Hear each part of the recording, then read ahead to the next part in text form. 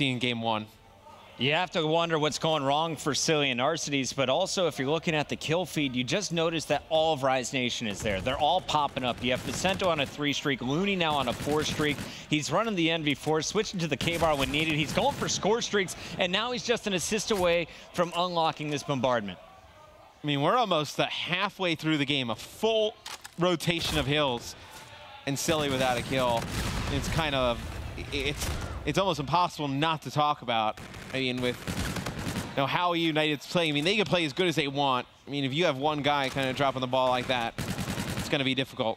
Can't play 3-on-4 in Call of Duty. It's not going to work out so well. 2-on-4 is even harder.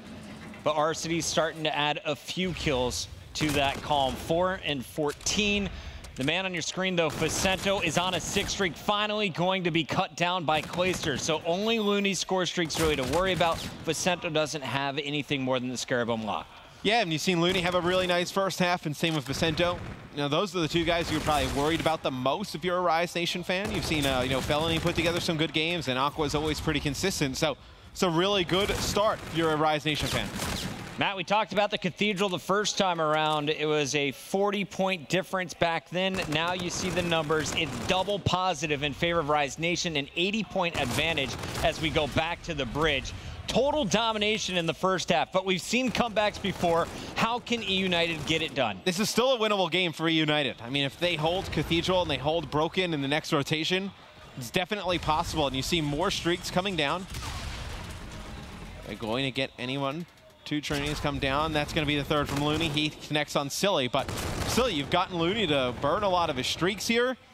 Now you're within 60 points, about a little bit more, 70, but you're in a good spot if you're United. As crazy as that is to say, I mean, you get to lower street, but you can kind of turn into maybe a 30-point game going into Cathedral. You have a shot. Arcides on your screen is set up first, lower street. He's going to be rotating around, making sure no one slides underneath the garage. Meanwhile, his teammate's trying to pinch from inside the hallway. It's Silly with players lined up, grabs the first, going to be rotating behind player number 3. That's Vicento. Big kills here for Silly, looking for 3 straight. Felony slides out, shuts him down. Clayster fighting for his life inside, has cut this back to a 60-point deficit. It's still 35 seconds left on this hard point. Arcides trying to work through bike shops. Not going to be able to pick up anything with the NV4 in his hands. And if you're United, you need to get a break and then push straight on through. You see Looney still does have that bombardment. You see Vicento has a Scarab, but 2 big kills from Pristini. They should be able to trade this out. That'll be Silly flying in. And it's United getting control of the hill. They need to push all the way through Market, though. They need this back control. And I like that we're staying on board here with Clayster. That was the big question coming into the weekend. Just how strong is E United? Now without Gunless, with Clayster in the lineup, can they reach their world-class level that they showed us back in Atlanta and Dallas? It's going to be difficult. Anytime you lose a top 3 caliber player like Gunless, it's going to be very difficult to replace him. You're going to need a lot of guys to step up. You see Arcides picking up 2 kills there. Currently on a 3 streak, and they're getting very close to break into Cathedral here. Be Silly and Pristini in a 2-on-1. The bombardment comes in from Looney. He's going to be able to kill 1. Pristini picks up another one in the hill. 35 seconds left on this. E United in control. They can get to within about, they're going to get within about like 3 or 4 seconds here if they hold this. And here you see the scoreboard. 48-point deficit that is going away. 20 points still to go. You have the camo unlocked for Pristini. That could be a game changer. Meanwhile, Clayster starting to pinch to the center. You got Silly being aggressive on the bridge. The E United rush is coming in. Rise Nation spawning out lower street, Matt. This is all going E United's way. Yeah, Arcides picks up a big kill. They're going to pinch on Looney here in the back. Looney not able to pick up anything, and it's going to be E United in control of the hard point. Can they make this comeback? It would be massive here in game number 1. It's going to be 2 kills going in favor of Rise Nation. They have gotten into the back broken building. It's a big break there from Rise. And you hear the communication from Clayster. E United is starting to get fired up. Look at your scoreboard. Just 30 points separate these squads from 80 down to 30 in the last 3 hills. Silly catches Vicento in the back. No one's flanking this squad. 30 points still to go. They could take the lead. It's just been a massive comeback in terms of stats for Arcides and Silly. I mean, Arcides at one point was 1-10, 1-11. Silly 0-10 at one point.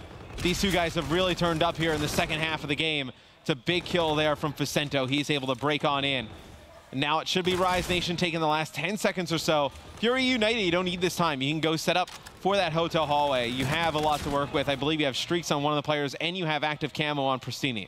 Everyone's still flooded into Felony, though. They wanted to stop Rise from scoring. Rise just 27 points away from locking up game number 1. United trying to narrow the gap. You got Pristini and Clayster on the left side of your mini-map, pinching in. Silly is set up to watch the front, and look at the rotation from Rise. They have one player that spawned up on the opposite side. They're all going to try and crash in at once. Is the timing going to work out? It's looking like a perfect pinch. Arsity's holding for now, but not long. Looney is there to trade him out. Yeah, but it's going to be more kills coming in for United. Silly flies in. He's able to pick up one from top flat, and he's going to try and push this out. If you're United, you just need to get this to a spot where Rise Nation cannot win the game on this hard point. And right now, they definitely can get close. I believe if you're Rise Nation, you hold the rest of this, you'll be within like 2 or 3 seconds from winning the game. So United needs to break in, take as much time as they can, and get over towards that bridge. But it looks like United's going to opt up to give up the last 4 seconds here and go over towards that bridge hardpoint. And I think it could be the camo that is the difference maker. Pristini still has not used it. You have 3 payloads ready for Rise Nation. They're 14 points away, but they have to get into the hill. So far, it's all United. Here comes the camo from Vicento. Picks up one, but he's traded out. Double from Arcity. He's looking for a triple as Silly is there as well. Arcity's clearing the way. A 4th streak. Matt, they are down just 6 points. Yeah, and Arcety's just pushed all the way through. He's doing a beautiful job locking this down with the NV4. You see Clayster in the feed as well. It's a double kill from Vicento. He's going to have to get close, Chris. It's going to be United only 10 seconds away from making this comeback. Are they doing it again? Clayster did it to Rise Nation to close out stage 1. Will United strike first after being down massively on the first rotation? It's all tied up. Camo's in order here from Pristini. Centurion is down. He's getting shocked up, but they got 3 of the 4 kills, make it all 4 down. They've retaken the lead. Will they close it out here? You see where Rise is spawning. They're going to have no chance to get towards the hill. It'll be 250, 247 in favor of E-United. How is that for a start for E-United? You had Arceus and Silly get off to about the worst start possible, but we were talking about it. Rise Nation just didn't like blow the game open. Like they were always kind of letting E-United hang in there. And E-United comes back big in the second half. The last time we saw Rise Nation here at the Global Pro League, they were choking a reverse sweep to FaZe Clan to make it into playoffs. Our first game here, they get a huge lead, and they give that one away as well. How does this happen if you are Rise Nation? 5 minutes, you have 5 kills from 2 players combined. Clayster and Pristini, major props to them. Without their teammates going off, they were constantly in the feed. They made it competitive. And in the second half, when you had Silly and Arcity's wake up, it was a story of 2 different games. Yeah, for as bad as the 2 players on E-United started off, you saw the score. Rise Nation really only got up by about 70, 80. And when we got to that second bridge hardpoint, we were talking, it's like, well, you know, if they take a few times here, a little bit of time there, they can get to a spot where, you know, if they get to Cathedral and they hold like a solid 40 seconds, which they did. They were within about 10 there. They get over to Broken first. They win those kills, and that's where United's able to make the comeback. Rise Nation needed a hot start, and they are not getting one here today. But we did get a chance to talk to the players about their thoughts matching up against United, and here's what they had to say.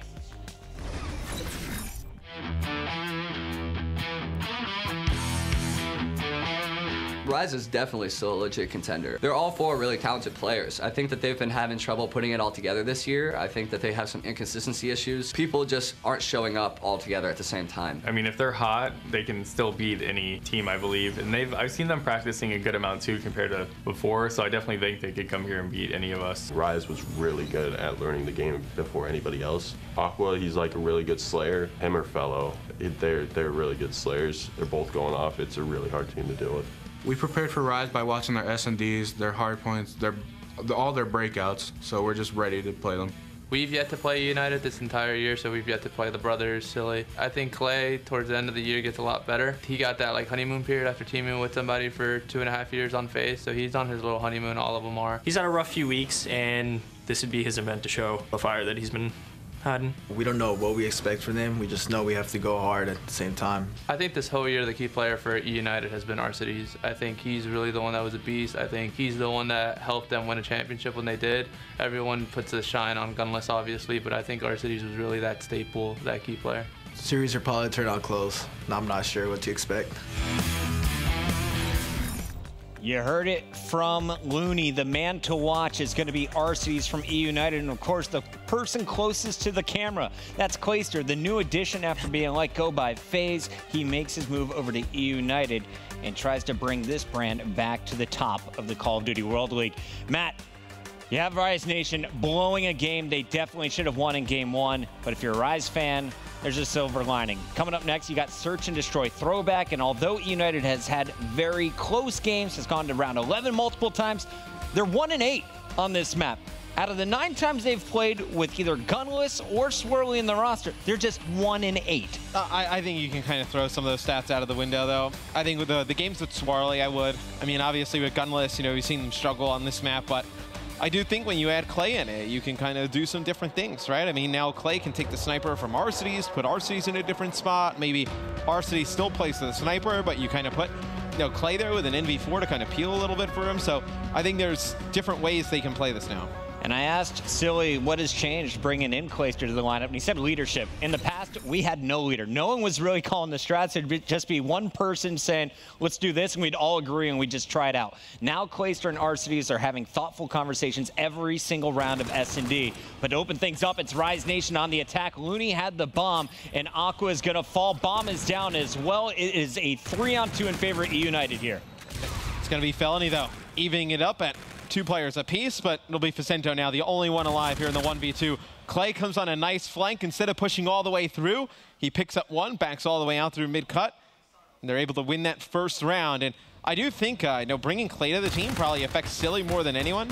I know you've heard a lot of the United guys in the past say Silly doesn't call out as much, doesn't communicate. I don't think Clay is just going to let that slide. No. I think he's going to really kind of get on Silly, try and bring the best out of him. I mean, Clayster's on everybody in the organization. He's even talking to Burns, the manager, saying, hey, between games 3 and 4, you're able to talk to us. So if you see anything, write it down, let us know during that break. Trying to get his team in order as Clayster, but it's Pristini, his teammate, into action first. Felony with the first blood. Clayster's there to trade a 3-on-3. Arcides, your bomb carrier for E United, is on the left side of the map, opposite of Clayster. Yeah, but Clay has given them so much control of that top side of the mini-map that he should be able to go and get a free plant, but you see Looney being very aggressive here. He's got Aqua in tow. The duo trying to find a player, and Silly will be the first picked off. So Looney with the intro. Clayster barely gets out with his life. It's a 2-on-3 for E United. Arcides with the bomb has 40 seconds to work with. Plenty of time. They just need a pick. Not going to get it. It'll be Arcides now, the only one alive. He's playing all the way in the back here, seeing if one player is going to rotate all the way through B. They don't. It'll be Rise Nation staying together as a pack, and it'll be Arcides getting the bomb down here. How do you clutch this 1v3, Matt? Your opponents are on the other side of the map. You can set up anywhere. You're going to need a lot of stupidity from Rise Nation to be able to clutch this. I mean, they have to kind of separate. They kind of have to just body stack. It's going to be very difficult, I think, for Arcides to clutch this. Arcides knows where one is. The defenders all around in 1v3. Even though you spot 2 of them, the third one is just waiting to pounce as Rise Nation strikes back. I mean, maybe a 1v2, it's a little bit easier, right? I mean, one guy gets on bomb, you kill the first guy looking over him, you catch him looking the wrong way. But 1v3, when you can put a guy on bomb, have 2 other players watching angles, it's really impossible to kind of mess that up. On the first attack for Rise Nation, it was Looney taking the bomb to A, but Aqua got picked early on. This round, it was Felony picking up first blood. So we'll see what's going to happen now. The second attack for Rise. And it looks like they're going with the same strat. Aqua, player number 4 at the top of the mini-map, is going to be watching the flank, and he has a player running right into his crosshairs. 2 down already. Pristini answers back, so a 3-on-2. Felony trying to stay alive here, get some support, but Silly's going to find a teammate. 2-on-2, Felony and Aqua up against Silly and Pristini. Yeah, it was a smart play by Aqua at the beginning of the round. They knew Clay flanked all the way through, and they were able to just watch that exact angle. They picked him off with relative ease, but still, it's not a round that Rise Nation has in control, and that's a big kill, though. Aqua able to take out Pristini. Silly not there to pick up a trade. So now it should be Rise Nation able to get the bomb down here. And Silly is going to have his hands full. Finds one. Felony with the plant. So he knows exactly where he is. And now the players spot each other. Silly gets caught trying to jump out the window, and Merc is just shaking his head in confusion. Those are some nice shots there from Felony. He's able to just connect on 4 straight bullets to Silly as he comes out of the window. Merc wanted to clarify that was just his bewilderment of how strong the Felony shots were. Those were 6 shots, yeah. Strong clutch here from Felony. He got first blood in round 2, now wins the 1v1. And we are going to see Clayster on your screen with the sniper, looking for a first blood. Challenger is there, but the grenade comes over, doesn't see a face. Yeah, I think this is where Clay can kind of come into his own with the United. They'll give him a little bit more freedom to kind of experiment. You saw the first round on defense. He ran with an SMG on a flank, and here now you see him with the sniper in his hands. The bomb will go down at A, but E United has lost 2 players. Arcides and Pristini both fall. Clay with a body shot on a 1, not going to be able to pick up a kill. He's going to get pushed pretty hard here. That sniper bullet landing into the kneecap of Felony as Felony stays up. Facento gets the defuse. Clean sweep here in round 4. A 3-1 advantage now for Rise. Yeah, after that first round in favor of E United, it is all gone in favor of Rise here. We'll see if E United can muster up a little bit of a comeback. You know, they had a huge game 1 comeback. See if they can do it here in game number 2. When you've been watching these 2 squads, Matt, what's been the difference in the attack plan? I mean, nothing really from both teams. I mean, you just want to put a lot of emphasis over towards A, right? I mean, it's just been E United. They've kind of sent Clay on some flanks or just had a little bit, you know, playing further back. But nice snipe here from Clay on the defensive end. Those players always run through that underpass, and we see Nagafen hit that snipe a lot. I think when you know the other team has a good sniper, you can't just run in a straight line through that underpass. Aqua tries to keep Rise in it, but Facento is going to fall victim to Clayster. So it's Aqua left in a 1 versus 3. Arcides, Clayster, and Silly still to go. This should be a 3-2 game with United picking up round 5 unless they blow this big. Aqua has found the bomb. He's found his opponents, and he does get the pick and gets out with his life. So a 1v2, this is now manageable. Yeah, I mean, it's a bad angle for United to just keep pushing down through this mid-rails, especially Aqua with an E-Rad in his hands, and we'll see if he can. He's got a ton of time to work with. Do you use the Scarab, Matt? Left. No reason. I mean, you're not going to like pick up a kill with the Scarab. You would just get a guy weak. There's no reason to use it in this type of situation. Yuli, the NV4 player for his team, challenges. Silly had first bullet, and Yuli is going to put shots into both players, but cannot finish. Aqua falls to the team shot from Silly and Arcides. It's a pretty good attempt, though. I mean, Aqua puts down a lot of damage on both Silly and Arcides, just not able to finish off one of the kills. So it's going to be United taking their 2nd round, but Rise Nation still in control of this game.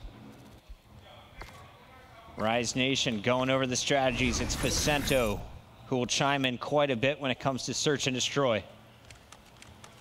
And Felony on your screen is going to be going to the top of the minimap. We'll switch it over to Looney, who has been their more aggressive SMG player. It's interesting. Rise Nation, they'll give up the A site just to try and work on this flank and then try and push out towards mid. And I don't know if Pristini... He saw him. Yeah, he did. Now, I mean, they're sending 2 players here to watch this and then 1 guy in the mid cut. So they definitely know there's at least 1 player back here.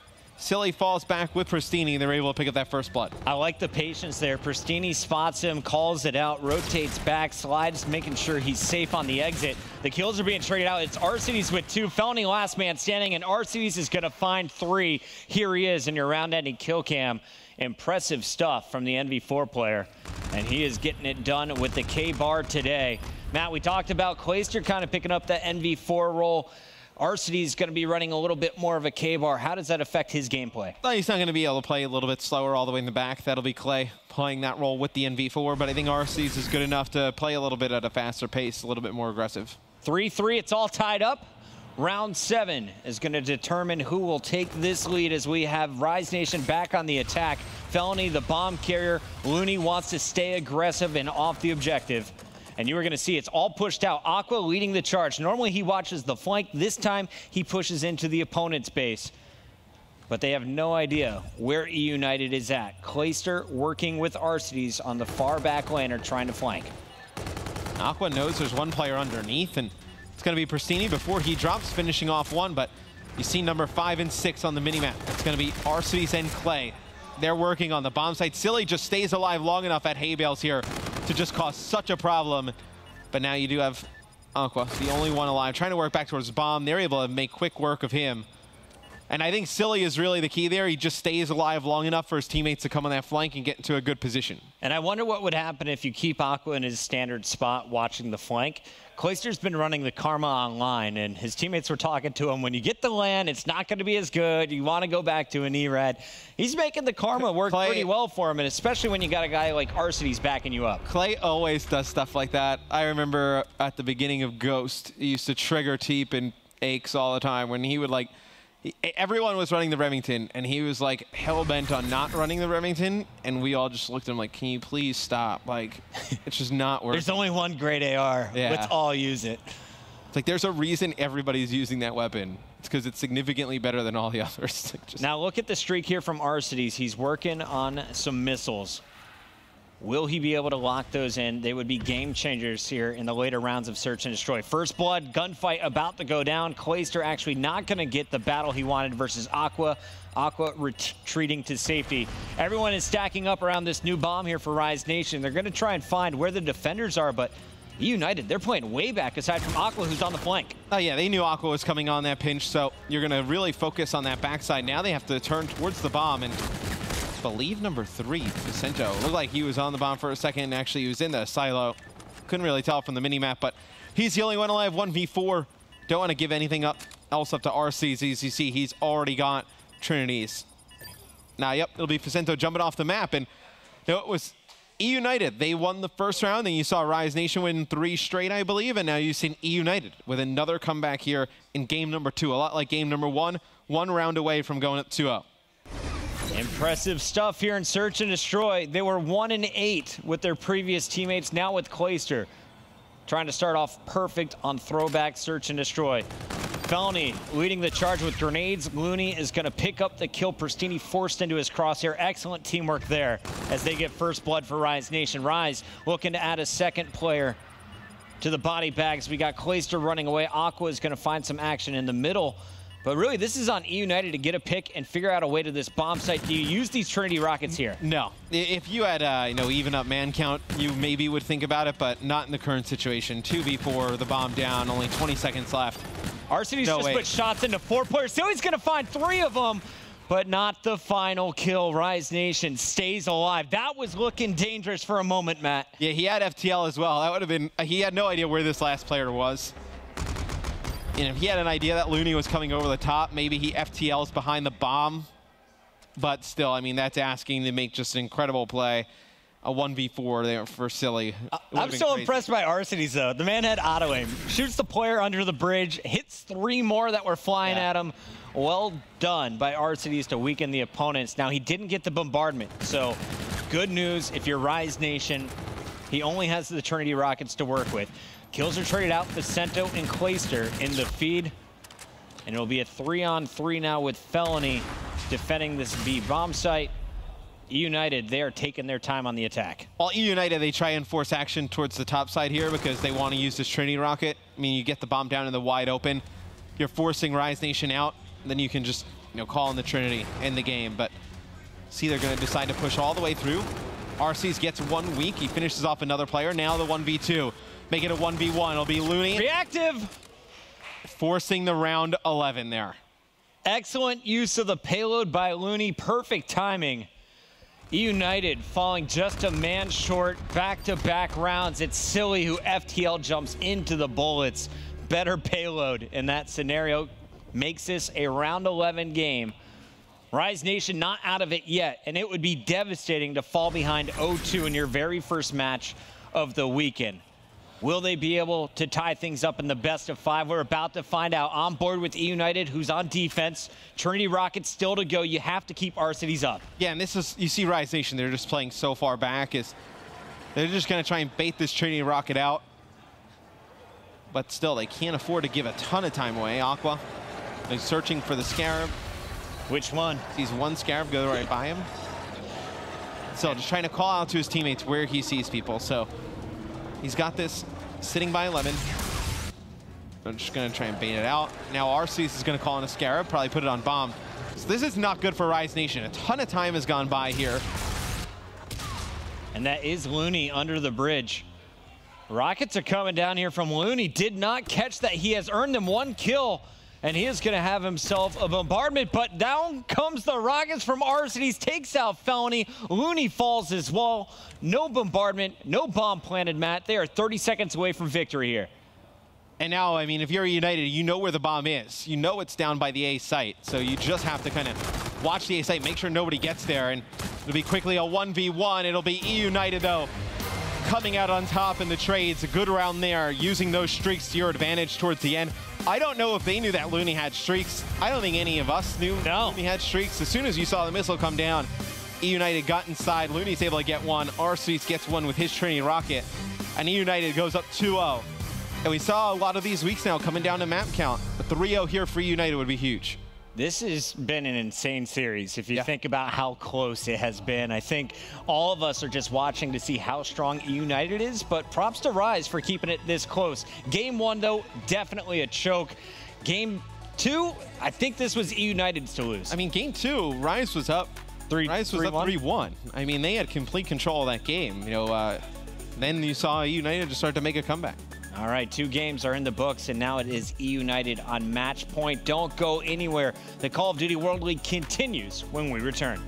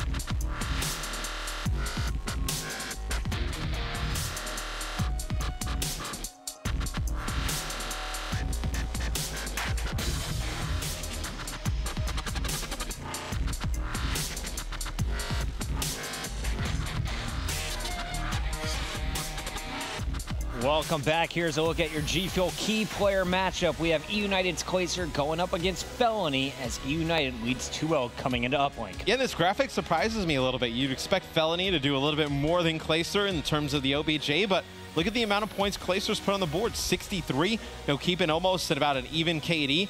You look at Clayster, he could be a big addition for E United going into uplink. On the other side, though, you need Felony to really step up to give Rise a chance to extend this series. Clayster leads in every category. We'll see if that stays true. Game 3 coming up in just a moment.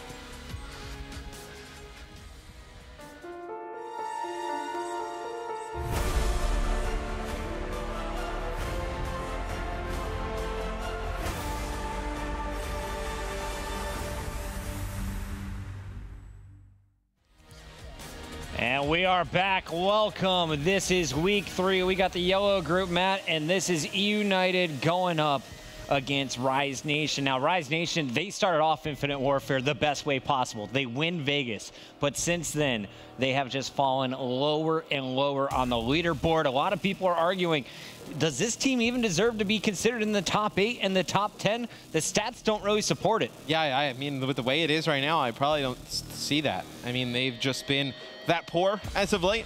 You see in the first 2 games, they have pretty good chances to win both. I think it's just some teamwork things that are a little bit off, but I mean, this is a team that's been together for the entire year. This is an E United team that just formed, what, 2 weeks ago?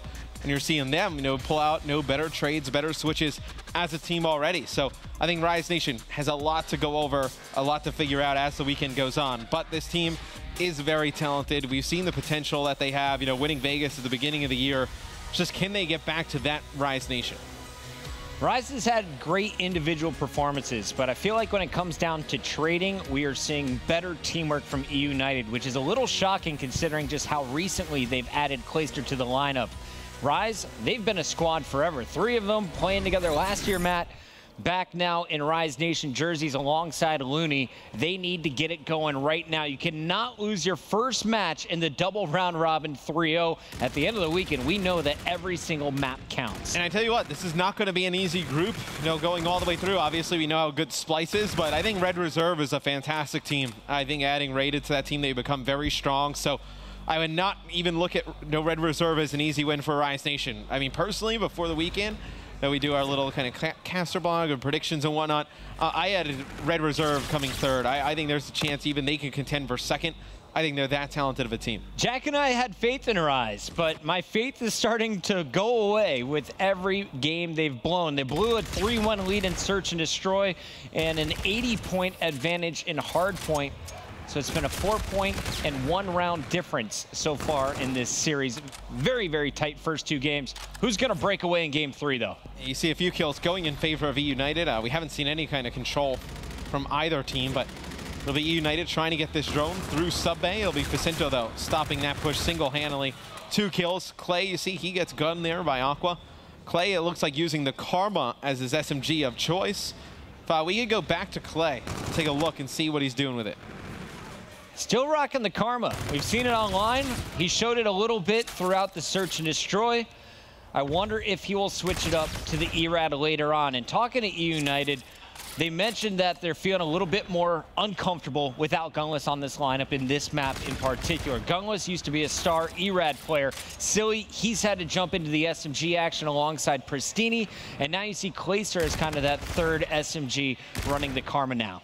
Yeah, this lineup just really isn't made for this map. I mean, with Gunless, I mean, he's such a fantastic SMG player that, you know, him and Pristini combined, you know, just how aggressive they can be, really made them a dynamic duo. But when you take him out of the lineup and you force Silly to run an SMG and Clay to run an SMG, it's just not the same. You're not going to get that same firepower. As you were watching on the minimap, Aqua did put in the initial dunk. He's currently 8-4. Facento 9-5, getting the slaying job done. Felony just 1-7, though. Has not been able to contribute to the kill feed. Looney's going to find 3 around this corner. Won't be able to pick up any as Pristini finally helps E United break out of their base. But Facento, he's still got the drone in hand. Yeah, he does a nice job clearing it out of sub bay, puts it back towards the middle of the map. Just extends this push from Rise Nation. It'll be Silly, though, picking up 2 in sub bay. He's going to try and work his way through. But still, nobody close to the drone here for E United, and they got Felony able to lock this down from a distance. So it's Rise Nation doing a good job on the defensive end. And you see Clay there. You know, thought he had that player, did with the Karma. Did not. Was Aqua able to pick up the kill, coming over the top on that wall run. I think you're going to have to see him put the Karma away. We've seen some players do some nice things with it. We saw Royalty use it a little bit last week, but just doesn't seem to be working out for Clay. Clay's gonna find the drone though, and you saw his numbers before the game. He gets so many dunks, his teammates leading the charge here. Arcides has his hands full. He has to watch the middle of the map, spots 3, picks up 1, and now will challenge the remaining 2. There he comes flying over. One more bullet needed. He finds Vicento. He's got the pinch set up, and his teammates doing a great job of keeping this drone in action. Clayster and Arcides splitting out around the map as E United goes on their 3rd attack. Arcides working towards score streaks as well. Gonna have an easy kill to his left. This is going to be more points for E United. One more player to beat here around the corner. It's going to be Looney, though, picking up a massive 2-piece. Oh, no. Silly not able to get the drone through. Silly, though, picks up big kills inside the Rise Nation base. A 3-streak and a dunk for Silly there. He hit his head on the ceiling trying to get out of the doorway. Well, it turns out in his favor. Adds 2 more to the scoreboard as E United has scored 4 straight. You know, for a half, it seemed like it was going to be dominated by Rise Nation.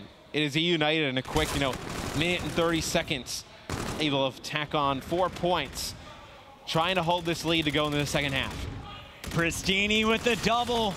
Aqua trying to shut down E United's push. He has no health, though, trying to get his health back before the gunfight. Pristini gunned all 4 of them there. A 5-streak for Pristini as he now goes for the drone.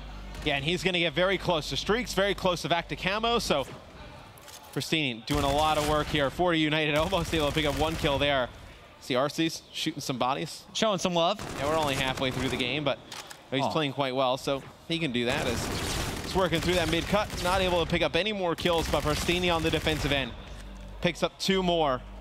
So it looks like we're going to only have a 2-point game going into the second half. The Hail Marys attempts. He gets his own rebound, but won't be able to turn the corner. Too many players waiting for him. Arcides with another multi-kill in the feed to close out the first half.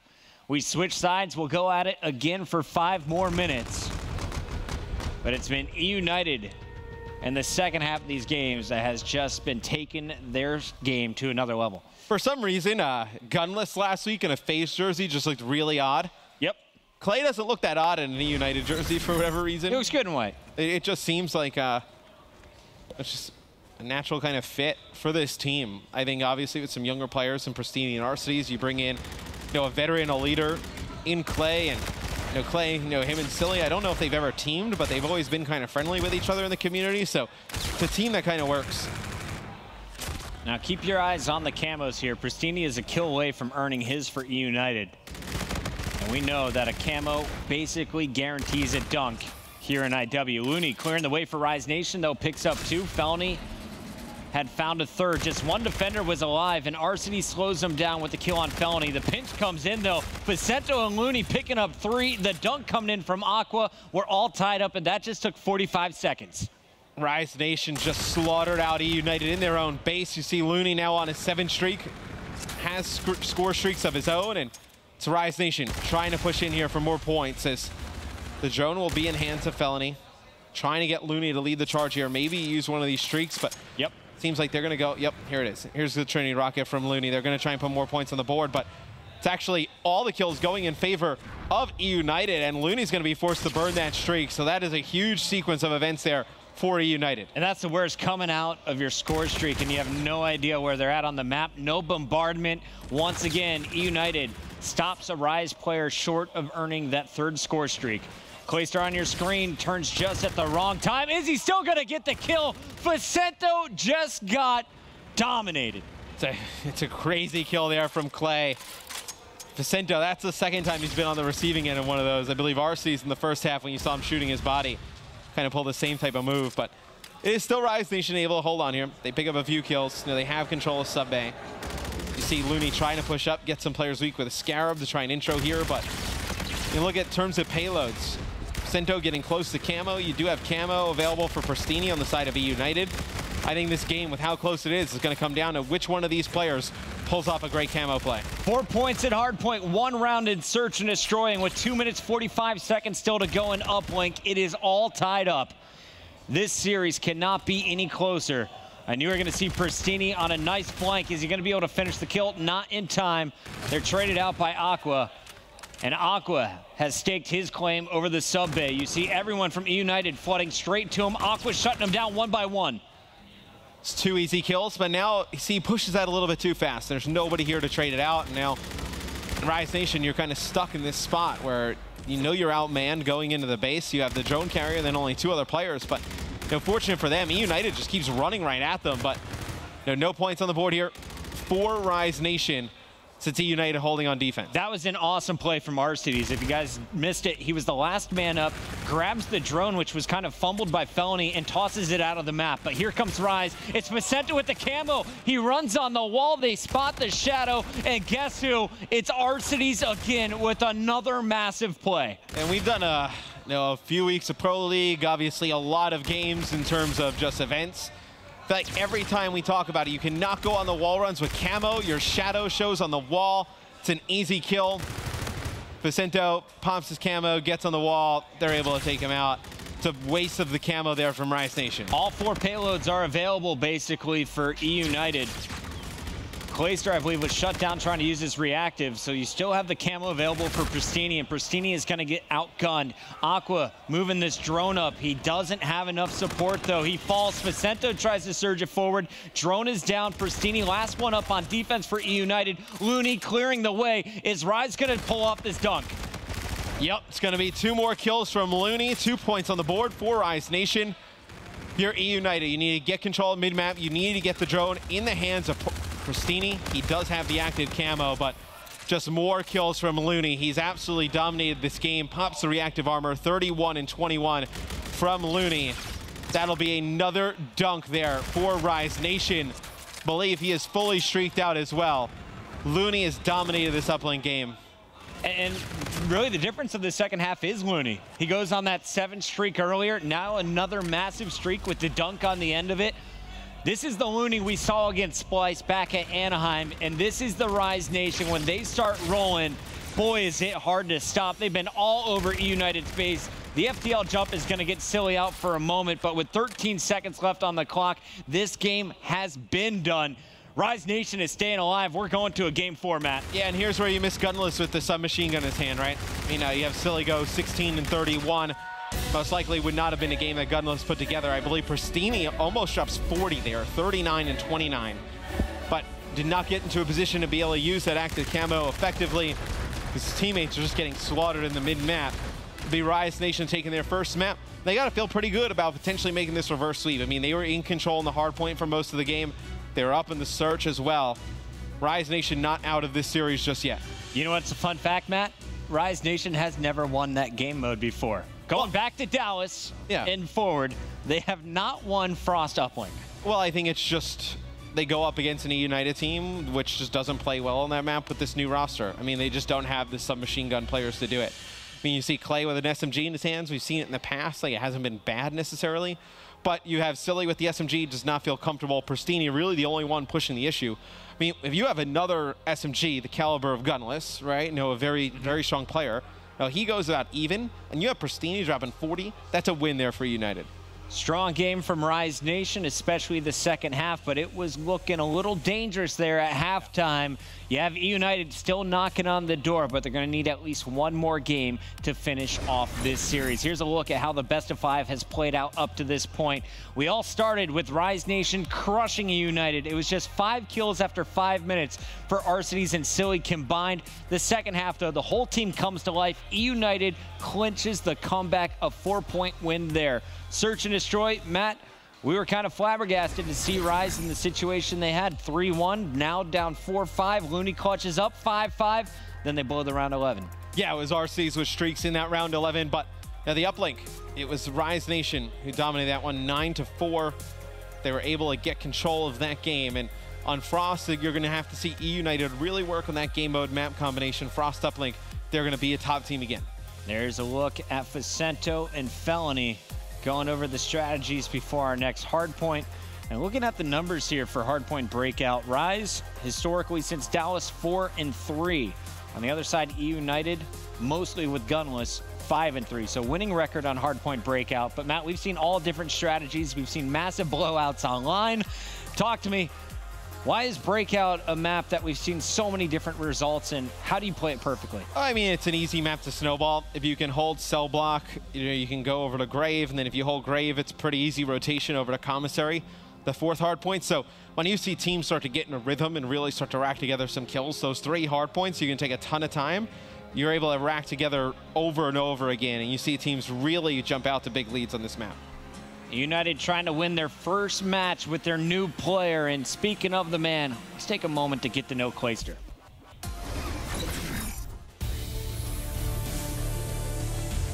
So when I found out I was being traded from FaZe, I was a little, I guess, flabbergasted. I've been dropped like 5 times now. I've been dropped off Complexity, been dropped off Optic, been dropped off Envy, now I've been dropped off FaZe. In the end, I'm not a manipulator. And when we kind of after season 1 had this talk that we were gonna make a roster change, I didn't like whisper in their ears like, yo, let's drop Enable. Like I didn't hit up Zumo like, yo, let's drop Attach. Like, whereas Enable immediately went to Attach and was like, yo, let's drop Clay. And so convinced Attach that he wanted to drop me. Zoom and Attach just wanted to stay on FaZe. So they were like, we're gonna go with whichever option leaves us on FaZe. It was done a little, I guess, sketchy. I just want to play for someone who wants me. I'm tired of building other organizations' brands just to be dropped within a year or 2. Spite, it's the best motivator. Like, I want to win so bad just to prove people wrong. He is here to prove people wrong this weekend. Dropped by FaZe Clayster in his new jersey here aboard United. United, they've been to the grand finals of 2 of our open events. They won one of them, lost the other one in a very tight series to Optic Gaming. Now with the most money on the line of the year, Matt, we have the closing of stage 2 and then of course the Call of Duty World League Championship. What position is United in to finish at the top of the podium? I think they still have the capability to do it. I think they're going to have to adjust the way the team played a little bit. Obviously, Clay and Gunless, not the same player. But if there's a player you want at champs time, a guy you want to be motivated, Clay would be like near the top of your list. I think he's a fantastic player. Obviously, you know, I've worked with him in the past. And I think you get the best out of him in situations like this, where he's really trying to prove people wrong and really has like a kind of like an enemy on the other side of the coin. So I think this is where you'll see Clayster play his best. Clay did not have a great game running an SMG on Frost Uplink. Will likely be going back to the AR, but it's all Rise Nation in the feed. You see Facento, Felony, Aqua, and Felony again. 4 down now for E United as Rise takes map control. Let's see how they spread out to set up for the new E United attack.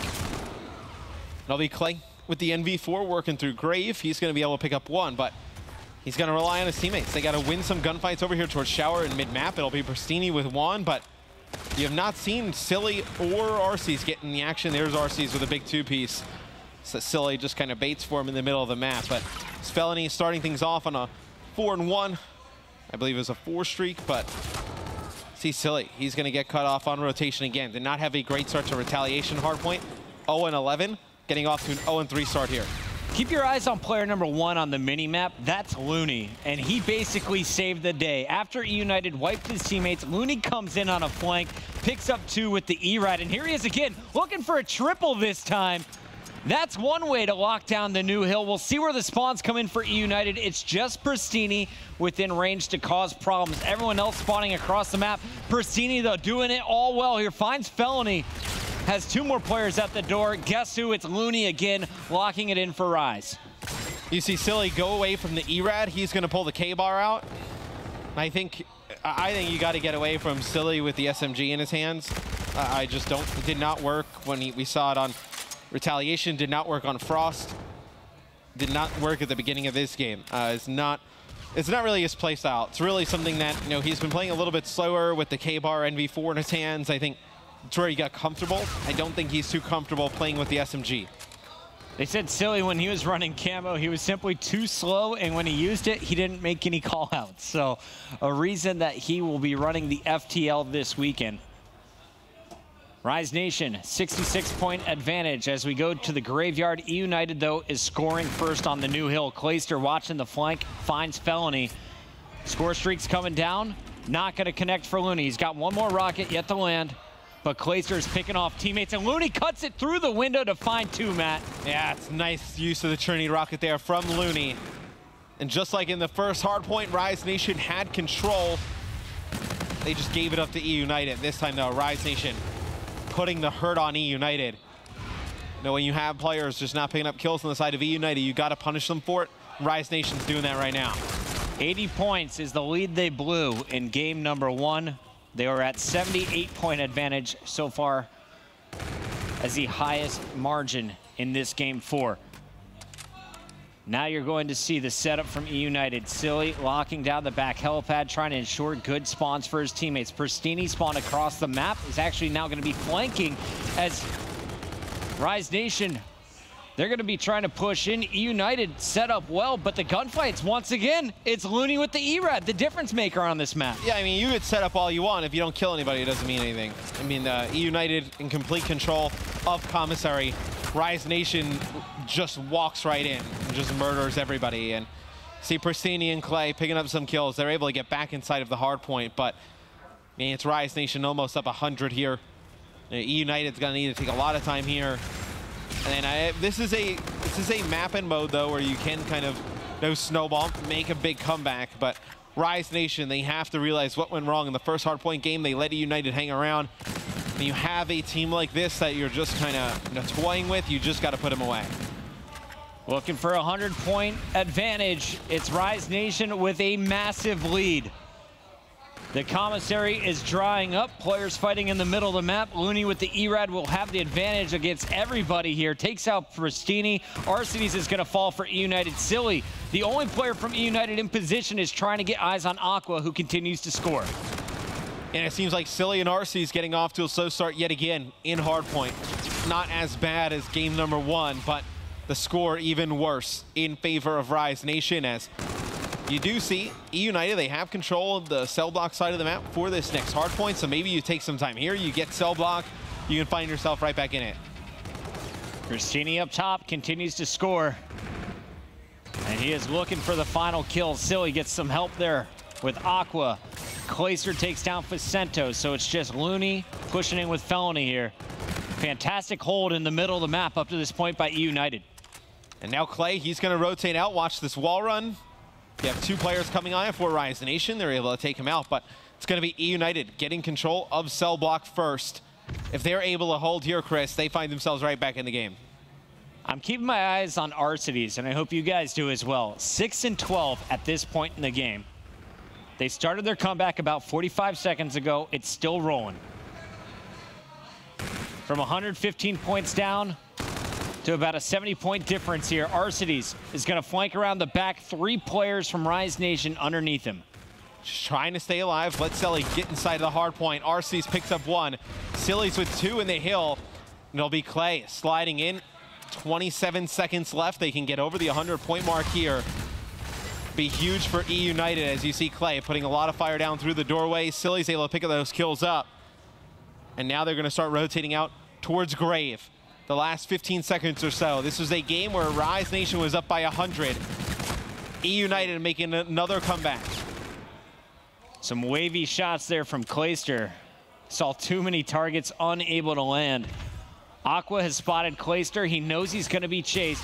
Jumps out the challenge, and Aqua is going to be a bullet shy of the kill. Clayster wins the fight for E United. Pristini on the flank finds 1. Felony there to trade out, but it's just 1 kill for Rise versus 4 for E United. E United was down 115 points.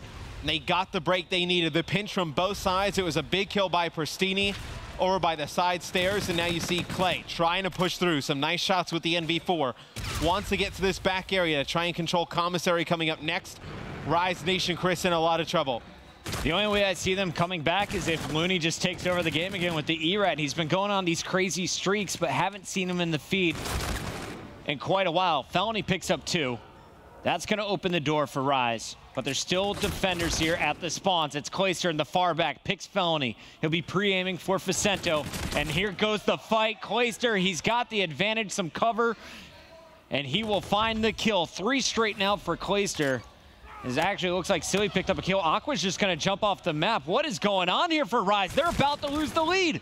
Rise is just falling apart yet again. E United was down by more than 100. They have come all the way back. We talk about how this map snowballs. They got control of cell block, then Grave, now Commissary. That's how you're able to make these comebacks on Breakout, but it'll be Rise Nation getting a break. Facento trying to locate Pristini in the back. Not able to do it. Arcees flies into the hill. All the kills in favor of E United. how can Rise Nation just keep blowing these hardpoint games? So unfortunate to see. And watch player number 6, Clayster, finally going to fall, but he was pushing out those spawns for Rise so far, winning the fights in showers, locking it down for his teammate Arcides, who is just milking up every second in the hill. 8 points to go here. They are about to break 200.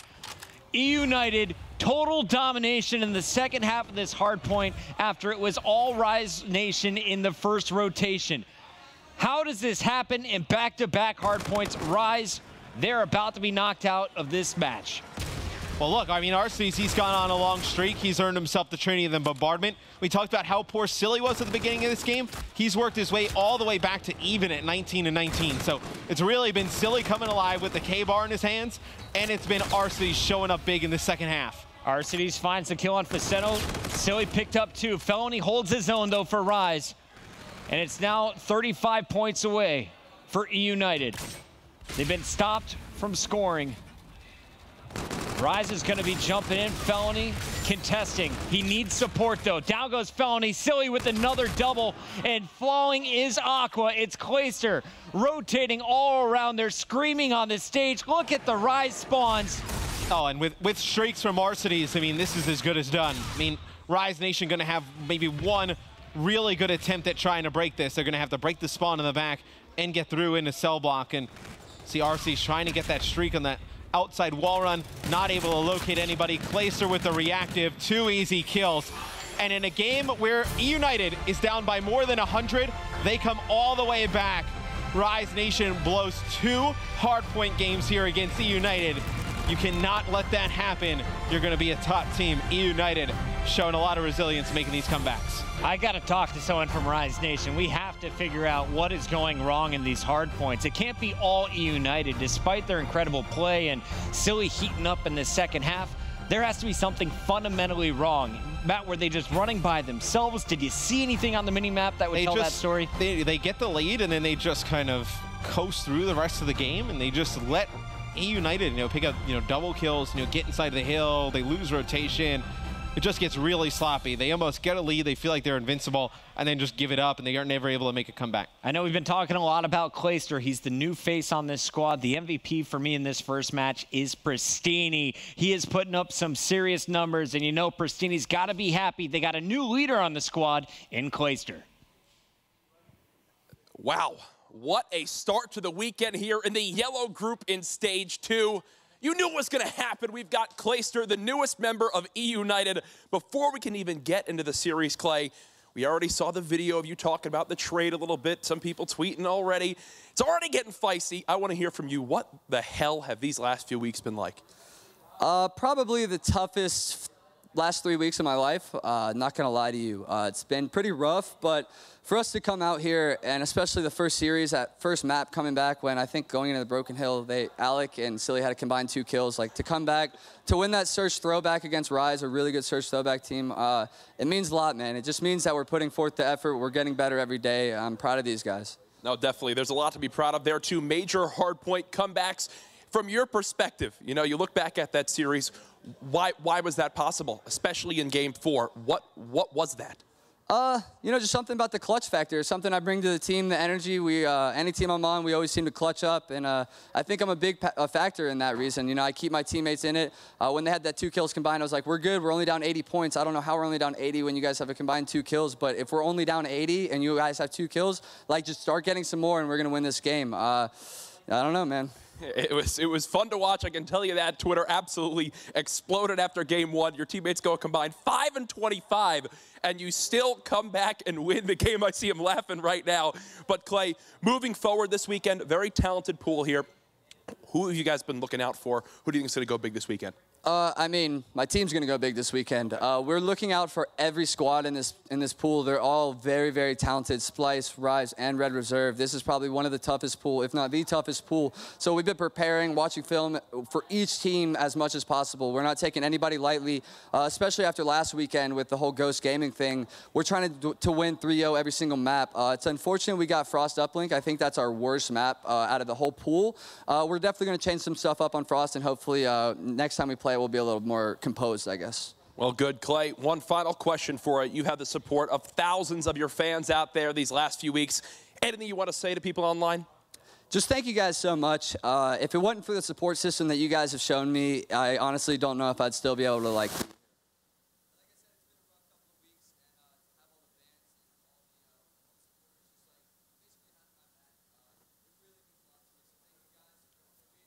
Thank you very much, Jack. Great, of course, to hear from Clayster as well. I mean, a phenomenal start, of course, for E United as a whole. But I do want to kind of open up that conversation about Clayster and what it's like to play. Obviously, you guys have played, well, not you, Memo. You've never had the privilege of teaming. You played against him. Yeah, it's pretty brutal. Merc, obviously, you teamed with him on Team Envious during AEW, and yourself, Teep. I'm sure many people remember the Complexity Dynasty. What's it like teaming with Clay? Like, I love it. It must be insane. He's probably my favorite team of all time in that regard. When you're down, you can always trust in him to really step it up and always be in the right spot at the right time. And the fact that when you're so far down, you have that charismatic person on your team that's on the comms, keeping you level-headed in a scenario like that, you could be going, you know, like they were 5-25 at a certain point. I definitely had certain times, maps going back in like Black Ops 2, for example, where we were massively down and then we just sort of chip our way back into the map. So the fact that he's bringing that leadership and overall level-headedness to the team, I think is helping them a lot. So, you know, some of these guys are a bit, you know, fresh on the scene. And the fact that he's able to bring them comebacks so early on is impressive. It's the energy. We mentioned it, obviously, FaZe last week. Oh, how are they going to do without that energy? Obviously, they still perform very well. But I feel like you noticed it so much, especially in that map number 1. We'll go ahead and break down the series for you, of course, starting with that first hard point. I mean, again, we'll talk about it a little bit as the highlight reel starts to come through, the effect Clayster has in terms of the hype. But for E United, it was a terrible start. Silly, 0-11. Arstis, 1-11. I mean, Momo, not the start we expected. Yeah, you got two players with a combined 1-22, where on the flip side of things, you've got Looney already dropping, you know, 20 kills. It should have been more of a lead. However, whether it's 80 points, 90 points, it was just very, very odd. And the one thing that I did think was going into this, and as you said to yourself, Ben, probably around the halfway mark, I can see United coming into this. And it was that retake that they did on Cathedral. And every time, I think I wrote down kind of Clay hype, ×2, crossed it out, ×3, crossed it out. It was like 7 times that I could hear him with these huge headphones on, you know, getting hype, getting his team back into it. And that's something that no stat can record. Phenomenal comeback. Yeah, I mean, the big thing for me was Arcides in that game number 1. He had a super slow start, and that was sort of one of the elements we were talking about coming into this week was sort of the Clay, Arcides, NV4 discussion. Obviously, Clay's using it, but on maps like Retaliation and even Breakout, they can pull out too, you know, and they're going to be super dangerous because Arcides was one of the best NV4s in the world, probably alongside Clayster, Octane, Formal, Zero, who we're going to see up next. But that was one of the key points coming into this is how were they going to play? You know, he sort of had a slow start, but he was really the guy that turned it around for me. And then Pristini, just again, 29 and 28 on Retaliation. That's so many engagements, just the speed he brings to this team. You know, he's just so aggressive. Absolutely. Of course, we mentioned the slow start overall for United, but on the flip side for Rise, it was a phenomenal start. I mean, you had Looney at 23 and 10. Facento was 17 and 9. They had a massive lead. It was 160 to 75 points at the half. What was the downfall for Rise there then, Teep? Well, you saw in the box score, United only outperformed on 1 hard point, and you look at that and you're like, well, how doesn't Rise win in that sort of scenario? But it was several plays on the last rotation there, just mishaps with streaks that could have earned you a lot more points and basically net you a free break of a hard point. The payload usage from Rise was very, very poor. We saw Looney go into a reactive situation over towards Broken that didn't net him anything. He just got traded out super quick. Facento sort of frantically pops the camo over towards Bridge. He gets traded out instantly. So it's those payload abilities where you are expecting to either A, stay alive after getting that first blood on a break scenario, or get a 2-piece. Neither of those things happen, and that sort of thing just sort of takes away the momentum from the squad so much and allows United that chance to get your couple of your teammates back into the game. It's a matter of time. These are all pro players. They have very, very quality shots. They're going to get kills eventually. They finally get back into it and chip their way back in. I mean, Looney was definitely the MVP of this series. He really, you know, was Rise sort of spark. But the big thing with me is just his decisions on the streaks. I mean, he did play the best on the team, but I felt like they could have snowballed this game a lot harder. Why use a Trinity on Bridge when you're up 100 points? You know, that bombardment was questionable. You know, Aqua was the last one in the hill. I imagine the comms were, hey, try to stay alive. I'm going to put a bombardment around you. I'm not too sure how that works. Let E United get into a setup. You know where they're going to be. Right. You know, blow them up, and then, you know, you have just full control of Graveyard going into Broken Hill. Just a few decisions there that really costed them. I was having flashbacks from stage 1 all over again in terms of hardpoint scores and close games with Rise. At the end of it, E United just kind of looked at each other, and they were all just laughing, saying, I can't believe we just did that. How did that even happen? We somehow won map 1. Yeah. Then, of course, going into map number 2, the throwback search and destroy. This one goes the distance, goes to round 11. E United, of course, do close it out. And again, remember, we already talked about it a little bit, but Clay's vocality, just how loud he is. We can all hear him here from the studio. Yeah, really loud, really making a difference on this roster as well. And the one thing that we all kind of discuss, you know, you're changing, you know, a very fast-paced player like Gunless for Clay, who's notoriously slower. But round 1, I'm like, okay, Clay, what's going on? He pulls out the Karma, he's rushing. I'm like, is that Clay? Is that really Clay? It works the first time, not necessarily the second time, but just the fact he's changing the pace of the game. He's pulling out snipers. I'm still not a huge fan of a sniper just in general on this game, but the way that he changes the pace from round to round, I think really helps them. But it did go the distance, and again, kind of that clutch factor that we saw. Again. Probably shouldn't have gone as far as it did, though. I think that's what a lot of you guys on the desk were kind of thinking as it went on. So we had the conversation as well. In terms of the streak usage throughout the entire map, it just felt a little bit off deep. Well, basically, United did a great job, like Momo said, of changing up the pace, starting to get those rounds from 5 through 8 right there.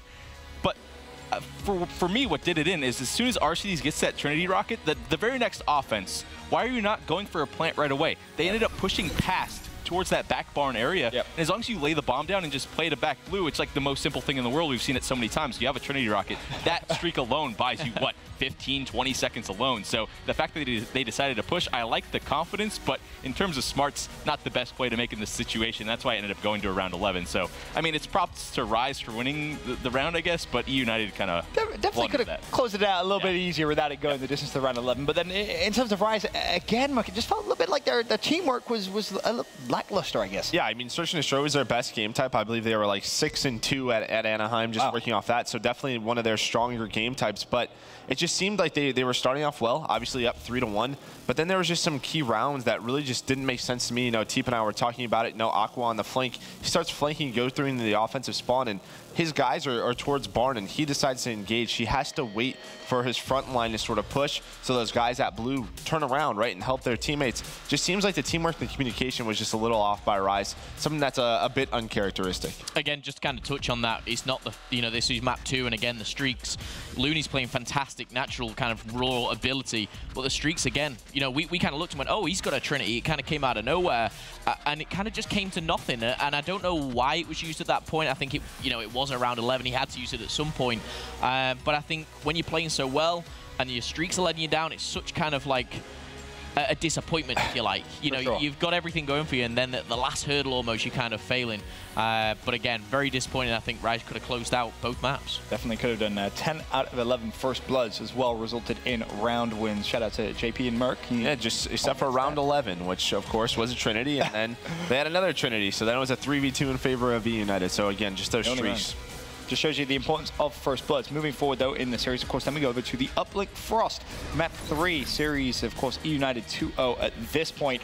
And honestly, Merc, it felt a little bit like E United's subs were just a little bit off. Yeah, I think we all just sort of knew this is where they're going to struggle, right? Obviously, you lose Gunless, Pristini, a great submachine gun player, but who's the second one? Is it going to be Arcides? Is it going to be Placer? Even Silly? Right. Those three guys are sort of known for post-up ARs, just slower players, and you can see where they struggle. Silly has a really off map, like 16 and 31. Clayster, not the best of things. Obviously, Pristini thrived. I mean, he was an absolute beast, but you could just tell that their pace just wasn't up to par of Rise's, who, of course, had Faceno playing really well. Looney, again, doing a great job. So, as Clay said in that interview, Frost is definitely one of their weaker maps, just due to how many submachine guns you need. Fair point there. Of course, final score 9-4. Aqua 27 kills, but Momo, it was Looney again, who at this point really was the standout player for Rise throughout the entire series. Impressed you again in map 3. Yeah, just, you know, strong performances again, and, you know, streaks out of the question. I will say, map by map, he has been kind of that star player, and he started so strong in the first hard point. The S&D was playing well to get the streaks.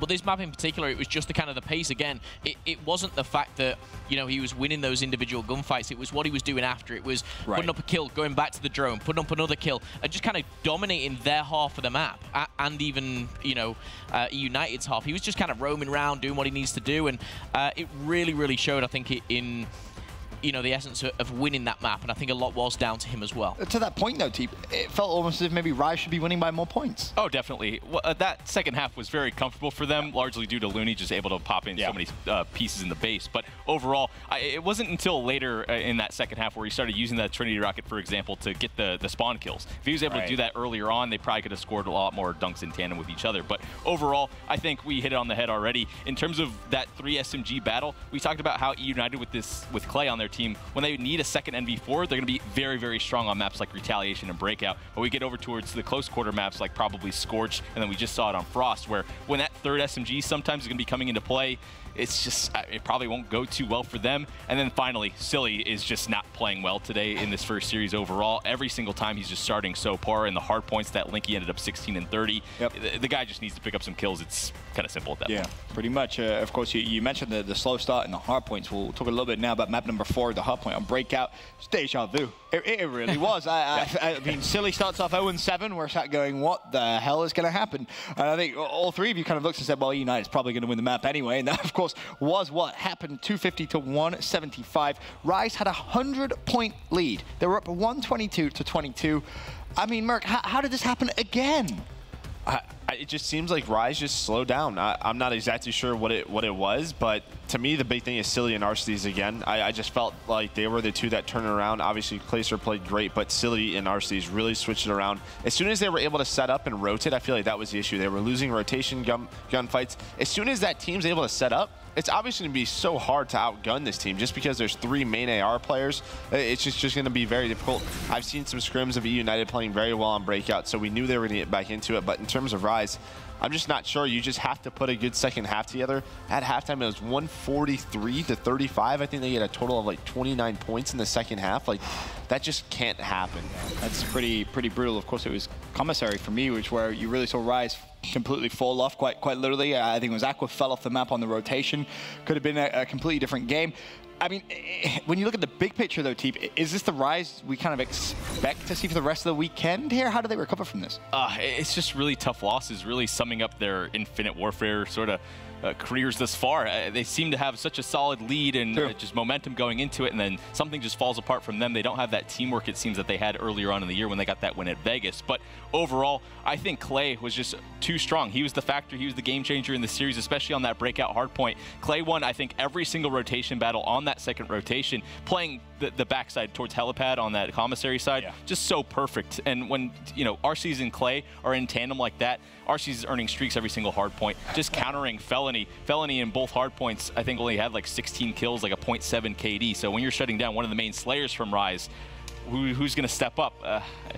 We didn't see anyone really. A great start to week 3, that's for sure. Yeah, I just felt like this was a huge first match for Rise. Which Rise were we going to see? I mean, Anaheim, they sort of got unlucky. They were 3-1 in pools. They didn't make the winner's bracket, so that was unlucky. They missed stage 1 playoffs by a ridiculous game. Just feels like they're right on the brink. I mean, they're obviously our Vegas champions. They have the talent. The core 3 of them, they add Looney.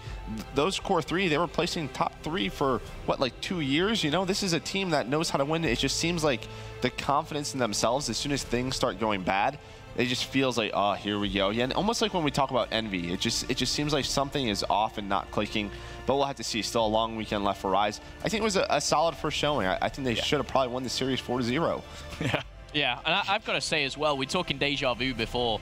I'm thinking back to FaZe's first game where it was shaky starts. New United have come off with a 3-1 victory. Imagine what they're going to be like when Silly, you know, and Arcees aren't dropping 1-22, 0-50. Like, what is these numbers? And they're still winning those hard points. Right. If they start as they end, they're going to be a very, very hard team to beat when they're taking 2 hard points off you. And I think going off that, their S&D, I am a little bit kind of dubious of, because I don't know how it's going to work on some maps. gaps. Right. Because Prestini, for me, was all alone in that first throwback. And I was like, he needs some help. He needs some pressure. But I think once this team iron out the kinks, they'll be very, very strong. And again, similar story to what we talked about last week with FaZe. It's probably going to take their Search and Destroy a little bit of time to really kind of iron out those kinks, but a fantastic start for United. 2 huge hardpoint comebacks. They take the first series 3-1 as well. The best start really they could have wished for. But we should take this time to advertise, of course, the Call of Duty World Championship tickets, because guess what? They are on sale now. For more information, just visit mlg.tv/CWL Champs. Of course, Champs is going to be in Orlando, Florida this year, August 9th through the 13th. But the first game now concluded here at Week 3 of the Call of Duty Global Pro League, presented by PlayStation 4. Congratulations to United for starting off their group play campaign with a big win. Up next on the main stage, here at the MLG Arena, it's Battle of Europe. Splice are Stage 1 champions, taking on Red Reserve.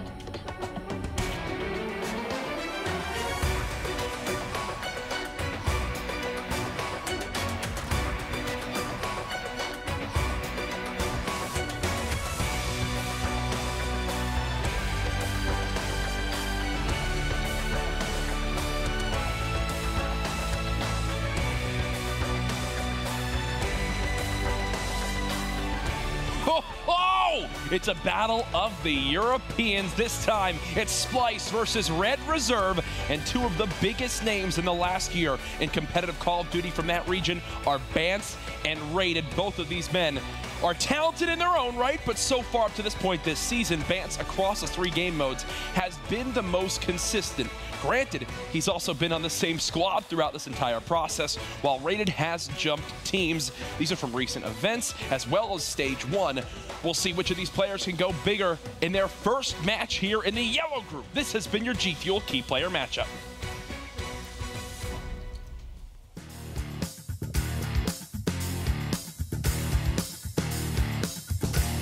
I don't think there's really a weak point in Splash right now. I think they're just on Stage 1.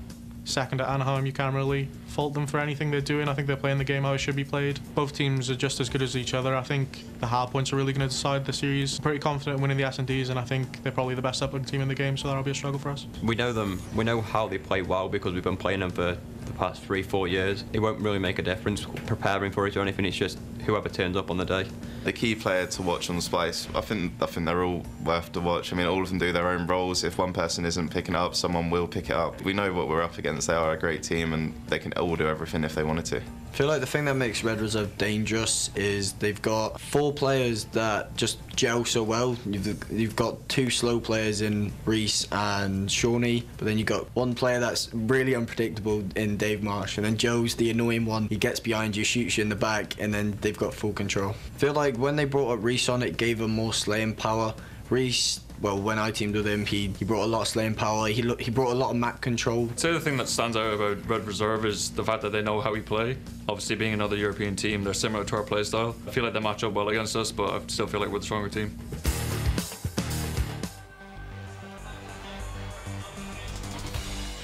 MLG Arena. Red Reserve take on our Stage 1 champions, Splice. And honestly, this game I think is going to be very, very close. Remember, of course, you're our European expert here in the studio. You know more about these 2 teams than most. How is this series going to go? Break it down. Just to kind of touch on things before we kind of get into the series, Joe and Raid of Red Reserve, they were on Splice at COD XP. They came second alongside Bance. You know, these are, 3 out of the 8 players on that stage are grand finalists at COD XP. However, the one thing that they touched on, which I completely agree, is Red Reserve have done their homework. They know how Splice play. They've been working very hard, and the one thing that I did do was take the time to speak to Rated, and he was kind of saying, we're looking so strong as a team. Our hard point's been very, very good, which actually draws me to that first map, because their retaliation hard point, especially, they're very, very confident on. I think we could be seeing map 4, maybe map 5. A lot of people are completely wiping Red Reserve off this. Yeah. I think they're completely wrong to do so.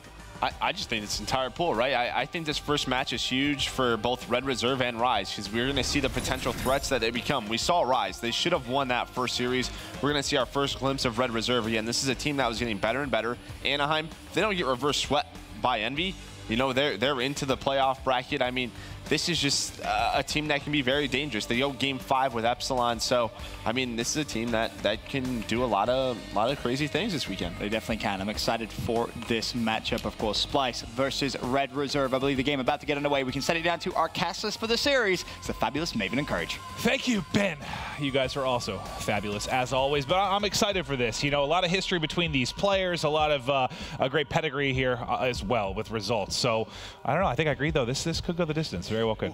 We're standing here. I don't even know if you can hear us from the analyst desk, but Maven and I were getting ourselves hyped up because this should be a good match. As of late, Rated has continually said that he thinks that they should be on the same tier as this Splice and Epsilon lineups in Europe. Well, here's his best chance now to show that he deserves to be there. They're facing off against our Stage 1 champions. The worry, though, for Rated is that Papa Zero got his favorite Starbucks drink earlier today. Trey is ready. He got that same drink when they won the Stage 1 championship, and he got MVP. I'm watching to see if he goes big yet again. I'll tell you what, Rated, he told me a month or 2 ago. He said, mark my words. What is this reticle? There was a little bit more language involved, but he told me he'd be getting top 2 in Stage 2. What in the... We already saw Pristini's. Now Bance is using some kind of purple flower. Apparently they know something that I don't. A little bit more of a standard sight here on the NV4, though, as it is 8-0 off the break in favor of Red Reserve. Shawnee, the 3-0 start. And Shawnee's someone that really broke into the scene in the beginning of this year. We first saw him play at PSX. I believe it was his 2nd time ever coming to North America. And since then, I mean, he's just been a name that's been there. I feel like he's right on the verge, though, of pushing himself into the upper echelon of European players. Well, we talked with Elevate last week during their struggles, kind of completely lacking a strong NV4 player. And the 2 that had helped them throughout the course of the year, you're looking at Rated, you're looking at Shawnee. Now they're on the same squad. You heard Bance kind of breaking down their play styles. They're going to play a little bit slower, look to pick up kills. But if those 2 are on, man, they certainly have the ability to fight here with Splice. Well, Splice are up by 8 seconds, but onto the rotation. Red Reserve do have a player inside Bike. That's going to be Joe. Unfortunately for him, has been cut down by Jerd, 2 of the faster-paced players in competitive Call of Duty, especially in the European region, as Splice are now up by 13.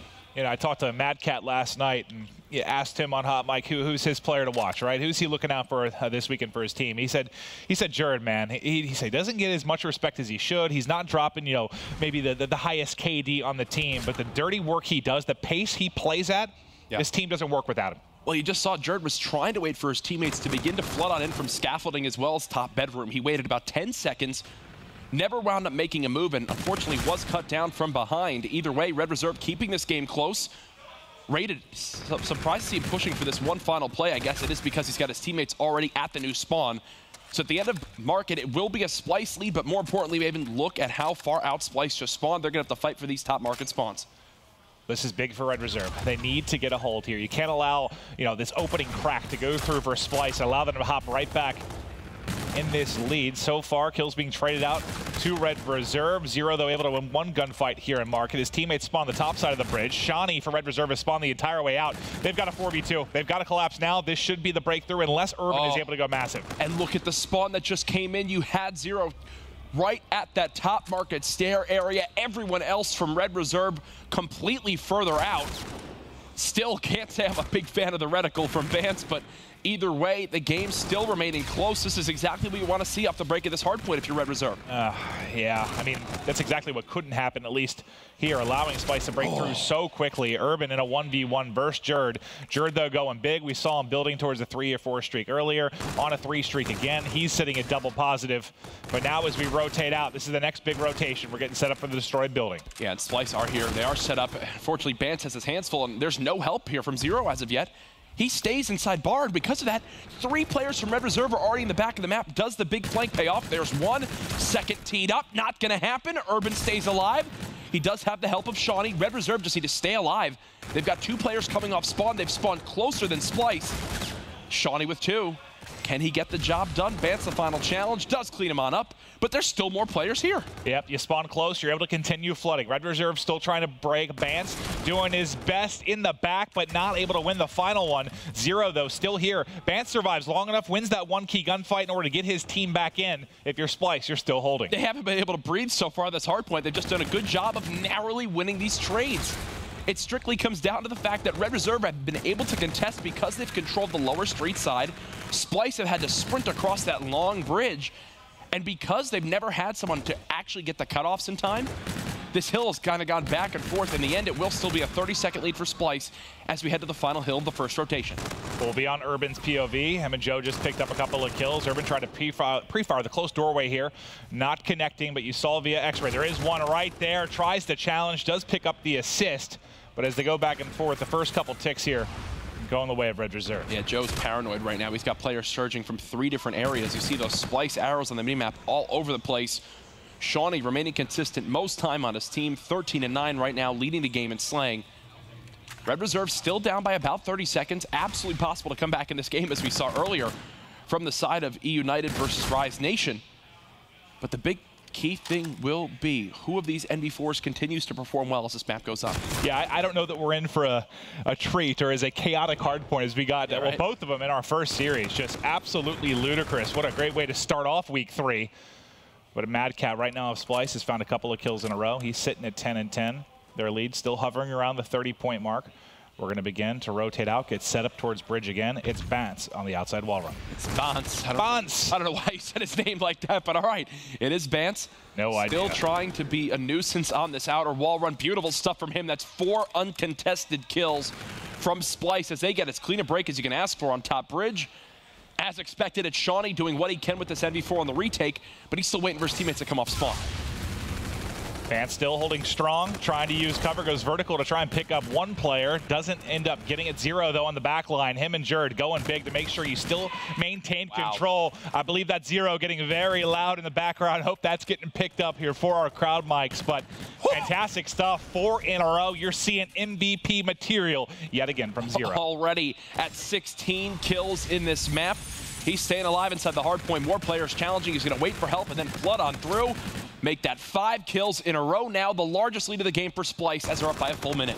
And Zero, we know he plays only on 3-3, one of the slower speeds you'll see. And it makes it easy, man, for him. When he's going vertical, trying to tag up players at range with a K-bar, with an MV4, one of the best at getting it done. Yeah, there he tells his teammate, let me flood into the hard point first. Give me that time. He's not rocking a Scarab, so he's already got 2 of the higher tiered streaks. Unfortunately, does die before the bombardment can be earned. Red Reserve, they're doing what they can to fight back in this game. Areas where you need to see them now really focus. Top market like they did last time, but more importantly, Maven, they need to actually hold that setup, right? They cannot let Splice break on the first push, as we saw in the first set of rotations. Yeah, and I don't think we should be surprised kind of with the game one going this way. I mean, Red Reserve wasn't really great in hardpoint or respawns in particular at Anaheim. It was kind of the back of their S&D that got them through. Whereas Splice, I mean, the respawn in particular was incredible for them at Anaheim. They were lights out. And more importantly, I mean, I'm not surprised to see Joe struggling on this map right now. 10 and 17, least amount of kills in the lobby. This map just doesn't fit his play style. And then when you add in the slaying power of Splice, he's in a lose-lose situation. Well, it shouldn't in the past, right, where you never see maybe a sub or anything like that used, but we saw Reedy have some really nice retaliations with the E-Rad in his hand. Lacefield last week, and remember he dropped, what was it, a 30-35 bomb or something here running an E-Rad? We've seen sub players start to find more success on this particular map. Maybe something he needs to get out. Urban tried to make a hero play right there with FTL jump. You could see on your scoreboard that payload was just used. He actually ran through that curve area right there, used it as a gap closer into the hard point. He did kill one, but unfortunately, no one else from his team there. So you can call it greedy, calling it maybe him trying to make a play. His team hasn't been able to claw back into things yet. You get to a point where, hey, something's got to happen. Just doesn't work out that time around. Already 40 seconds earned on this hill for Splice. The damage has been done, even if they give up the scrap time. Now we rotate across here to the destroyed building. POV will be on Shani. You see to his right, there's one trying to hunt. Just found him, but too late. Good job staying alive, though. He has some cover looking over from behind, but the nade will come through, and Shani will fall. Mad Cat pushing here. He's got 0 to work with. They found the kills in the back, and now a bit of control. Why was Joe just high wall running? Did I miss something? I know he probably wanted to help his teammate, but still. He could just sit behind cover where only his head could be seen right there on that brick wall. Now, it's a number advantage for Splice, a 3v2 near the hill, and look at how far out Rated just spawned on the top left of your mini-map. That's a clean break from Splice, and that could be the first step to them closing out this game. They haven't been able to bury Red, though. They are still alive. You've already seen a pair of crazy comebacks so far on day one. Red Reserve still alive and fighting. Bance, I still can't get over this reticle. Neither can I. I just don't get it. I actually want to talk to him about it. Like, when did he find this? What made him decide to use it? Madcap, the 2-piece in the hard point. Splice actually catching Red Reserve off guard by stacking 3 players near that hill. They were not ready for Madcap to be in that final corner. Either way, back up to a 60-plus second lead now, as it will just drop on down to about that 50 mark at the end of this set of hills. So one more time to Hotel Hallway, slaying in favor of Splice.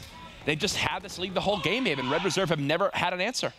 And I hear Zero screaming yet again. Yeah, he's got 3 in a row. He does finally drop there. Joe with some nice shots with the NV4, swapping over to the K-bar. There's one mid-scaffolding to deal with, and now he's snapping. Look at that, 4 streak to 18 and 21. Last time we looked, what, 8 and 16, double negative? He's certainly come alive, and they need that in a big way if Red Reserve is going to fight back. But when he's Red Reserve's kind of first line of defense of these hard points, look at the difference we see right there. Joe starts to chain together some kills. He's at 4 in a row. His team gets 30 seconds in the hard point. Now, definitely a possible game for them to come back. More importantly, they will at least force another hill at top bridge. Still possible for them to make this play happen. They just can't begin to give up the rest of this time. Again, a map like Retaliation, even if they need 15 seconds to win, that's so much time that one spawn out is enough to end the game. You need to be perfect here if you're Red Reserve. First, have to deal with Mad Cat, the hard point, somehow staying alive. Here comes Rated. Behind the van, Rated. Trying to push in. You see the streaks coming through. Rated does pick up a couple of kills. Joe now over the top, trying to finish it. Can't find him. I believe Reactive does get popped. That's 3 kills coming in for Splice, and they are now 10 seconds away. Yeah, the Centurion plays spoiler as well. 0, 30, and 18. Our MVP from stage 1 has not missed a beat as Splice take map 1, 250 to 190. Zero has been unreal, man. Oh, yeah. I mean, even look back, you know, Octane had his 2 events in Stage 1 playoffs in Anaheim where he was, you know, incredible. I know he came into week 1 here of Stage 2 a little bit under the weather, but he slowed down a little bit, right? His teammates picked it up for him. Yeah. It seems like Zero is continuing where he left off, buddy. Listen, Zero went so big at the Stage 1 playoffs that I had never seen a performance like it in my time casting in the 3 years I've been casting. Did we expect him to keep that up at Anaheim? Absolutely not, right? They still get a grand finals berth. They don't wind up getting the victory, but he comes in this weekend again. It's something about this arena. It's something about the Starbucks drink he has and just how comfortable he feels playing here. Well, you know he's good when we're trying to look for people that had better KDs in bracket play, and we're going back 5 years. it was one of those performances, right? It was, I think it was like Aches had one, Krim, Formal. They're bringing up stuff from like Black Ops. Exactly. It's an elite list how good he has been. And it just seems like, man, he's not slowing down. It's can't stress it up. I mean, fun to watch. I don't think there's ever been a time in competitive Call of Duty where someone's mentioned or talked about so highly of a player from a region outside of North America, right? Yeah. I mean, has there ever been... Bance had moments last year where he was very, very good, but remember how it split last year for CWL. You know, the leagues obviously in their own regions, right? You didn't have the guys playing against each other globally as much as you do this year. So, yes, the level of competition Zero's done it against, and the consistency at which he has done it, first time I can think of, that's for sure. Listen, most of the community had the same top 2 this weekend. Majority did say that Splice would take that first seed spot. I think especially after seeing that hard point, what I love most, Maven, is that they just stuck to what was working. You know, they go ahead, they rotate, they fight for spawns, they have some unique retakes on that broken hard point. They just do their job. They don't win by anything flashy. They outslay by like 10 kills. They win by a minute, as textbook as it gets. Yeah, I think Splice is the only, I don't want to say guarantee, but Splice would be the only one I'm truly shocked if they didn't come out top 2 this week. Yeah. I think anybody really could, but they'd be the ones I was shocked that they wouldn't, just because they've been so good as of late. I mean, you're talking back-to-back finals they've played in. They've gone toe-to-toe with the likes of Luminosity. We know how good they have been. I guess there was a little bit of a concern for me that maybe there'd be some complacency because they've been riding high on recent victories, but Game 1's anything to go from. Certainly not. Map 2 will be S&D on Throwback. We thank you so much for joining us here for the CWL Global Pro League Stage 2 Yellow Group presented by PS4. An exciting weekend ahead. If it's anything like the final of Sunday last week, it should be a lot of fun. And as we get into Search and Destroy, this is where Red Reserve has to win. I mean, that was their bread and butter if you looked at Anaheim.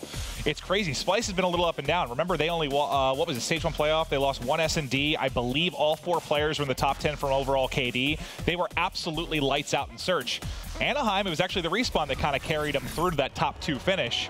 But this is where Red Reserve has to bring in the upset. And as we look forward in the series, Map 3, I would say the one player who had a game mode that looked arguably even better than Zero overall at sometimes was rated in Stage 1 in Uplink. You could count on the guy. His Uplink KD was insane. He played the game mode so comfortably. Well, it was unreal because like his team wasn't really winning a whole lot, right? Nope. But every time we looked at it, he was sitting, if I remember correctly, it was like between like a 1-4 and 1-5 overall KD in Uplink. He was absolutely nuts. But here we go. It is back and forth quickly. 14 Splice eliminated.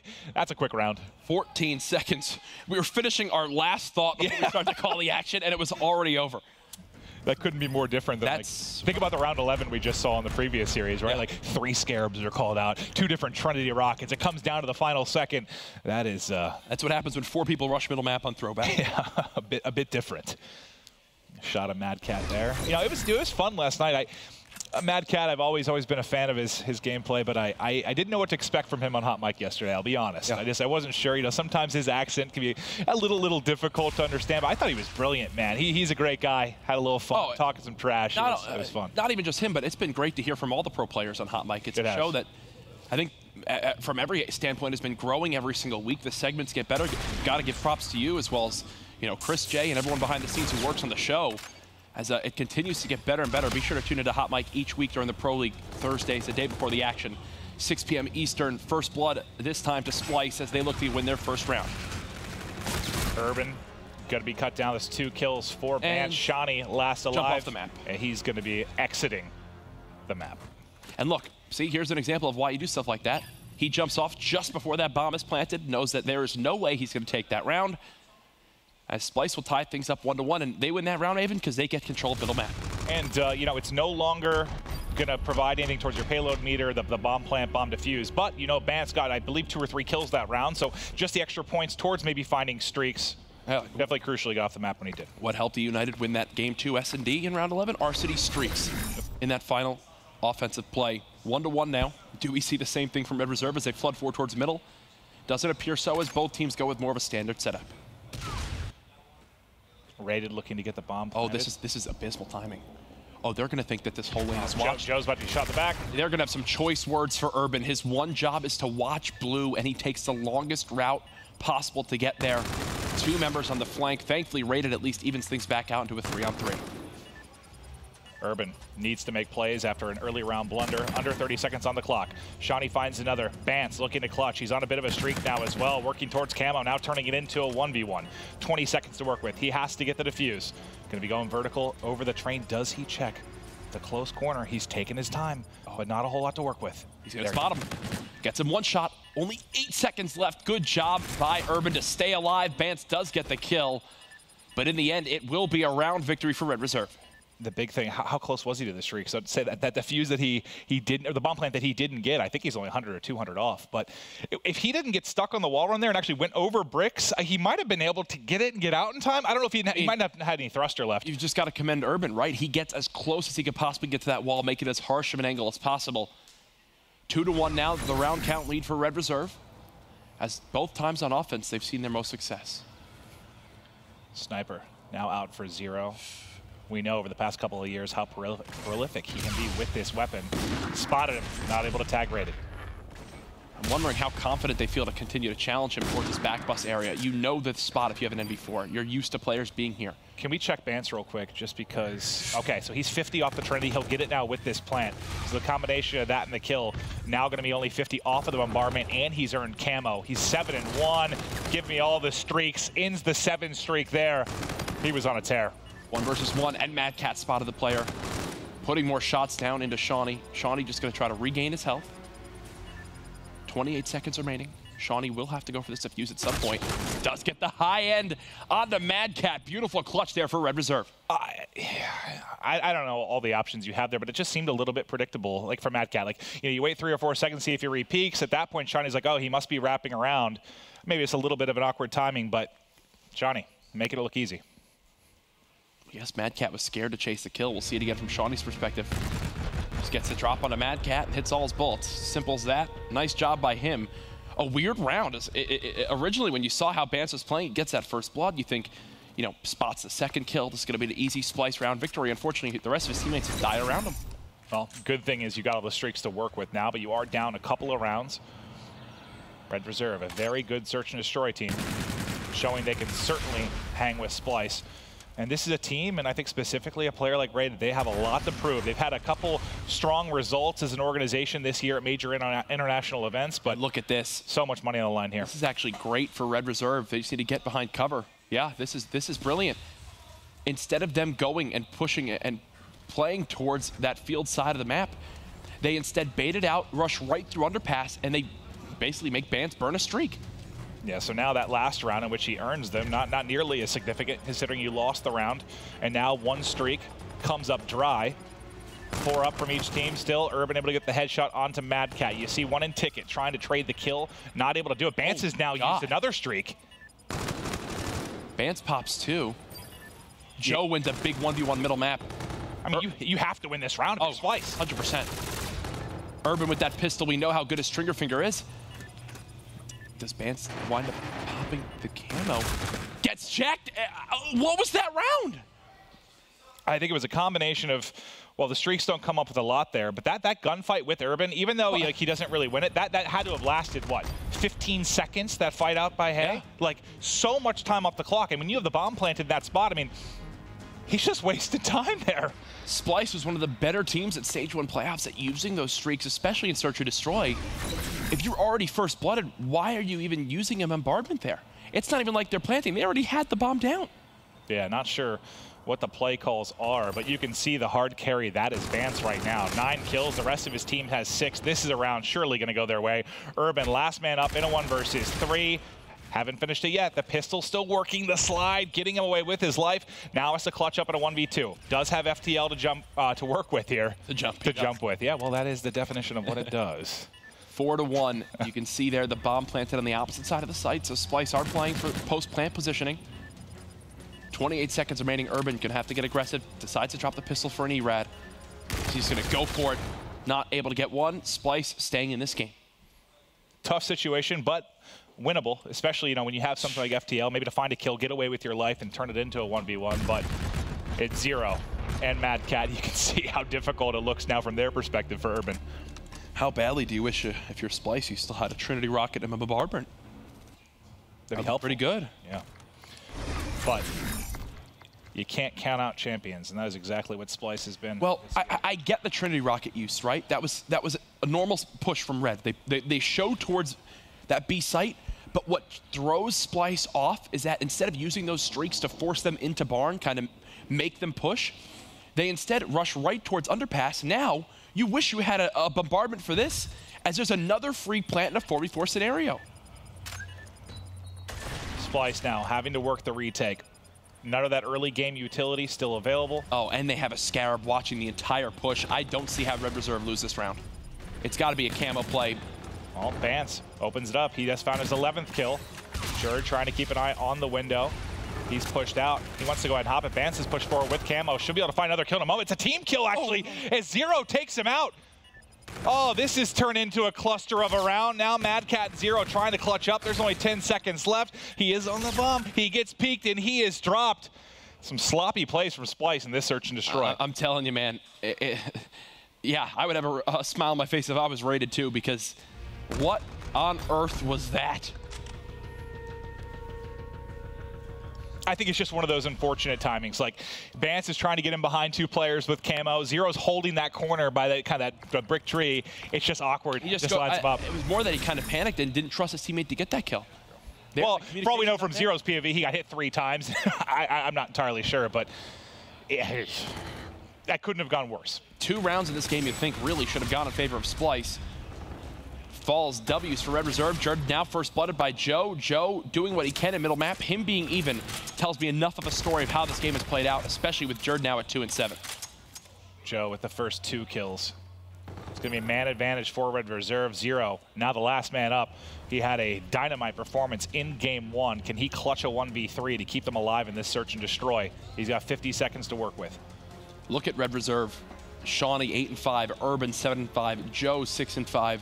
Rated of all players the one. Having a quieter game, but he still has 3 plants. Being that objective-minded player they need. Round 4 Red, as they will tie up the series 1-1. That's the one you had to win. Absolutely. And now we know how good Rated has been in Uplink. It's a mode that, you know, they got by in Anaheim. They weren't exactly stellar, but good enough, obviously, to finish in that 7-8 position. And maybe you just sort of, I don't know, you Splice riding high after game 1, feeling maybe this is going to be an easy series. You heard Zero getting loud. Yeah. Now kind of resets the series.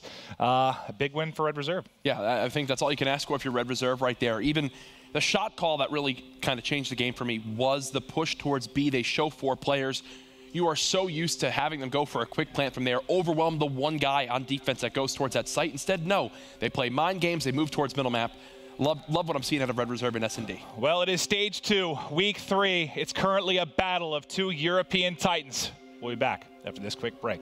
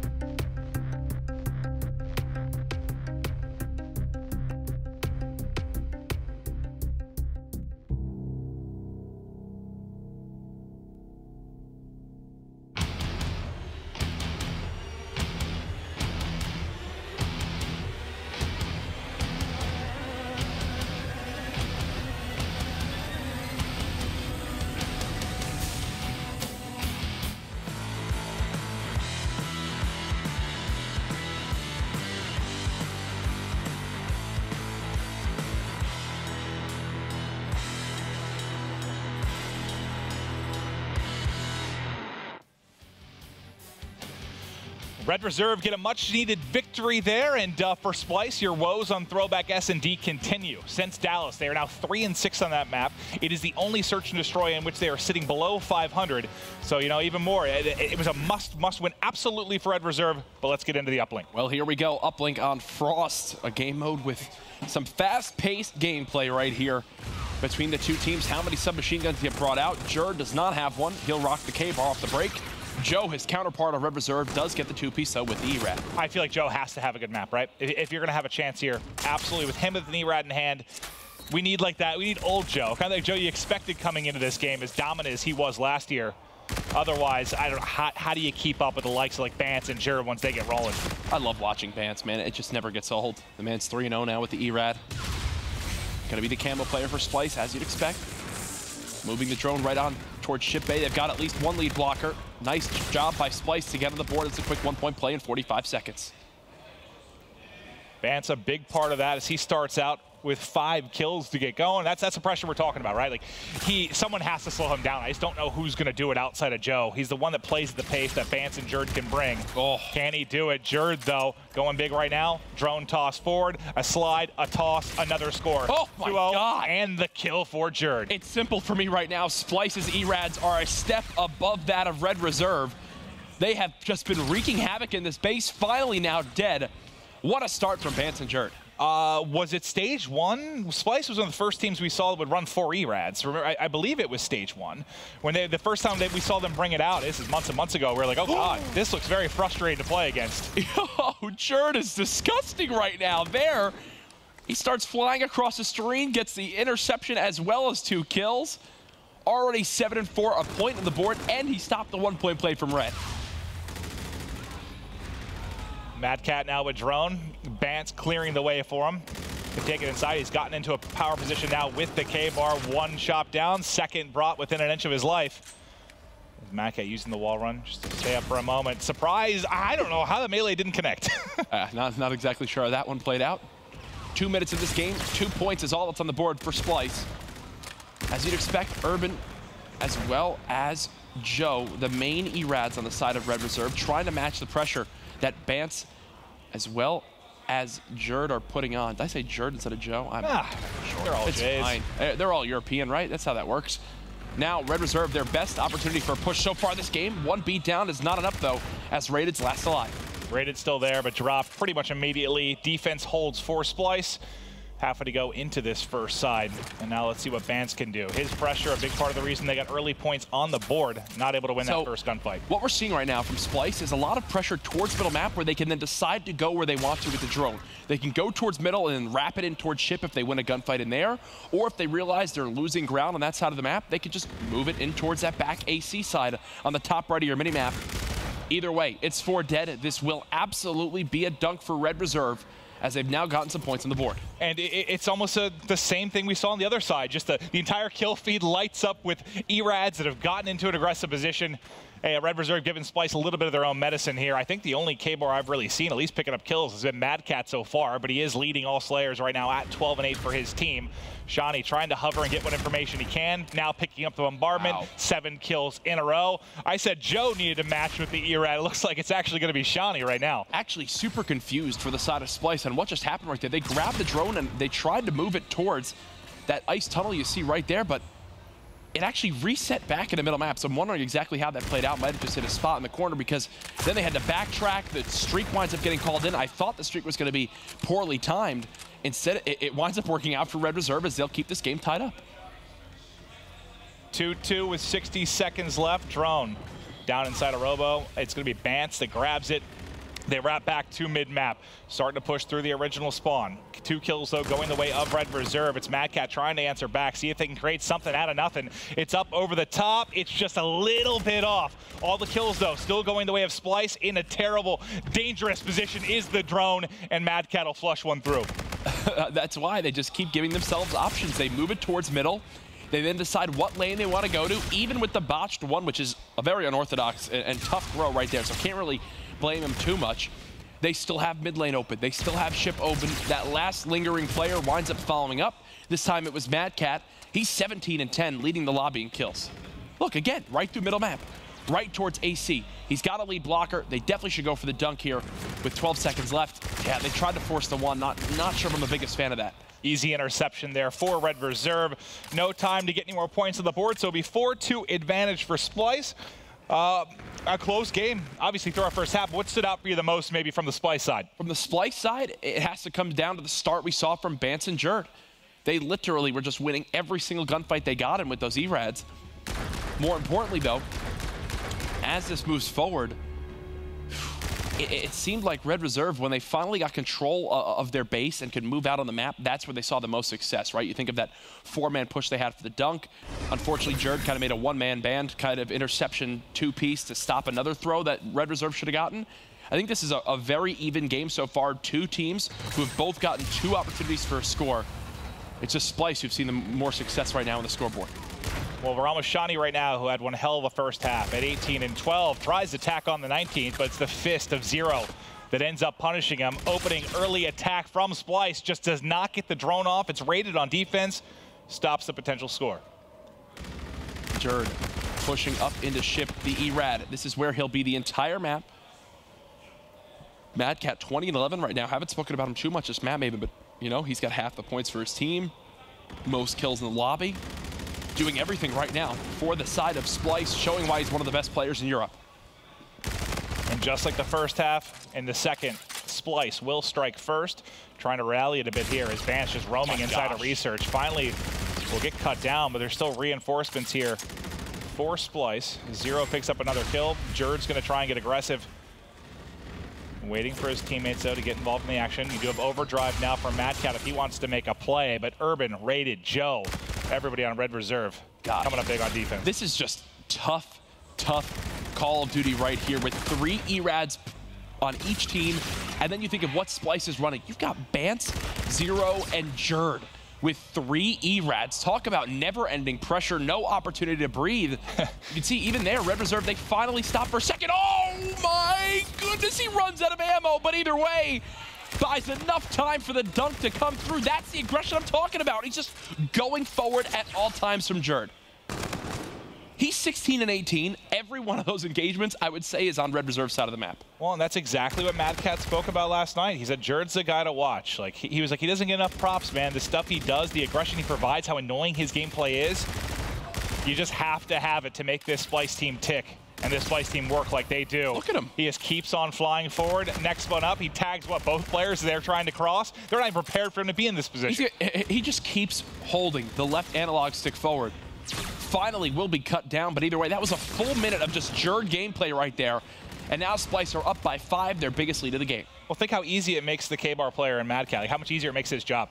When you know it's just Jerd always flying in front of you, you're cleaning up weak players, just trying to look over them. That's a big reason Mad Cat's sitting at 25 and 15. It's just Jerd flying in front of you. No, you've got Bance and Zero right there as well. That's true. Talk about lead blockers. Oh, 2 players, 1 shot. Camo being used because of the great game Bance has had at this point. He earns it, and now they're screaming again. Zero continues to get loud, and they're spawning right in front of him. Oh, Bance is eating right now. 25-18. 1 kill away from the bombardment. I just barked again, didn't I? That is now 2 tournaments in a row where you've barked. Oh, gosh. I really need help. Or a dog, I guess. Yeah. Now, more streaks coming in. He's just hovering this, buying time for the 1-point throw. 10-2. Splice have completely blown open this game. Yeah, it's funny. I was actually, right before this kind of scoring tear happened, we were talking about how gritty it's been. I was going to say, this reminds me, for a while, it reminded me of, like, let's say you have an NFL game, it's in the snow, it's like a 6-3 game, no offense can get going. That's what it felt like for, what, a solid 7 minutes, as it was very, very tight. But Splice then just starts to open things up, and they've been lighting Red Reserve up like a Christmas tree. I'm almost certain that Zero, Bance's, and Jerd's controllers have the left analog stick permanently held forward. Like, they just can't stop sprinting. They just can't stop. 11-2 now the score. Bance is still somehow getting kills. He's 31-19, 5 points, and on a 3 streak. And you're going to have multiple players. Look, he's just challenging everything. He doesn't care. Multiple players with 30 bombs, more than likely if Mad Cat finds a couple more here in the final 60 seconds. The streaks now coming in. It's actually Shawnee calling him in. We know what a good first half he had, but I think Shawnee into the first half with 18 kills. Yep. 18-12, yep. Now 25-25. So we talked about, at least early in the game, the ability of the E-Rads to keep up from Red Reserve. That's shifted quickly in this second side. 18 kills now the difference, Maven, between these two squads. That was not the case at the halfway point. Again, I've got to commend Splyce on utilizing every lane on the map, whether it's on the first or second side. If I'm Red Reserve, I never know where to set up. Typically, when there's a team that only plays inside ship bay, you know exactly what position you need to go to off spawn. You have one player right outside the main door, one player hiding inside ice, you know, one player underneath your portal ready for an interception, and the last guy who's going for a pinch inside that mid tunnel. Here, if you're Red Reserve, you're trying to see where this drone is even going. Is it cliff? Is it ice? Is it in through ship? They never had an opportunity to tell, and because of that, Splyce dominate in the second half. 5 seconds left. Maybe some final points here. Oh, a little slide, like a sidearm toss to go through. 12-2 is the final score, and I think this series has been a very good example of why Splyce is so dangerous, right? I mean, when you talk about the two top teams in the world right now, them and Luminosity, any guy at any moment could go off. It was 0 in game 1. Here it's kind of Mad Cat and Bance. They're deadly, deadly players. I think when you get a bad draw for game 2 in S&D for them on throwback, you get a great draw in game 3 here on Frost Uplink. They look so much better than Red Reserve in the game mode, and it's also a map where Rated just can't ever get comfortable, like we saw him when he succeeded in Uplink back in stage 1. And that's where, like, what's tough, and, you know, what respawn would you favor Red Reserve in right now is the problem. I'm trying to think of where you'd actually give them the edge. Because if you just look at overall percentages, I mean, Splyce completely the favorite in Uplink and Hardpoint overall. Yeah. I just don't know where you give them the edge. I mean, you can't rely on just an all-star performance out of Rated, maybe one map. But when you look at it just from top to bottom, when you look at skill and just slaying power, like who matches up when you're looking at Red Reserve or Splyce, it's very, very minimal. You think about this. So far, the two respawns we've seen, the Hardpoint of Retaliation and now Frost Uplink, I don't know about you, but there was really not a moment for me in either of those games where if I'm Splyce, I'm panicked. I'm just playing my game. I'm doing what we know works. The minute lead was basically what they held the entire time in Retaliation. And then Frost, it was close at the half, but then their slaying and their continued aggression pays off with a 12-2 victory. Well, a lot of times you have that test at some point during a game. Think of the last series, right? Like Rise has a big lead. United turns it on. It's like, how are they going to deal with it? The panic's starting to kick in. It's like, yeah, Splyce hasn't had to deal with that yet. Like, they've just kept them at arm's length, right? It's almost like you have a 6'4" person fighting a 4'5", and they're holding their head back. They can't quite touch him. That's how it's felt so far in Respawn for me. 4-2 at the half, 12-2 at the end of the game. An 8-0 side 2 for Splyce's. Red actually, now that I think about it, did not get close to scoring. Inside 2, didn't even get the drone across the 50-yard line. Bance, 1.55 KD, 34 kills, and the most score. The MVP of map 3 for sure. It's been one guy or another just steps it up for Splyce. First 0, now Bance going huge. Again, the big thing for me is just who's going to be that player for Red Reserve that goes off and kind of just drops a monster performance here to get going. You know what I kind of think of with this team? When they have Jerd playing consistently well, it's almost like the European version of Luminosity, where I could just see anyone, any team they match up with, if all 4 of them are clicking on all cylinders, I could see them beating anybody. That's exactly what I said kind of when we came out of map 3. That's why I think they're the 2 top teams in the world. I mean, the only other team that we really have that conversation about, that kind of power, is usually Optic, right? They were the story pretty much for the last 2 years of just having that edge over every other team. Now you've got 2 more in these past couple months that go into the conversation with Luminosity and with Splyce. They have been so good. For some players and viewers out there, Splyce are the best team in competitive Call of Duty. People think they're going to sweep this entire group through the weekend. Right now, they're up 2-1 in their first series as we head into another Respawn game mode. There's only 2 teams in the conversation for me. It's LG, it's Splyce. I think you can make a case in point for either, right? They've met in back-to-back finals. They've split those. This is the first time since the core team of 4 players from Optic was formed that I cannot say that they're my favorite to win an event. Yeah, I think Merc kind of said that, I think earlier when we were talking in the green room. He's like, it's kind of weird to not at least having the argument that maybe they're a favorite for a tournament. And I just think, I mean, obviously we know the ability's there, but right now, man, it's all Splyce and LG. Well, it's all Red Reserve at the start of this hardpoint, up 20-0 as they get another flawless break here. Rated with this NV4. Talk about a map where he can play a little bit more comfortably on. Frost, not one of them. 0, though, his kryptonite when it comes to that long-range AR weapon. Got just over 10 seconds left here at the central rooftop before we end up moving over to cell block. Yeah, let's take a look. There's too many gunfights. Can we go over to number 5? It's going to be Rated. He just picks up Bance off the wall run. Getting that, popping up his teammate Urban that's going to spawn with him. You're set up nicely here. And on this map, man, I'll tell you what, some of those one-on-one gunfights, that one maybe not the best example, but that goes a different way. All of a sudden spawns are flipped. All of a sudden 60 seconds go towards another team. Yeah. There's so much pressure on rotation fights on this map. Well, Bance does what he does best. That's get up close with a submachine gun. It's a break as every player from Splice gets a kill. And just like that, Maven, you mentioned some of these one-on-one fights force the spawns out, force awkward pushes. Red Reserve now having to fight for middle map control. Yeah, this reminds me kind of similar to what the first hard point. You get to your first money hill, which was Cathedral. Red Reserve, the team that's set up, we say, hey, Splice cannot just bully their way through and break it. They do just that. We get the cell block. Same thing happens, man. Splice just come in, gun them, take control. They were not expecting that spawn from Urban. I can promise you that. As they're looking forward, they're pushing towards a new hill. Somehow, Urban, the sneaky beaver, spawns at back garage, gets the rest of the scrap time, and because the rest of Red Reserve spawned up at the new hill, they're locked down for grave. Yeah, I don't know how that happens, but it's a nice couple seconds here. Nice circumstances coming through for Red Reserve as now they'll start to build out this lead. They had a nice hold on the first hard point. Battle going back and forth right now as you're trying to fly in through cave for Splice. 3 kills go their way. There's 1 remaining in Joe. He's still here, somehow alive, fighting. He's picked up 2. How in the world? This is a 1v3 basically at the bulldozer, and Joe's the guy coming out on top. Smokes wind up getting thrown out from Red Reserve, cuts down some of that sight line from the NV4s. Look, they're doing it again. Smokes getting popped.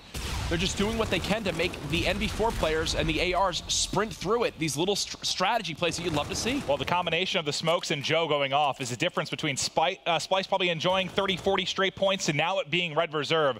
Again, man, moments like that, big individual plays, can be the difference in this map. Again, if you've just started following the CWL, Splice, they win stage 1, the first team from Europe to win a major event in North America, I believe, ever. 6 years, really, plus in the making. That then motivated the rest of the European region. Mad Cat called out his fellow brethren over there and said, guys, practice, we can do this. We just showed that it's possible for Europe to contend with the best in the world in North America. Red Reserve, especially Rated, has said publicly multiple times that he thinks they should be on the same caliber and tier as this Splice team. Well, they're up by 70 seconds right now in this hard point they're about to be. They're looking quite good, everyone clicking. Maybe they do deserve to be there, Maven. And it's coming down to champs time. Remember last year, I think I said my ludicrous prediction going into champs was that I believe it was 5 teams would make it out of pool play from Europe. Ended up actually being 6 that got in the top 16, which was insane at the time. That's expected now, right? Like, it's a completely different outlook on it. It's amazing. 6 might be a little bit pushing it, but you can definitely make a case for 4 to 5. I think when you have Splice, Epsilon, Fnatic. I think it's different though. I don't think the conversation even becomes top 16 though. It's how many of those teams are maybe going to be in the top 8 when you look at how good they've been, right? 2 of our 3 at Anaheim were 2 of the top 3 were from Europe. So times they are changing. And right now Red Reserve are up by 100 seconds on Splice. Everyone getting involved. There's really not one player to blame. That's the crazy thing here, Maven. This is not a out slay fest from the side of Red Reserve. They're just doing a better job rotating. They have. And you had a big streak there. I think Joe's ended at 7, so he's likely picked up some streaks to work with. He also has a minute and 25 seconds to work with in the hard point. Splice trying to fight back, but this has been all Red Reserve.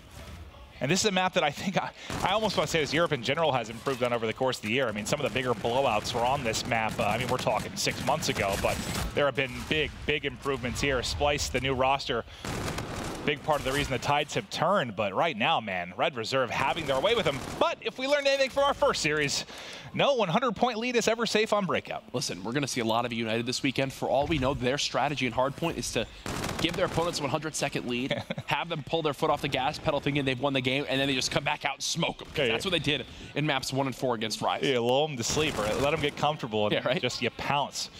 But we're on Mad Cat's POV, swapping over to Bance as he drops inside. Mad Cat trying to get work the pinch from the outside, but Joe, man, 3-piece for Joe, 18-9. This is the guy you need to be huge if they've got a chance in this series, specifically in respawns. He's getting it done for you right now. Talk about somebody on a team that you may as well just flip a coin to know what he's going to do for your squad. Right now, it's everything. It landed on heads, apparently, because the man's 18-10, 90 seconds in the objective already. they've got triple the score of Splice at the moment, maybe. Joe's been called out a lot this year because think of how good he was to end last year. I remember the first tournament we had, I believe PSX, Joe was lighting up like, oh my God, he's the UK scum, blah, blah, blah, blah. And then he struggles and struggles. But right now, man, going up against Splice, he is having one hell of a game. Listen, this is a guy that Twitch chat has been famous for calling budget scum. Yeah. And at that point, that's got to get in my head if I'm a player, because I want to make a title for myself. Joe, 20-11 right now in the hard point. He's got streaks if they need to retake.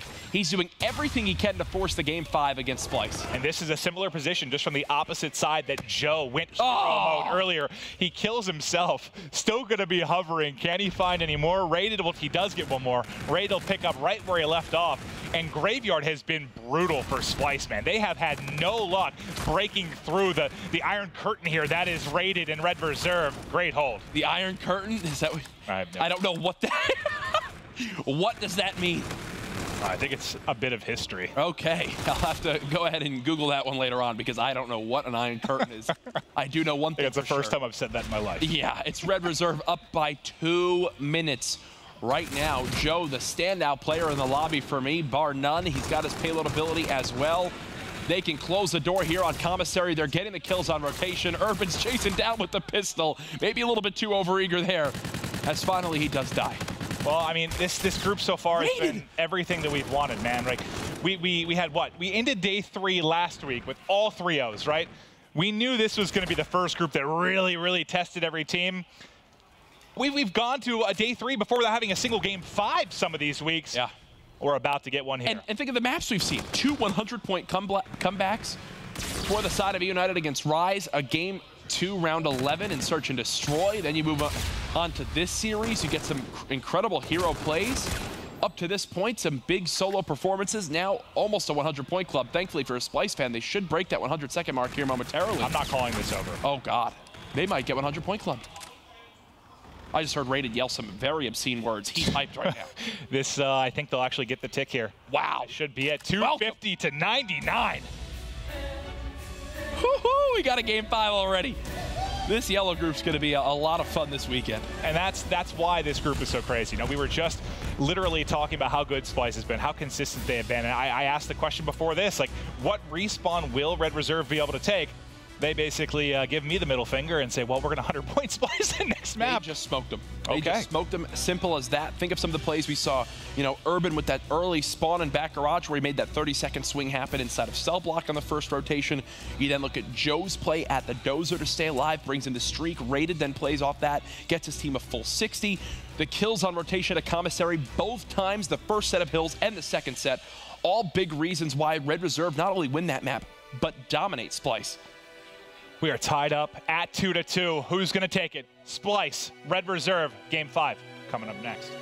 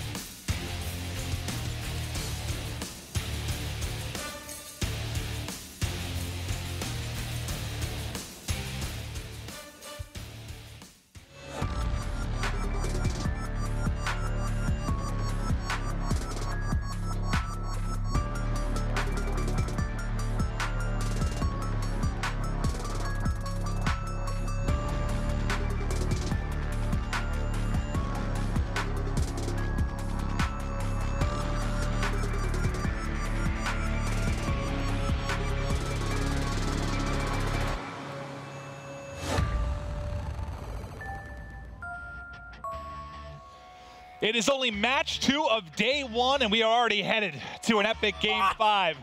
Red Reserve. Oh, man. Splice. I'm all smiles right now, man. This weekend, I'm predicting 11 game 5s out of 12 series. I think that's absurd, but I think there is potential, certainly more than maybe any week we've had in the CWL this year. If you're talking about the stages, yeah, you see the back and forth battle that this has been. You know, we talked about the fact that Search and Destroy was where Red Reserve needed to find their victories. This is where they can do it. They can win a game 5, and they won. So if I remember correctly from Anaheim pool play, they went to a game 5 versus Envy. They were reverse sweeped. They had 3 game 5s in their particular group where they won 2 of them. So, I mean, they're certainly familiar with that series going the distance. Think of this big storyline right here. If Splice dropped this game 5 now to Red Reserve, obviously Red Reserve was a question mark for me. How were they going to perform? I think everyone was kind of in that same boat. Splice then play E United later tonight, the final match of the day.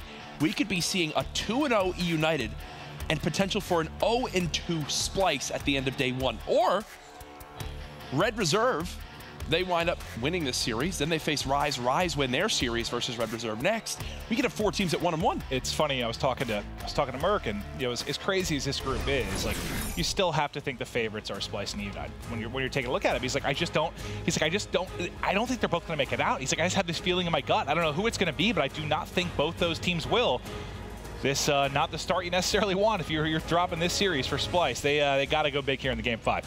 This is what the CWL Global Pro League is all about. Down to the wire matches and the best Call of Duty gameplay in the world. Game 5 already, and it's just match 2 of the weekend, this time between Splice and Red Reserve. It's a Red Reserve team that has had to fight back from loser bracket runs. So many game 5s. This is a Splice team that has just enjoyed a lot of success. I mean, 3-0s, 3-1s. They've been dominating the competition. Does that maybe give Red Reserve a little bit of an edge here in a game 5? Just think, Bance is has won the most prize money of any European Call of Duty player in the short time he's been a pro player. 3v4, the retake opportunity for Rated. He's got a player right next to him, but doesn't spot him until his teammate's now dead. He does manage to at least finish the kill. It's going to be Rated and Shawnee going up against 3 players from Splice. Shawnee with a chance to turn the tides here. Sees one, chases him, almost a bait and switch comes through. Rated pushing around the back. His tag 0 at the back tank. They can take this in a 2v1. They are able to finish it up. Now 25 seconds on the clock. It's a 2 versus 2. This is extremely winnable from Red Reserve. Rated will challenge 1, 2 versus 1. They know the last guy is right near bottom arches. What was that round right there from Splice? It's funny, you have a bit of a blunder from Rated in the sense that he doesn't see that guy to his left, lets his teammate die. Yeah. After that, he's like, all right, I'll kill everybody. What's the difference we just saw right there? Every one of those kills had an assist come in from Red Reserve. Simple as that. There was not a gunfight. Look in your final kill cam in the top right. A bullet from Shawnee, the rest of the cleanup from Rated. That is textbook 2v4 retake from the side of Red Reserve. Well, that's the big thing. Like, you can't, all those fights were what, 2v1 isolations that Red Reserve got, which that should not be happening. Nope. Splice looked a little bit lost in Search and Destroy so far this series. They got mopped in game 1 of the Search and Destroys, game 2 of the series, and now we're in game 5, and this team still throws away a round 1. And it's just like, I don't know. In this spot, I just expect Rated to go big. We know how highly he thinks of himself in Search and Destroy. We know what a skilled player he is. He starts off with 3 big kills in round 1. I think he's got more kills already in this S&D in just one round than in game 2. That's right. He didn't have a great game 2. He was like 2 and 7. Mr. Game 5. Clayster would like to have a word with you. Oh, they have history, don't they? Most certainly do. Mad Cat, another first blood for his team. Can they close the round out this time around, as Jerd is in a great spot to watch this pinch? He'll be the first one to flood forward. Does he have any help from his teammates? It doesn't appear so as of yet. Let's say he's the first one to start this pinch. Just trying to play his life. Mad Cat's picked up 2 now in this round as he's working on the ace. Jerd, though, cleans up 1 more. It's now Joe by himself. He is gone. 20 seconds left. Plenty of time for the defuse. And ironically enough, even there, half the gunfights, 3/4 of the gunfights are one-on-ones. At that time, just go in favor of Splice. Yeah, I mean, we know they can win them, but you'd like to be in maybe a little bit more comfortable spots with some of these fights. Right. But as good as Rated was to start for Red Reserve, Mad Cat having one hell of a game as well. First blood is huge. Simple as that. When you get it with your NV4, clears open that site and lets him go for the take. In the previous, we know we went to round 11 in the S&D for our first series. First Blood won the first 10 rounds. The only one that didn't go that way was the final round 11, which we saw multiple Trinity rockets, 3 Scarabs. Passive play and bombs falling from the sky. 2 players carrying the weight for their team. Shawnee for Red Reserve, Mad Cat for Splice. Urban again plays from this close curve, and somehow they've let him get to the spot twice. He has some help to work with there as well. Zero, though, trying to answer back. He sees both. Oh, he's so good in those positions, but can't tag all the bullets. And now it's going to be him and Jerd trying to clutch, tries to get into a longer range gunfight with that NB4, but the K-bar gets the better of him. Jerd now trying to trade it out, turn a 1v3 into a 1 versus 2. He still has multiple players to deal with. You can see on the minimap they're both in bike path. We know where bomb is down. Jerd has to make a play. The best challenge opportunity for Jerd right here is to play Torch Garage and just pick off Rated. Rated has seen one. Here comes the slide. 25 seconds left. Challenges the first. Rated gets awkward timing, but the back plate saves him. Rear guard. That trait puts Red Reserve now up by 1 round. What a great couple of series to start this week. Oh, yeah. You know, we've all been looking forward to this. I know as casters, man, like week 1, it started a little bit slow. We knew LG was going to dominate. You keep looking at the calendar, keep seeing the matchups. We've been so pumped to kick this weekend off, and it's not disappointing. I love a good meme. You know that, folks, but it was a little bit rough casting 6 3-0s last week with Elevate involved. I could not be happier to be here with close series now. I mean, we have 6 different champions this year. 3 of your tournament winners are in this group. Yeah. E United from Atlanta, Rise Nation from back in Vegas, and Splice from stage 1. Now, quickly, a 1 versus 1. Urban going up against Mad Cat. Mad Cat's been having a stellar game, tries to challenge him. An awkward gunfight, but Mad Cat, the cat with 9 lives, gets the better of him. Goes to the Wuskins van there. I'm going to start to claim that. Every time there's a gunfight around this van, that's all I can think about is that crazy play. That was still one of the most insane things at IW. He hovered that so perfectly, hit 4 shots while Havoc was behind the bomb. It was disgusting. Go watch that if you haven't. The qualifying map for Fnatic versus EG a couple weeks back. How many times do you think Havoc's watched that? A lot. And the funniest thing is Havoc plays more 1v1s than anybody. And still, it was just like that heartbreaking moment. Probably one of a few players that maybe has been in that same position like multiple times, right? 7,000 times. All right, Zero. Joe for both sides yet to get on the board. Zero, I believe stage 1 playoff. I know he had like the highest overall KD, but he also had the highest search and destroy KD. Needs to pick it up here in game 5. The second they see the Scarab, they go for the plant right after. Love that decision. From Splice, 4v4 now, the bomb has gone down. An early camo pop here from Rated. Oh, gosh. We're only in round 5. Now the question is, did he get to this corner without anyone spotting him? Because he should be able to surprise 1 or 2, but Shawnee's actually just taken up his spot in that back corner. 2 players left for Splice now. Bance and Jerd. Bance is dropped. It's now all on Jerd. He has FTL to work with. He's in a 1 versus 2. Has to defend the bomb with 20 seconds to go. Able to spot 1. Rated holding the window. It's not planted for this, though. Sees just his foot. He's going to have to FTL this. He's going to have to FTL this. Can he get the shots? And he does!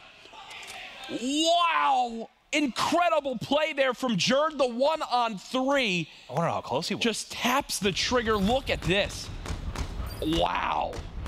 Beautiful shots from him and an explosion from the side of Splice's side of the stage. And that was, I mean, just in that moment, the ability to, like you said, pace the shots. Oh, look at that shot. So Rated just shaking his head. He knows that they should have had that one. We can think of a couple times, like last year it jumps to mind where someone was trying to find that kill. They end up spraying, don't finish it when you only see a toe like that. Yeah. Great stuff from a veteran and Jerd. That was spectacular. The size 11s come back to hurt Rated right there on the bomb, as it will now be a Splice round count lead up 3-2. And that's, again, a round in which Rated used camo, right? So that's one you need to win for multiple reasons. And a Scarab. Yep. Watching Shawnee now just on this lower wall run, seeing if he can get an angle or maybe a bit of a fortunate timing on multiple players from Splice. You see set up all the way in the back of the map is Zero. He should have Shawnee. first blood, yeah. Yep, Shawnee, I mean, it's taken a while to get there, but he should have the first kill. Oh my God. That was sweatier than it needed to be. Yeah, and because of it, he actually is able to be traded out. Takes him so long to get the kill. If there's help that comes in, 25 seconds left in this round, though, as Red Reserve just have to defend this bomb. Time ticking down. Rated gives away his position, and Shirt just goes vertical on him. Joe now Has to try and defend. He's got to check the bomb. Nope, Red Reserve win the round. Yep. Gets the kill. Gets away with his life. That's as easy as it gets. That is as easy as it gets right there. He knows all that matters is that bomb. There's so many areas that the Splice teammate has to watch out for. Just shoulder peeks, gets the kill.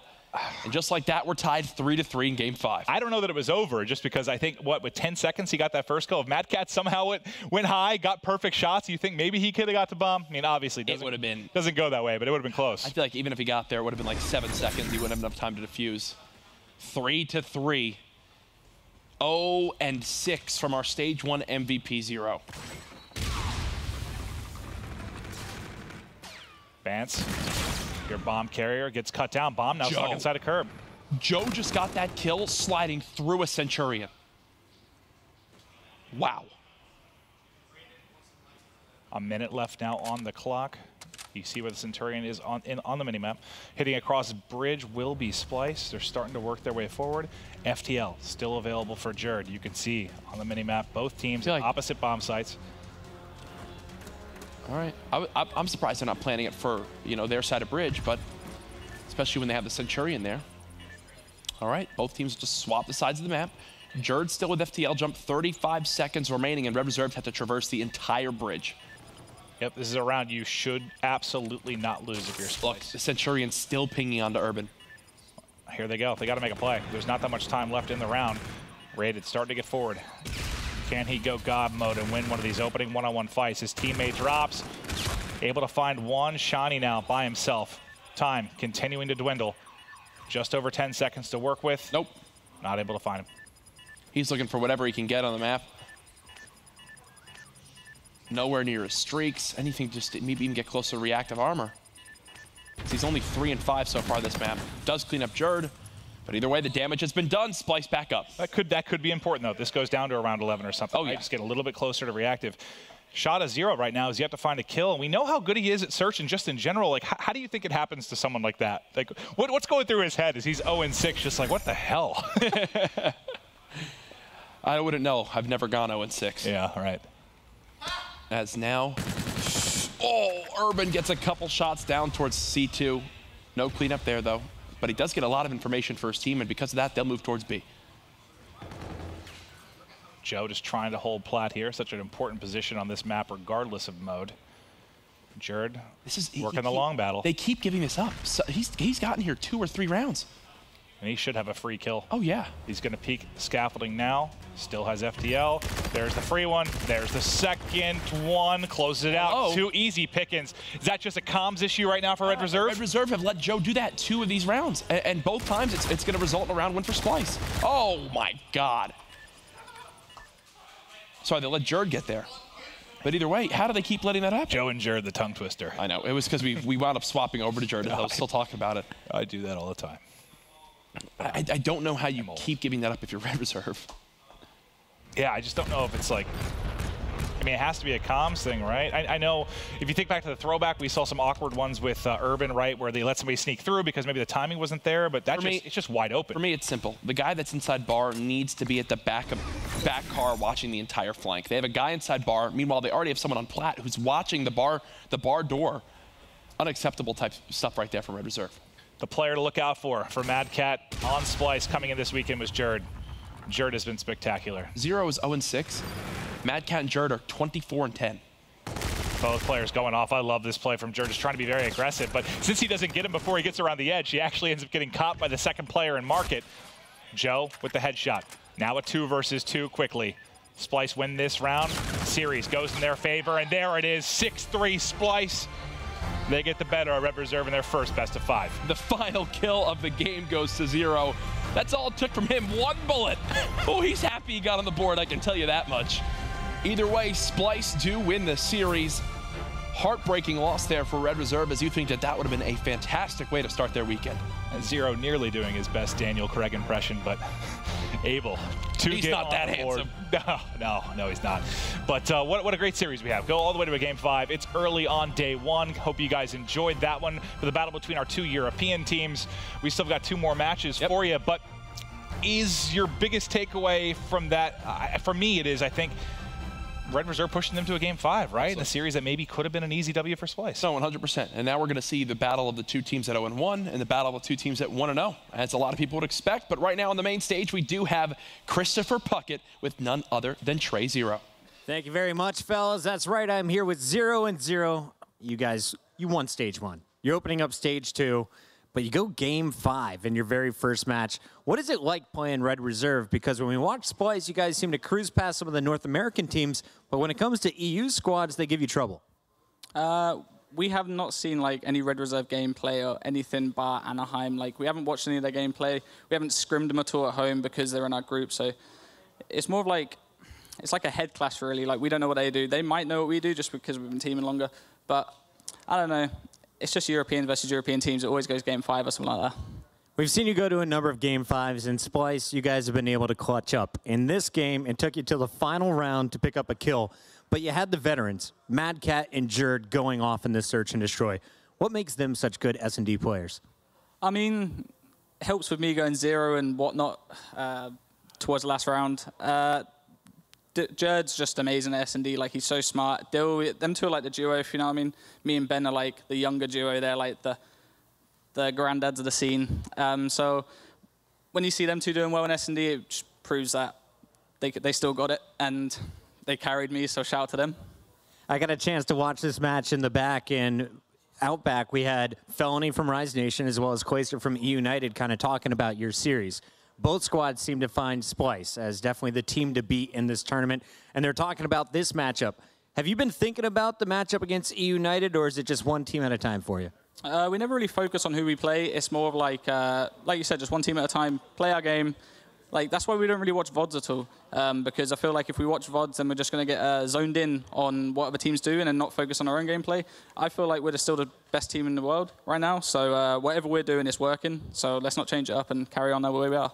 I'll let you keep it going, my friend. Splice, they're the best team in the world right now, according to Zero. We'll find out if that is true. For now, let's send it back to Benson at the desk. Thank you very much, Chris. Of course, great hearing from Zero after that Game 5 victory for Splice. And Zero, confident, says, you know, Splice, we're the best team in the game still. I mean, Stage 1 champs, they definitely have proven to be very, very talented when it comes to this game, that is for sure. But we'll break down that series now. We'll start, of course, with that retail hardpoint, map number 1. It does go in Splice's favor, 250 to 190. You know, we kind of talked a little bit about Zero there. We heard Zero. He's still a god, though. Map number 1, he showed us exactly why he was the MVP, Memo. Exactly. MVP-like performance. This is what you expect from Zero, and the majority of the time, this is what you get. You know, he finishes 31-18, but again, I'm not sure how much you guys can hear at home, but he was basically the Clayster of Splice. He was shouting every time he was killing people. He was letting Red Reserve know, even though they probably can't hear him with the soundproof headphones, but he's bringing that hype, he's bringing that energy, and I think that's what Zero does so well. And this map in particular, I watched him for about 2-3 months straight, and he always started super slow on retail hardpoint. This time, he's changed it around. Whatever he's doing is working, like he said in the interview. Great to see. And yeah, back to his best. He finishes with a 1.72 KD after map number 1. A very, very impressive performance from him. On the flip side, however, Merc, what was Red Reserve's downfall? I feel like he was Rated and Joe. I mean, we talk about slaying just constantly in Infinite Warfare. And Rated, he's obviously a main NV4 player, and obviously, when you're going up against Zero, who's 31-18 at the time, that's going to be, you know, a loss for you. I mean, Rated really has to step up. He does later in the series, but if they wanted to win this one, he had to be a big player in that, and I feel like he wasn't there in game number 1. And obviously, we always talk about play styles and the different paces teams play. But Team Splice is so impressive to you. Oh, 100%. I feel like with Splice and LG talking about them on a hill like Bridge, it always seems like they're team shotting people. Like Zero, a lot of the time, he's only putting 1-2 bullets into people, picking up so many kills so easily. And I feel like with the fact that they can slow down the play so much, their setups are so consistent from hill to hill. Right. And it makes everyone's job so much easier. How many times do you see Zero going off and he's just not even taking bullets of damage? That means the other team's shooting at the rest of his teammates that are flying around. So you need that balance of speed. Speed is very important in this game, in any sort of jetpack Call of Duty. But you also need the guys that can really slow down the pace and make the game easy easy, make the game come to you. Splice did a great job on that map 1. Yeah, very, very good performance from them. As said, 250 to 190. Splice takes map 1. Then we go over to map number 2. And for anyone that thought this was going to be an easy one for Splice, well, Red Reserve came out 6-2 victory. One of the specific rounds I want to touch on, Memo, was that round 7. It was very, very sloppy from Splice. Yeah, it was, you know, payload. You can kind of touch on a lot of things with round 7. And I think it was Bance who had the camo. He was the one pushing forward. And, you know, it was kind of, it just seemed like they weren't communicating. Something just wasn't there. And whether it was, oh, we've just won map 1, this is business as usual. But they found themselves like 4-1 down. They were kind of against all odds. And then they started to, I don't know, just kind of crumble. Their streaks were poor, their payloads were inefficient, I would say. They were used at the right times sometimes, but just not used correctly, if that makes sense. But this does not surprise me. Red Reserve's S&D has been fantastic, and this is the reason why I always thought this game could go to Game 5, purely on the fact that Red can win S&Ds, and I thought the way Red win against Splice is winning 2 S&Ds in my eyes, and we could see the caliber of the players there. 6-2. It wasn't, you know, around 11, round 10, very convincing. But I will say, sloppy play from Splice on some of those rounds. Credit to Red Reserve though. And obviously, we just saw on that graphic as well. Bance goes 11-5 for an L, and that wasn't like it was a close out. 6-2, the final score, of course. I mean, that was a weird performance to say the least. That was one of the worst 11-5s I've ever really seen. The fact that you get such an advantage early on, and round 5 is the one I want to talk about. Okay. I don't know who's making that call. I don't know if it was Bance, but ultimately he's the one that has the streaks and has the call at the end of the day. The fact that you use 2 streaks into that round, they used a bombardment after they're already down in numbers, and on defense. All 3 of those options are terrible calls. And you need to use those in post-plant positioning. You can go over towards that A site. We saw in the United series on the throwback as well. Same thing you said then. Yeah, it's exactly the same. But this time it was even worse. He uses 2 streaks, and then the camo is botched. It's a mess. When one player is carrying the load that much in Search and Destroy, you need to be able to lock down those easy rounds when you get those payloads so early. And the streaks, they didn't do it. They get punished. So props to Red Reserve, but again, a blunder from Splice. And Red Reserve, they just seem so confident in their Search and Destroy play. I mean, they were kind of hitting things at a very fast pace, Mo. Yeah, I mean, when you sort of went to the interview, obviously, you know, early on, you know, during that match, they just talked about our Search and Destroy and how confident they were. And if you look at the scoreboard, I mean, Shawnee had 9, I believe Raiden Joe had like 8 kills, or Urban had 7. It's not like anybody really like showed off or played exceptionally well. They just seem to work well together really as a team. And then, again, just those blunders from Splice, they were probably like, what was this? I mean, again, that bombardment in Trinity, you just have to be able to capitalize on this. Definitely do. Obviously, just kind of touching on that video piece we saw, the interview between the 2 teams, we heard Red Reserve say, you know, the hardest map of all is going to be the uplink. They think Splice is the best team in the game when it comes to uplink. And, I mean, that's pretty much exactly what we got. A 12-2 victory on the uplink Frost in favor of Splice. It was very, very well played. And, I mean, the one thing that immediately kind of came out, and you pointed out, Memo, was the ERAD choice coming in from Zero. It was strange to see. Yeah, this kind of solidified for me why Splice is such a good team. Zero didn't, you know, have the best of games. You can see that in the score alone as we go through this kind of replay montage. But he starts 6-13. Remember, Zero is a player who plays on 3-3 sensitivity. He is not an ERAD player. Like, that's not his role. But when you're given a game mode and a map like this, someone has to do it. And, you know, he's confident that his team can pick it up. And the reason why I said this is why it solidifies them as such a great team is look at everyone else. You know, we've got Bance dropping a 1.55, and the most impressive thing of all 4 players putting points on the board. You know, 5-2, 2-3, everyone contributing. And honestly, Red Reserve just didn't seem there. And at that 8-0, 4-2, I think Jack said it during the cast, except that one play that they made, Red Reserve just kind of didn't cross the half. They were just always on the back foot.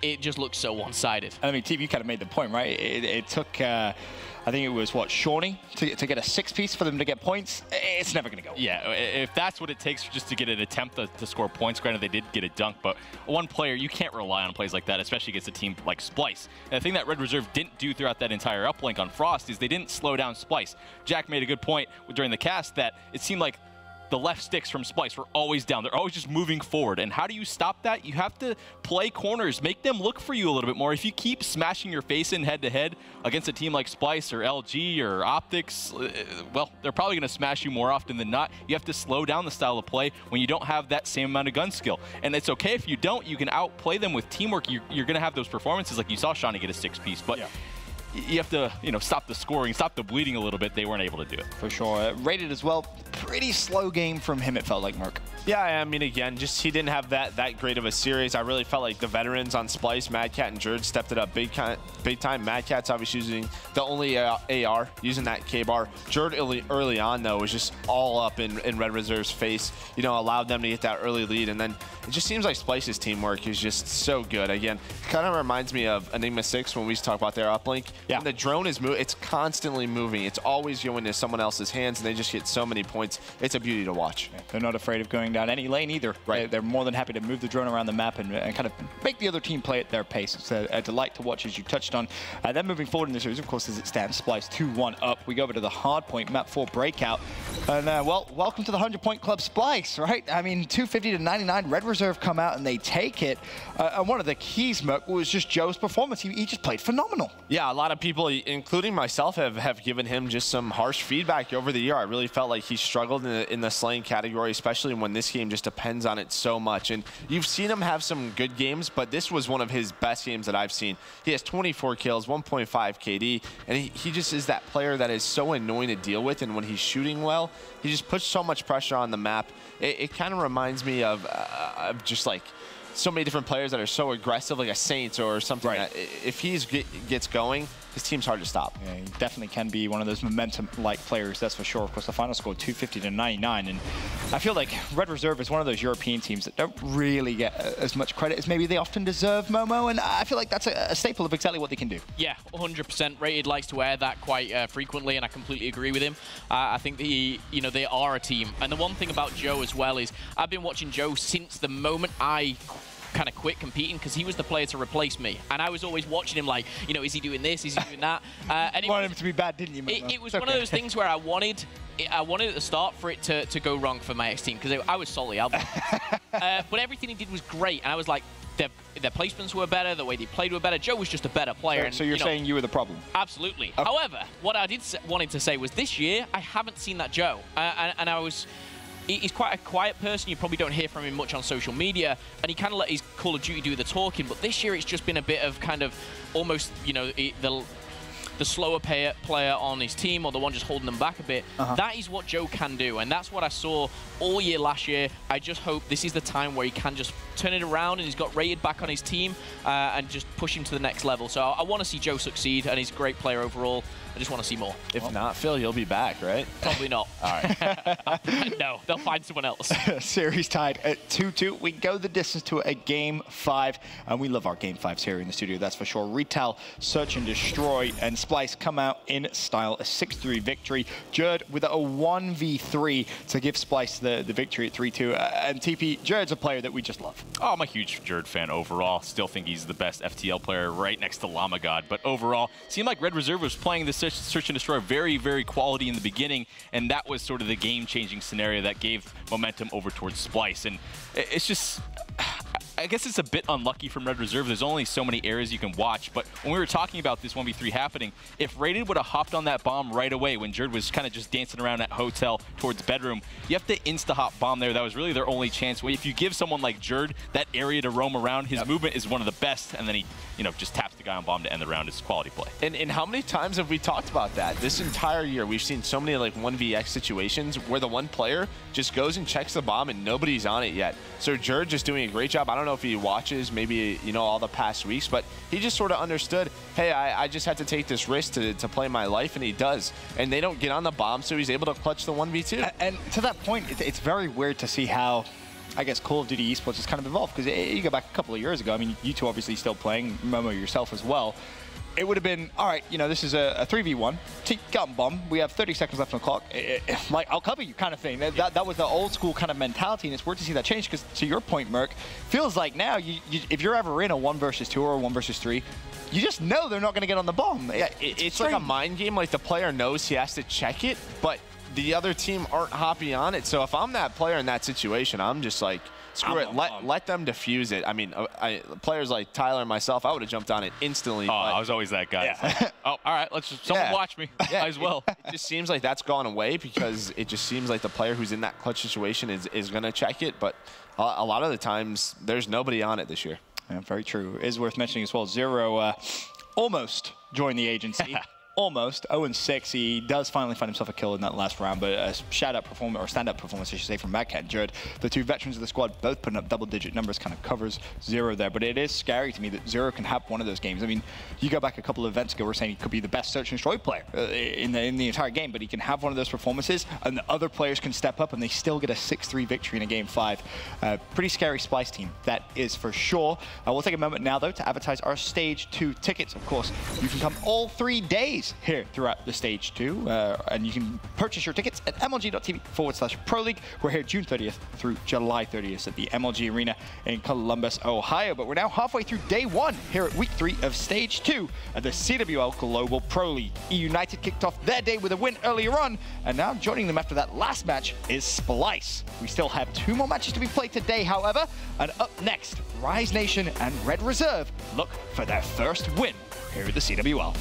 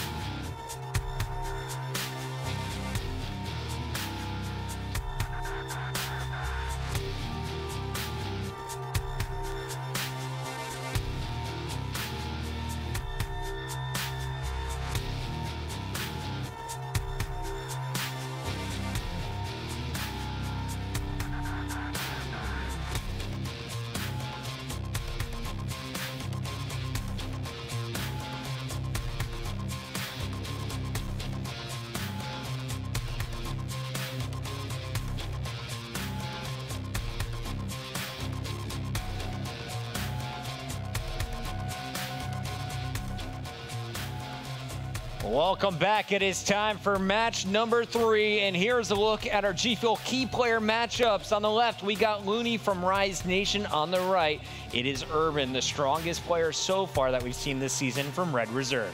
Yep, his KDs have been on point throughout. However, Looney, a great first series of the day, potential MVP of the weekend. We'll have to wait and see, though. 2 great players. That is your G Fuel key player matchup.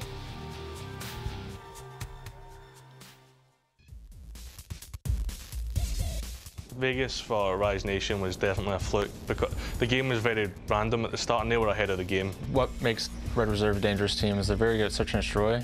From what I've heard and watched, I think Rise's weak point is slaying power. I think when they're all slaying, they're a good team, but I don't think they're all slaying consistently enough to keep up with the best teams in the game.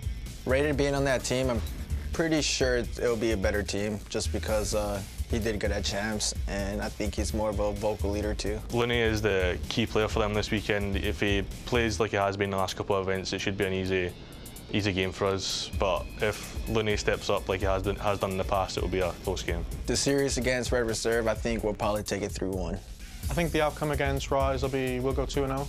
I think the only game where we're struggling is S&D because they're one of the better teams in S&D in the game.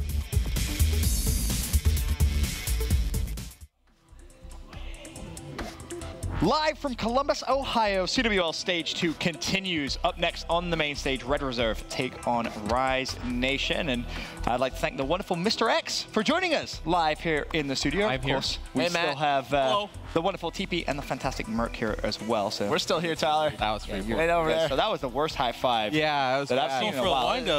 There you go. That's a little bit better. A little bit better. But I want to start the conversation, of course, of this next series. Merc, I do want to start with you. Okay. Is this one you think that Europe should maybe be taking here? I mean, Rise, they look good to a degree, but throwing away those 2 hard points in the first series, is this one Red Reserve should win?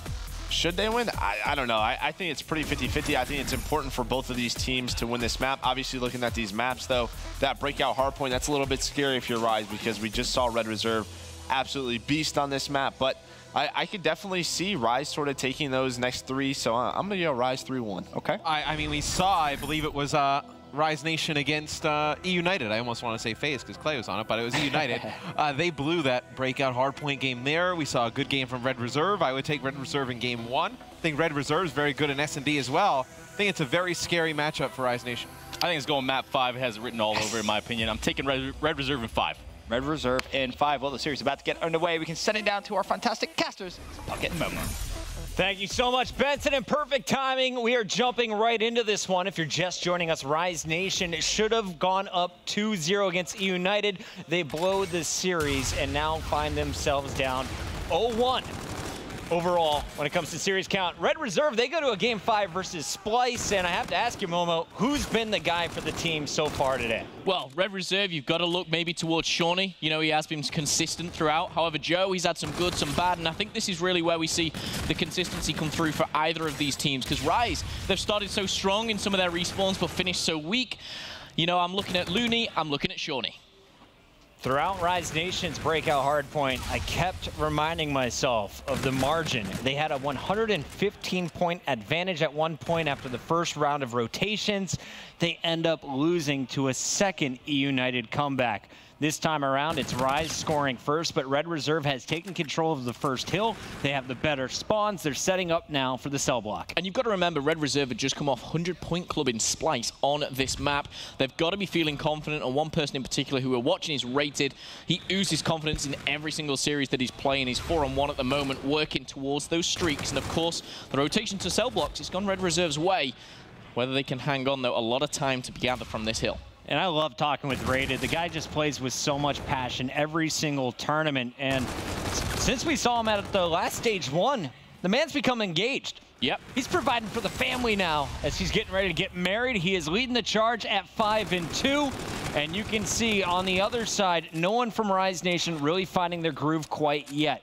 You heard Shawnee talking about Looney, though. If he keeps playing the way he has at recent tournaments, he feels pretty confident. He thinks Red Reserve has the advantage. But Looney, we saw him really be the difference maker when Rise was causing problems for E-United in their first series. Oh, absolutely. Looney was gunning. He was that player on fire. If he continues with that, Rise Nation, they should be quite comfortable. But the problem is the consistency. And Red Reserve are a team when all 4 players are on the same page, they will cause trouble for a team like Rise Nation. You can already see how close this game is. However, Red Reserve, 2 out of 2, the rotations have been on point.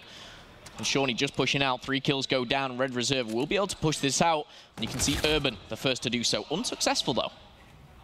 Urban leads the lobby at 6-5, so it's a very tight slang battle. No one really stringing together many multi-kills. And it looks like Red Reserve is going to win 2 of these last 3 gunfights. Urban helping out as Joe finally gets the help tracking down Aqua. It's Shawnee who picks up the kill. 4 streak now for Shawnee, and he goes from 2-3, now working towards score streaks. Needs 2 more kills, and he just got tagged up by Looney. Well, they're going to gather the last 15 seconds here. However, I'm looking at those spawns, and it's pretty much everywhere for Rise Nation, but they will have the control of the commissary. We're going to have Red Reserve maybe fighting from the back line. But Joe taking it slow, trying to go low. And good movement will find himself if he pops up at the right time. This could be a good break here, as no one is in the hill at the moment. Joe's just dancing. He's baiting, waiting for a player to get into this hard point. Now he makes the move and a perfect execution. Felony, after 3 seconds of being uncontested, thought he was safe. Excellent movement here from Joe. He spots the player on the wall run.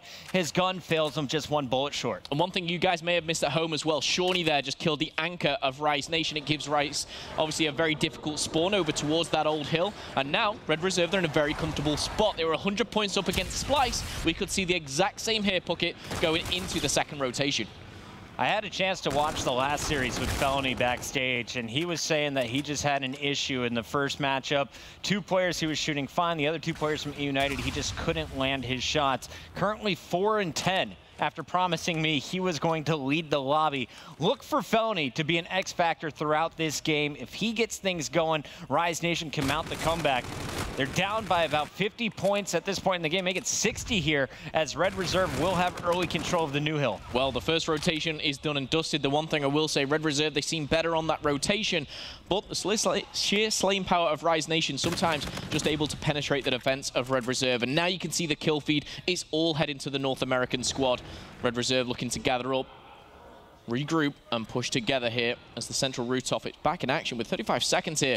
Red Reserve, they don't seem to be making any types of play. They're going down 1 by 1. I thought that Red Reserve was going to have the center hard point, but Faceno and Aqua string together multiple kills, and now you have Aqua on a 4 streak finally cut down. It's been all Blue, though. In the last 60 seconds, Blue has dominated this kill feed. They're starting to separate themselves in the slaying battle.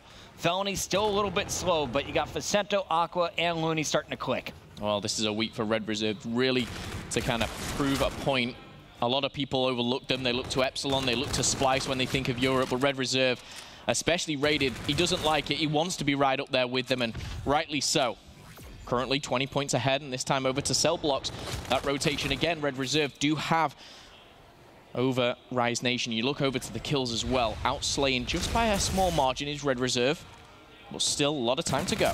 Rated is going to have 2 challengers. The first one's going for a low wall run. Watch out for Aqua on the flank here in about 5 seconds. And here comes Aqua. He charges in, almost picks Shawnee. Good kill there. Will keep the control, but for how long? Red Reserve, only 1 player left in the back. Viceno is looking for him, going for the high wall run, doubles back, and he's going to have 2 players here outside. Facento is trapped. Red Reserve continues to score, building up the lead to about 50 points again. And the crazy thing is, you look at your mini-map as well, and it's going to be Rise Nation who gets that grave spawn instantly. However, you've got a pinch coming in. It's all about Shawnee to go on board with him. Would be great, but Joe looking to get into action as well. Here he is. Shawnee takes down 1. He's going to find the second, but Aqua gathers away with just a slither of health left. I love that it's not just Benson. Aqua for life. Aqua around the corner is going to be met by 2 players. Trophy system saves them up front, and Urban will chase down the kill eventually. Red Reserve a little bit slow, though, in Rise. They've been setting up in the caves. Here comes the pinch. Urban not getting the help he expected from Rated right away. Rated is going to keep these spawns instead, and you will see the gunfights are won at the front. Red Reserve, they have control of the spawns. They could really put this game away and punish Rise here. Yeah, there's still 30 seconds left to go on the graveyard as well, so watch out for Red Reserve to break that 200 mark. But Felony going high with Facento and Aqua, a 2-2 split, as we do see still battling over this graveyard. And Felony, he actually swoops in and takes that away, and you've got to look at that mini-map once again. Rise Nation, they've completely just taken over graveyard. They've now got the spawns for Commissary, a very, very good retake. How did that work? Because I saw 1 player on the flank. It seemed to distract Urban for a moment, and then everyone else just flooded from the front. Who's losing the gunfights? Is that a battle that you think Red Reserve should have won? That's one of those moments in a game where you've got 3 players all over the map in different locations, but every single one won their individual gunfight for Rise Nation, and that sometimes is just the difference maker between 2 teams like Rise and Red Reserve. But going into this, it changes hands just like that, a click of a finger, and Red Reserve, they've got the Commissary back. Vicento is trying to figure out how to break through. His teammates are hitting the narrow choke, and everyone is getting shut down. Rated, hold strong. picks up 2 kills. He's on a 3 streak. Aqua, knowing everyone is injured, runs in alone and just throws himself at the hard point. But it's Red Reserve holding down, and they are now just 25 points away. It's going to take at least one more hill, but they are doing a fantastic job of keeping Rise out. The interesting thing as well is Rated and Urban are both using the MV4 here, going for that slower pace, if you like, and just putting Rise Nation on the back foot. You're 10 points away from taking it. It will have to go to a 3rd rotation, but it wouldn't surprise me if Red Reserve can end it right here. Urban already set up, overlooking that central rooftop. Rise Nation, they're in a world of trouble. And Rated just had some phenomenal movement, and he's had it all game long. Never really puts himself out in the open. He makes you fight for every bullet you're going to put into him. Gets his health back. Now it's going to challenge out loading. Helps with 1. Looney's injured, finds the 2nd. The patience is paying off. 3 points to go, and that is going to do it for game number 1. 250 to 131. Red Reserve making a statement again here on Breakout. Well, that's the Raid that we love. You know, that high Slayer, 20 and 10, 7 kill streak to end the game. And again, a very dominating performance here on Breakout. You know, is this a specialist map for these guys? I was actually speaking to Raid before this weekend. He said, watch us on Throwback. Retaliation, I correct myself. Watch on Retaliation. You know, no European team has got over 150 points. And seeing them on Breakout, I can see why. They're very, very structured. They're very, very disciplined. But just those 2 MV4s working together, Shawnee, Rated, bouncing off each other, it's nice to see. Every time we thought Rise Nation is set up, they're going to hold this. Red Reserve comes in, even with the NV4s in hand, winning the up-close and personal fights throughout that game. Felony didn't drop the numbers he promised me, and I think that is going to be something to look out for. We highlighted Looney. He had moments, but really didn't shine. No one from Rise Nation really just throwing up massive numbers. Yeah, you know, we didn't have anyone from Rise Nation, you know, pulling a terrible performance. For example, like Silly at the start of some United games, Arstees as well. But all 4 of them were just one step behind, I felt. And we heard in the pre-game interviews, if you like, that, you know, Rated, Red Reserve, they said, Looney, he has to be that key factor. And he was in game number 1 of the day. Game 2, though, so far, it just looks like, you know, average Looney, which, you know, isn't a bad thing, isn't a great thing, but he needs to be better. We'll keep our eyes on all 4 players from Rise Nation because someone has to get something going. Let's take a look at the numbers from game number 1. Rated, he impressed, 18 and 10, I believe he finishes with. Oh, excuse me, 20 and 10, a 2.0 on the other side. You got Facento, 16 kills, a 1.0 with the most hill time on his squad. But really, this is all about who's controlling the key hardpoint. Cell block, Grave, and Commissary dominated by Red Reserve. It was all rotations. We saw, you know, Rated straight off the block. He was rotating to cell block before anyone else. Same with Graveyard, bar 1, and of course going to the Commissary. The box score says it all, really. However, Throwback S&D is going to be game number 2. And, you know, Red Reserve, they're renowned for their search and destroy play. I'm trying to think of how many teams can start a day 0-2 in groups and come back out and make it through. I know Evil Geniuses did it back in stage 1. Has anyone else done it up to this point? That's what we're looking at for these 2 teams. Both are already 0-1 overall in the series count. You only get 6 matches. So this is a big one, a big first game here for Red Reserve. And they're looking to jump out to a 2-0 lead with their next search and destroy. The map is going to be Throwback, and I got to get your thoughts coming into this search and destroy. Who's the player to watch? Player to watch, I will be looking... I'm going to go with Looney again for Rise Nation. He's been phenomenal throughout, and surprisingly, I would probably pick as my MVP for the day, even though technically they haven't won a series, and in this one, it's not looking any better.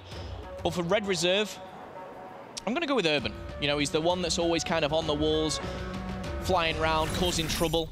But we have already seen some of these teams play on this map before. We're going to see them again. It should be an interesting one. Both teams, for me, are very, very good S&D teams. We know that Looney always carries the bomb here for Rise Nation, and they love to target this lower bridge. Remember, Rise jumped out to a 3-1 advantage before losing in around 11 to E United on this map in their first match of the day. Will they be able to correct their issues? So far, no first blood yet, as all 8 players have survived. Aqua's on the flank, but Rated strikes first. Aqua's going to find Joe, though, and that is going to make it now a 2-on-2. As we see the kills landing, it's just Rated left up here for Red Reserve. Now the bomb is down. The one thing I'd love to see him play is the time. However, we've seen it time and time again. All the analysts say no one really jumps on the bomb, and I don't think he really needs to take this challenge so early on. And I don't know what it is about these plays. We've seen it time and time again when it's a 1v2 and you've got the bomb down. I almost think it's, you know, play that time. You know, sit in the corner, get in a position where maybe, you know, if he runs through bowling or, you know, try and challenge towards the end of the round, a lot more success would come of it rather than going around the 20, 15-second mark. But Rise Nation, they clean up. They have the first round in the bag, and going further to this, see how Red Reserve do reply. The one thing I will say, Red Reserve, they're very, very distinct on what they want to do. There's never a hesitation in Search and Destroy usually with this team. Keep in mind that it was Red Reserve that drew first blood. Rise still wins their attacking round. Here, Felony is going to get first blood, instantly traded by Urban. So it's going to be Red Reserve with bomb in hand of Shani, attacking the outside. As we have this bomb planted, here comes the pounce from Rise Nation. Is Shani going to get out with his life? It looks like it. And this is a very favorable position for Red Reserve. They should take this round here. There's got to be something special from Rise Nation to retake this. And you've got to look at that mini-map. There's one player flanking. It's going to be Looney. That gate engagement in the middle was everything. Urban takes it. Should be a Red Reserve round. And now a 1v2 for Aqua. Very difficult. And even a smart play from Urban pushing around the back with 18 seconds left. Aqua's going to clutch it. You just wait, Momo. He's got 7 seconds to be amazing. He's not got too much time. And I think he's just going to be waiting for that kill. He's on a 5-0. He's playing for the streaks, and rightly so. I don't disagree with this play at all. 125 away from that Trinity Rocket. Even though they've been pretty poor so far this weekend, those score streaks are so influential on Search and Destroy. So Aqua doesn't get the defuse. The round goes to Red Reserve as they successfully attack the B-bomb site. Now we will switch sides once again. Rise, they went down low under the bridge on their first attack. It was Looney. Normally they spread Aqua out to the top. You're going to see exactly that once again. And will he have a challenger? Yes, he will. Does Rated have a sniper in his hand? That is the big question. The answer, it's an NV4. Looney is going to get dropped, so first blood to Red Reserve. And this is great for Red Reserve because not only has the first blood been drawn, but at Aqua, the intel has been given. Now they know that they're at an advantage over at the A site 3-2. And you can see Rise Nation, they're backing off and almost hesitating a bit. Rightly so, though. You're at a disadvantage. Aqua needs to play for these streaks. He needs to pick up a couple of kills. But look at the flank coming in. I was going to say, keep your eyes on Rated. He has to wait for his teammate Urban. They're currently not in a position to trade. And Urban is going to spot a player go down to the site. It's Felony, 4 perfect bullets in his back. Aqua is getting tagged up as Vicento also still up for Rise Nation. Make it just Aqua now. He's 5-0. Do you continue playing for your streaks here? How do you do it? You have to. The one thing you can't do at this point is jump off a map, which a lot of people would do. But really, for him, he just needs to stay alive. For me, it just needs to, unfortunately for him, he needed to somehow stay alive, whether it was hide in a corner, just hide anywhere. But Red Reserve, they know he's 5-0. They hunt him down. No streaks for Aqua. That's very, very difficult now for Rise Nation because that was what they were almost betting on. They were betting on Aqua getting those streaks. Rise, they take your first round. They lose the following 2. Red Reserve trying to jump out to a 3-1 advantage as they will put the bomb back in the hands. Actually, it's not going to Shani. Rated is going to take it this time around. And what is the game plan this time for Red Reserve? Well, it looks like fast-paced action straight through the middle. They're looking for map control. The first blood falls to Looney. Answered back, though, instantly. And 3 kills already been made. It's a 2v3. No trade coming in for that 3rd kill. And this, again, puts Rise Nation at an advantage. But Rated out of nowhere picks Aqua straight out of the head. 4 clean bullets.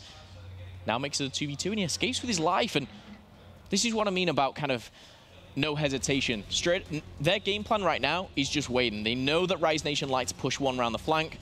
Let's see how they play this one out. It's crazy to see how popular the NV4 has become. Yeah. Felony running the ERAD is looking for a short-range gunfight, but so many Rise Nation players going with the long-range AR. Rated has one as well, and he has the bomb down. Vicento all alone in the middle of the map. His teammate Felony just spotted one, and he is going to get turned. Shani catches him just at the right time. Vicento throws himself between 3 players. This is all Red Reserve. Yeah, it really is. I feel Felony should have cleaned that kill up. He saw him first. I don't know why he kind of, again, hesitated. We're going to see Vicento actually jump straight on the bomb. Is anyone going to be able to check it? Yes, they are. 3-1 to Red Reserve. Again, I felt it should have gone to Rise Nation, and I was saying this on the desk that it just feels like it's just the same time and time again for Rise Nation. They'll have these great moments, these special moments, and it all just seems to go wrong. Started so well, obviously, at Vegas, and ever since then, they've just not been the same. They just need kills. That's all it is. You look at the scoreboard, you got Aqua doing something. Yeah. Where's everybody else? It's time to show up. You got one from Facento, one from Looney, one from Felony. Turn it around right here. United, they brought their game back from 3-1. Will Rise Nation be able to do the same? Well, map control seems to be the key here for Rise, straight through the middle. One thing I am questioning is Looney being so far pushed up with that bomb in hand. He's going to be challenged as well. Both so low on health there. A trade comes down, a 3v2 now in favor of Red Reserve. And Aqua finds himself in a difficult position. He does have the backup of Looney. Looney falls and now a 1v3. Shani with that controversial pistol is getting the job done. That was a bit of a difference maker in the 1v1 versus Looney. And you see Urban in your final kill cam here, chasing down Aqua with a pistol of his own, the EMC going to town. He loves it. He really does. I was thinking on the desk as well last week, we kind of talked about, I forgot who it was, a North American player, but as soon as it was talked about like the best pistol, all the Europeans went crazy. They were like, have you seen Urban? He likes to pull the pistol out. He has been for the last 2 years, but definitely in contention for the best pistol shot in the world. I was wondering if Joe had a sniper because he had 3 players all charging him. Look at Red Reserve. They're going to rotate all the way around after baiting out players off the opposite side of the map. They go over to the silo trying to plant at the barn. Aqua trying to chase him out. But unfortunately, bomb has already been planted. Again, very tough decision here. Aqua so close to taking Shawnee out. Shawnee's 1 away from his payload. 30 seconds left. You've got to favor Red Reserve in this position. You see once again Urban hitting a smart flank. Joe's going to pick up 1. However, finally the numbers go in favor. But no, it's Urban from behind. The flank comes in and 5-1's the scoreline. They're search and destroy, man. They said it. Everyone says it. They mean it, though. Oh, they absolutely do. Going big here. Rise Nation does not have an answer. No one was watching that bomb site. Bomb gets planted down. Didn't you see Red Reserve just fall back and win all of the gunfight challenges? As well, a perfect pinch coming in from Red Reserve. We were talking before, you know, sometimes a pinch, one side will push first, and it's not the way to do it. Red Reserve, they've got the timing on point, and this time it's aggression coming out from Joe as well as Urban, doubling up, and now another 1v2. Oh, no. Aqua's going to hit the deck, and the numerical advantage just seems to be in Red Reserve's favor every single time, but a 1v1 is going down to Shawnee. Will take it away, and that's going to be 6-1. It's clean, it's concise. Red Reserve take the search and destroy, and they'll be 2-0 up in the series. You're going into the final round, and 3 players are at 1 kill. You have Looney finishing 1-7. Simply couldn't get the job done was Rise Nation. They were getting outgunned, and the pistols coming into play. I feel like I saw at least 5 different pistol kills in the kill feed throughout that game. And now we find ourselves with Rise Nation looking at an 0-2 day and potentially, well, the worst way to start it possible. If you get 0-3'd by Red Reserve, who you're kind of fighting for that 3rd place spot with, it's an awful start. And the one thing that a lot of teams talked about last week was, you know, if you had that day where you played Elevate, you know, you had your easier game. The one thing I will say is this Rise Nation team, you know, they're going to have what is probably going to be classed as their easier days. They've not played against Splice. Yes, United obviously were kind of touched 2nd place, but it's a game they need to win. Red Reserve, they went to a Game 5 versus Splice, trying to 3-0 Rise Nation. We'll find out if that is going to happen. Don't go anywhere. The CWL continues when we return.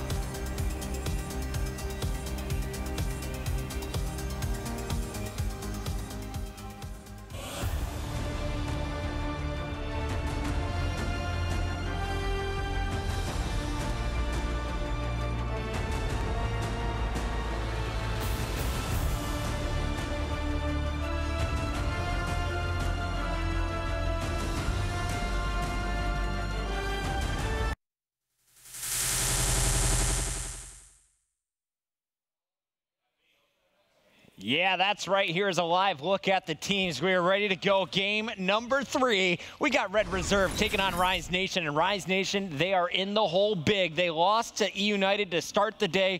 They're 0-2 in this series, looking for an awful start to our stage 2. They got to get it going right here in Uplink. The map is Precinct. How do they get it done? Really, the slaying power needs to be better. It really does. They showed signs of light against the United. Looney was on fire for pretty much that whole series. Well, versus Red Reserve, they've been a little bit flat here, Chris.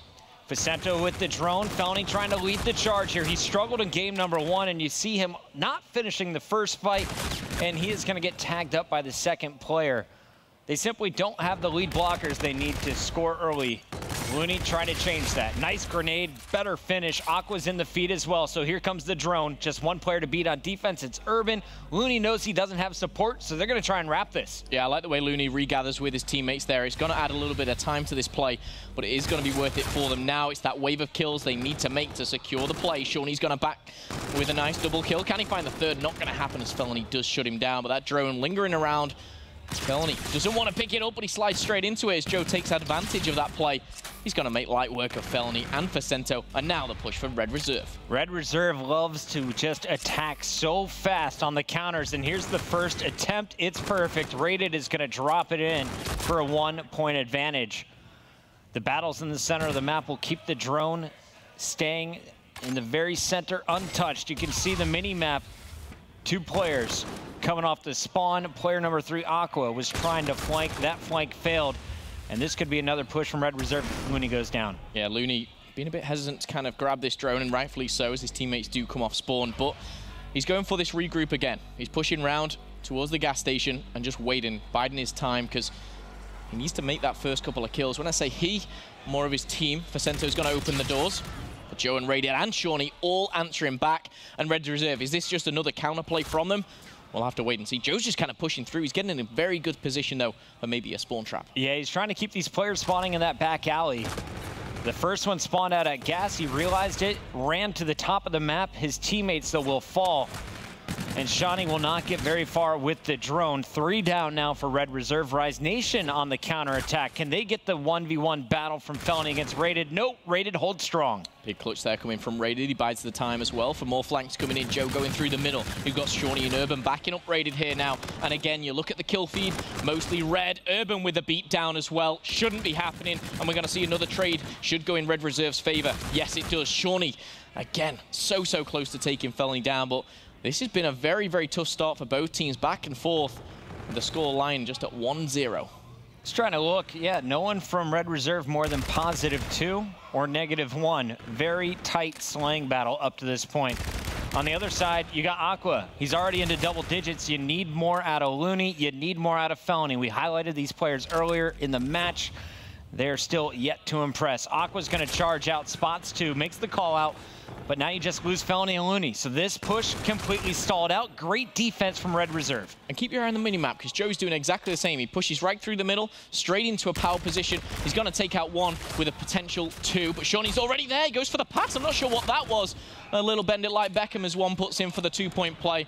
And now Red Reserve lead by 3. Pass, score. 3-0 lead with 1:20 in our first half.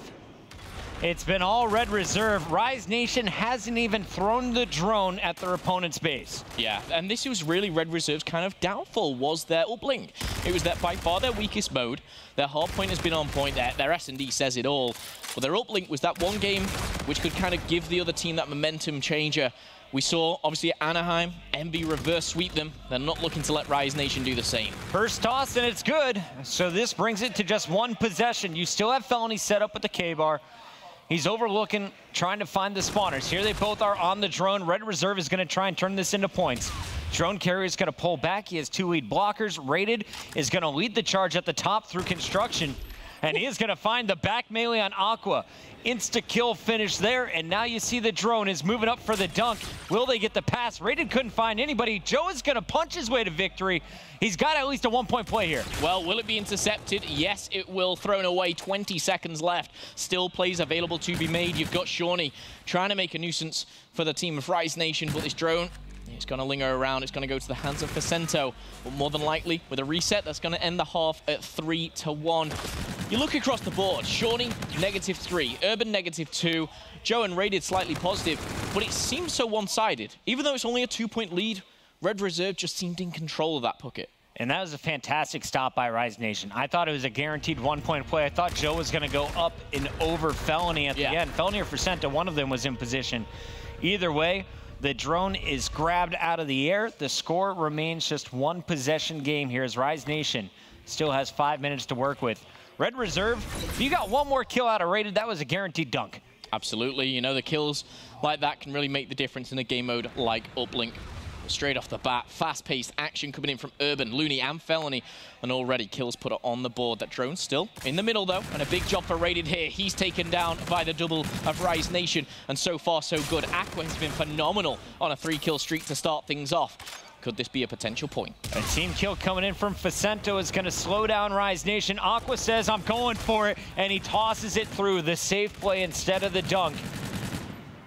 It's now just a 1-point game. A dunk will take the lead here for Rise Nation. You look at the mini-map, Felony protecting the drone, but not long. It's Joe with the ERAD constantly causing trouble in these hallways. Yeah, Joe, again, has been a player which has been under the eye of a lot of people for underperforming. He's having another good game here, 16-11. He's on a 3-kill streak and bouncing back and forth with the drone. Is looking to go up and over, try and duke out a Rise Nation player. Not successful this time as we see Rise Nation all over that kill feed once again. Rated finally answering back here, but still a 1-point lead is all that separates these teams. Up and over, will it connect? It looks good, it is good. Smart play. I love the rainbow right there, drops it in. 3-3, we are all tied up. Rise Nation scoring twice here in our second half. Red Reserve, they don't have an attempt yet. This could be their first. They need the first 2 kills though. The player Shawnee is jammed up.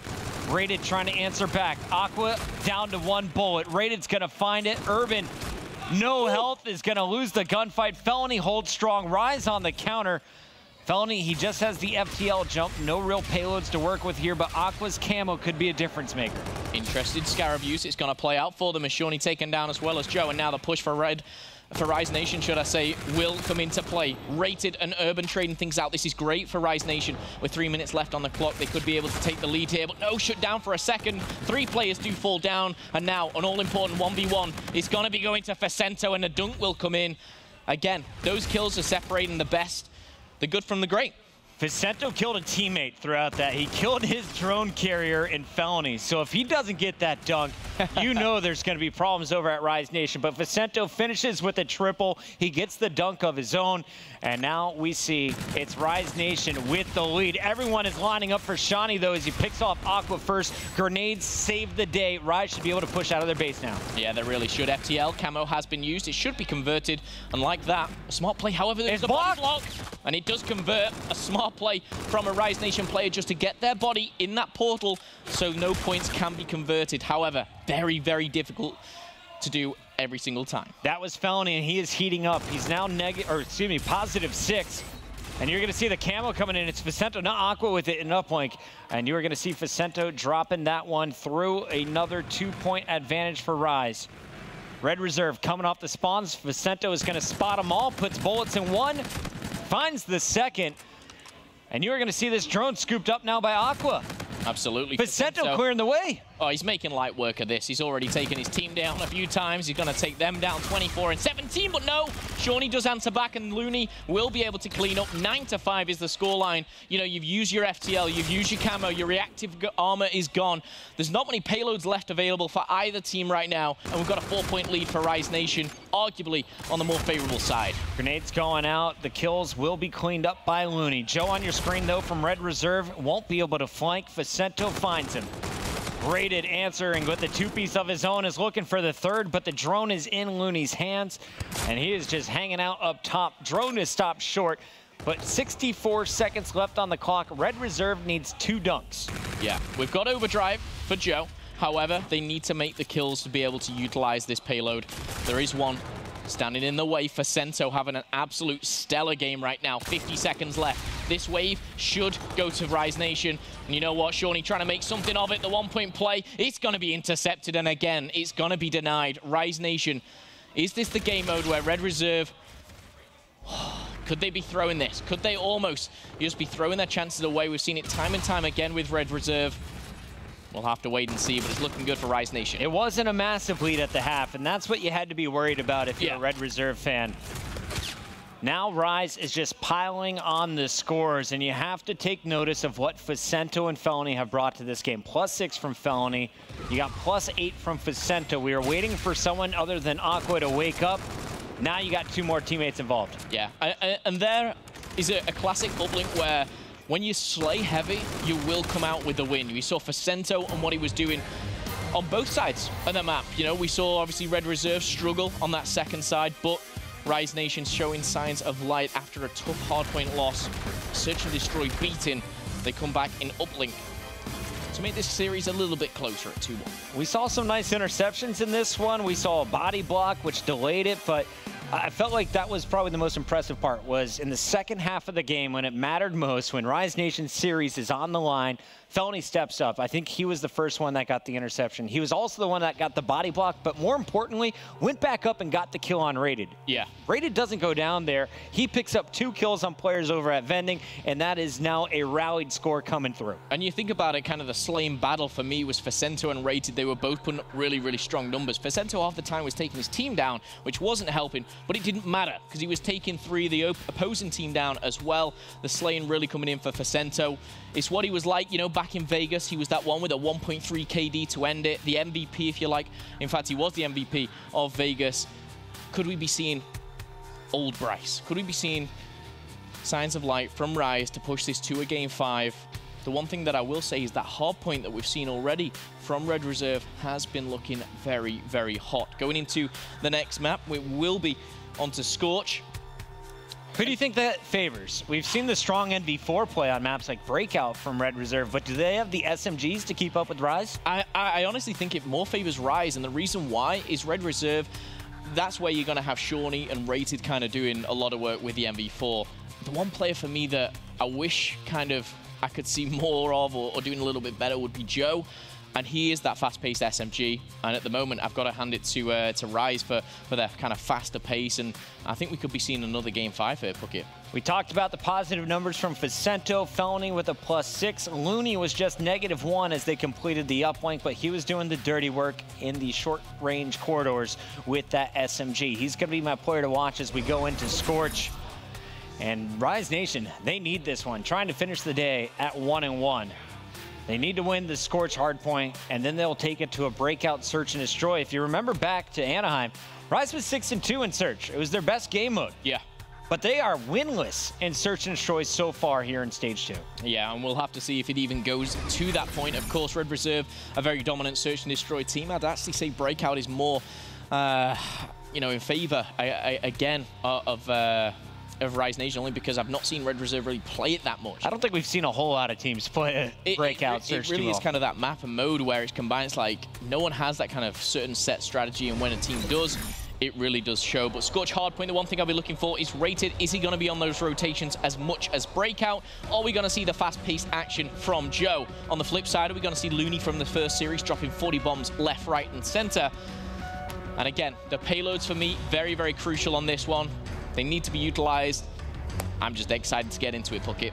We've already had a game 5 today between Splice and Red Reserve. Red Reserve trying to avoid a second game 5. They could lock up the series right here on Scorch. Rise Nation will be digging deep. And for me, it's all about closing, because we've seen them open up incredible. You saw what they did against the United, building up 80-point, 115-point leads, and then choking in the second half of hard points. They have to keep the pedal to the metal all 10 minutes here. I'm just excited and intrigued more to see what Red Reserve are actually using, you know, Rated, you know, that prolific AR player. I'll obviously keep my eyes and update you as well. But so far, so good for Rise Nation as 3 go down for Red Reserve. That middle bridge, that'll favor the Rise squad as they do push out Red Reserve as well. It looks like three K-bars, and so far, I believe it's just Facento running the NV4 in the lobby. There's Looney now with the E-Rad. So we'll keep our eyes on the guns as this game goes on. Rise Nation opens up with the first 30 points unanswered. And here's Facento just cleaning everything up. is continuing from the uplink. He's got a lot of momentum right now. He's had a fantastic game on Precinct. He's taken it into the hardpoint. He's 5-0. He'll be working towards those streaks as well, so we'll have to see whether he is. He's now trading out with Aqua. He puts him first, and a very, very smart play as he finds number 6, but it only unlocks the 1 kill streak, and we're going to see the hardpoint rotate 52-0. However, Turbine, we've seen teams take the majority of this. We could see this a little bit closer by the end. It is kind of crazy because you can get a full 60 on Turbine, but I feel like you should never get 52 of the opening 60 points in the center of the map. Fantastic start for Rise, and they just broke the Turbine. Just like that. Red Reserve, they had the setup, they had kind of everything going for them, yet broken within 7 points. We'll have to see if they can answer back, though, and break it back, because they can't give the next 30 seconds away. We'll be sitting at 100-7. Aqua taking down 2 down, taking 2 down as well as Felony. I believe that was with his trophy system, of course, attached to him. Red Reserve trading things out here. Shawnee and Looney back-to-back, but again, Rise Nation almost just 1 step ahead, and with only 10 seconds, I think Rise Nation have won the deal again there. They've got the rotation to Hangar. Red Reserve, they're in a lot of trouble. That was a 15-point 1v1 won by Urban going up against Looney. However, there's more reinforcements for Rise at the new hardpoint, and you are going to see Aqua set up to protect. He knows players are going to come. He's been watching this sky bridge, finds the first kill. Now a pressure will come from the window. And the slow walk is going to catch Aqua off guard. The bait comes in. And Red Reserve is trying to flush everyone out, but there's still players from Rise. Facento staying alive. Finally, Rated is going to chase him down. Problem there was Red Reserve were getting the majority of the kills, but Rise Nation was spawning, what, 20 feet away from it, getting right back in it, whereas Red Reserve, they were across the other side of the map, and again, it's going to prove too much for them. Red Reserve outslayed in that gun battle, but Rise Nation, they just spawned closer. They got the rotation, and so deservedly, they take back the Hangar, and with 15 seconds, they should break the 100-point mark. And I can't wait to see the assist at the end of this series. Wow. How many team kills are coming in? Let's take a look. You saw some fantastic numbers, 14 and 6 from Facento, but like you said, Joe is having a silly game. 1 and 11 in the first round of rotations. 1 and 11 simply is not good enough. He's going to double it just like that with 2. Well, you're playing a team where, you know, this is kind of a must-win for both squads. Rise and Red Reserve, they're 0-1 each if you've missed anything today. And they're hoping to take at least 1 series in day number 1 here of Group Yellow. And now with a 50-point lead, Rise Nation, they're looking dominant. Joe is bobbing and weaving. Meanwhile, it's Urban and Rated picking up all the kills, a 2-piece each. 12 and 9 is Rated. He has been so consistent for this squad. Urban, also one of the flashier players on the team. Despite the lack of kills from Joe, he is doing some nice objective work. Urban's going to fall, though. Rated picks up 2. The trade's going back and forth. It's all coming down to Looney here from Rise Nation, going up against Rated, and Rated wins a 3rd. That is his 5th in a row now. Yeah, and just like that, a 50-point lead is cut in half. And now we're going to see it down to 15 points. We're going back to the bridge where previously Rise Nation, they dominated the first side with 52-0. Will we see the same? Urban, a player which likes to get up high and cause trouble for the opposing squad. He's going to be taken down, and Facento and Felony doubling up here, making a triple there for the squad. And Facento taking 3 out. A 4-kill streak is 20 and 8 right now. He's had 2 maps back-to-back, which has been flawless. Facento is heating up. He's getting loud on the stage as well. Red Reserve starting to crumble. Imagine what the score would be, though, if Joe is adding just a few more kills to this feed. It's all blue there in the last team fight. Just 1 kill going in favor of Urban before he's taken out by Looney. Aqua pre-firing the doorway. They know exactly where they're going to be spawning. The flank coming in from Facento once again. They've built up a 50-point advantage. I don't even think we're going to see another contest from Red Reserve. Instead, they're going to try and stack up, and that peek from Joe could cost him dearly. Yeah, and it's Facento v Joe. Look at the 2 players. One's on 22 kills, Joe's on 4. Over 5 times the amount here as we go into the turbine. Once again, Red Reserve, they have control of the turbine. They should keep control, but look at that. Aqua breaking through. He's got the payload. Get them all. Nearly available, but 3 kills back-to-back. What can you say? They're making light work here of Red Reserve. I can't feel more that we're going to see a game number 5 here unless Red Reserve turns something around straight away. Okay, 3 kills. I don't believe it. That. Yeah, you said I think we're going to see a game 5. I don't necessarily believe that yet. It's only a 50-point advantage for Rise. With a player going 5 and 16, you can't win a 3v4. Joe needs to step it up. If he does in this last quarter, Absolutely. They can finish it right here. And keep Red Reserve is scoring, even though Rise Nation, they broke Red on their initial push. They couldn't hold. Now they're all rotating first for the new spawns to the next hard point in the hangar, but look at your scoreboard. It's down to about 20 points. At the end of this, it's going to be a 15-point difference. And the one thing I do like about Red Reserve this time, you see number 8, which is actually Joe. He's going for the spawns. They didn't do this last time, and it punished them. However, Aqua, he's going to be taking a lot of damage here in the hard point. They're going to be extending on that lead, but now Joe coming in for a pinch. A must-win gunfight, but no, Rise Nation are going to take control again. And look at the spawns from Red Reserve. They're going to be spawning at Turbine. It takes 10 seconds to get across to the hangar. This is not good news for Red Reserve. Rise Nation rebuilding their lead. They let it come down to about a 6-point difference. Now up by 40. They still have 70 to go. 25 points left on this hard point. You've got to get something from this Red Reserve. 2 kills come in. Aqua answers back with 1 for Center as well. And now Shawnee. They do get the spawns, but is it too late? There's only 15 seconds left on this hill. They're definitely not out of this. You're right, Chris. Maybe I wrote them off a little bit too soon. They were fantastic over towards the drill. This could be a very close game coming into it. We're going to see payloads as well. But Joe, he needs to step it up in this last moment of the hard point. Keep your eyes on arrow number 5. Rated was a monster on this hill. He closed it out with a 5 streak, winning 3 individual battles. Joe, he's put away the ERAD. He's pulled out the K-bar, and here comes the pressure. One thing to note as well, Felony not having the greatest of games. He's 9-8, 19 now as well. So maybe something that Red Reserve can punish. Rated again. They were fantastic on the drill. Have they got any score streaks is the question. I don't think Rise Nation has, but a few payloads may be coming in. Rated has the camo. Another kill back-to-back. He was on a 5-kill streak last time, if you remember. This time, a 4-kill streak. Shani and Urban in the kill feed. Aqua answers with a 2-piece of his own, and now he's inside. Red Reserve has to challenge. They can't give up any free points here, and Joe knows it. He is going to charge in, buy some time contesting, and you're going to see no one else here from Rise Nation push in. I thought they were all going to hit. Instead, they're setting up for the bridge. Indeed they are, and they were very dominant on the bridge. Joe gets a double kill, which actually grants them about 10 points there on the drill, so good plays from Joe. They only play really through the actual map itself. Let's see if he can pick it up going into this one. Rise Nation, they've had this bridge control every single time, and it's looking no different. 200 points have been broken, but only 20 points separate the 2 teams. Red Reserve, they need to get in there. Is Rady going to use his camo here, though, or is he going to save it for the turbine? I think he should save it. We're guaranteed to see at least one more hard point, and that has to be in the back of Red Reserve's mind. But currently, they're spawning on the opposite side of the map. They're spawning at the hangar. They want to be spawning over at Turbine. Rise Nation, they continue to score here. Red Reserve finally breaking in and takes out Felony. But look at the payloads. You got Rated with his camo ready to pop. No one else really near. Shawnee might be working towards his, but will it be in time? 7 seconds left. Red Reserve, they are going to break the 200 mark. This next Turbine Hill, we've seen it broke about 6 times between the 2 teams. Camo may be used by Rated here, and it wouldn't surprise me if he just ran to the back. I'm not sure about that play.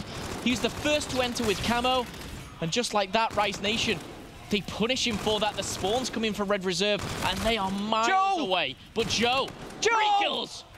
Now's the time to shine, 11 and 25, but if he makes a mark here on the game, this could keep them in it. His teammates are backing him up over behind the L-bend as well, Puckett.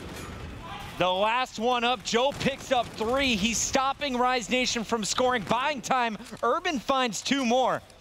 And now this is Red Reserve with 25 points still to go before hangar. Joe's got a third of his kills within about the last 30 seconds. There's 20 seconds. They can take the lead here. The hangar is where it's going to go down, but look at the payloads for Rise Nation.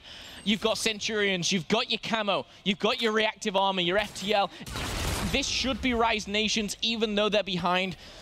Rated is going to be the key player, and he just got the first pick on Facento. He's going for the spawns. Red Reserve knows they need just 1 break. They're trying to take their time, but that's a big opening kill from Felony. Rated down. Big kill from Shawnee, gets away with his life, and now they have the spawns. They've got a pinch, but no, they're all going through the same spot. Aqua and Looney destroy that. Looney as well using the reactive, I believe. And just like that, they're 10 seconds away, and it's all down to Rated. 15 points, 10 points to go here for Rise Nation. They are 2 kills away, and that should lock it up unless Joe can do it again. He just picked up 2. Will not find the other 2. 250 to 228. Back and forth game. Rise Nation this time narrowly edging out their opponent, never letting go of the final lead. That was ugly, though. They were up big. You let Red Reserve back in the game. And for a moment, it looked like rated after that first pick and the spawns, they could have retaken it. That wasn't a nice hard point for either team. There was a lot of sloppy plays. There was 2 players, Joe and Felony, I believe, you know, having very, very tough matches as well. Yep. Payloads weren't particularly great, but as well, kind of going into that last one, you know, Rise Nation should have ended that a lot quicker. Joe getting that 3-piece over onto Turbine kind of kept them in it. I just feel Rise Nation, yes, they take the map, but there's a lot of holes in this team, and Search and Destroy, we saw what happened the first time. Red Reserve will be looking to end it this time on Game 5, which they failed to do, of course, against Splice. Red Reserve, will they be able to shut the door on this series, or is it Rise Nation coming back and stealing it away to close out their day here in our second stage? Don't go anywhere. More Call of Duty when we return.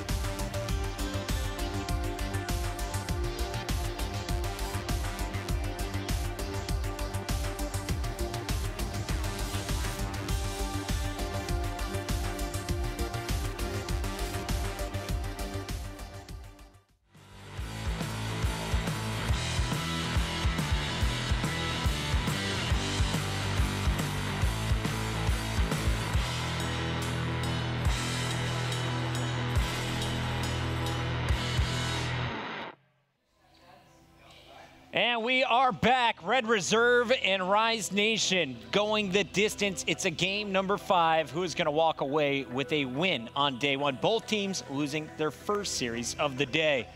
Rise, they were in the hole early, but they've brought it back, Momo, and now they have a chance to steal this game. Yep, they have all the momentum right now. Red Reserve have already lost a game 5 versus Splice.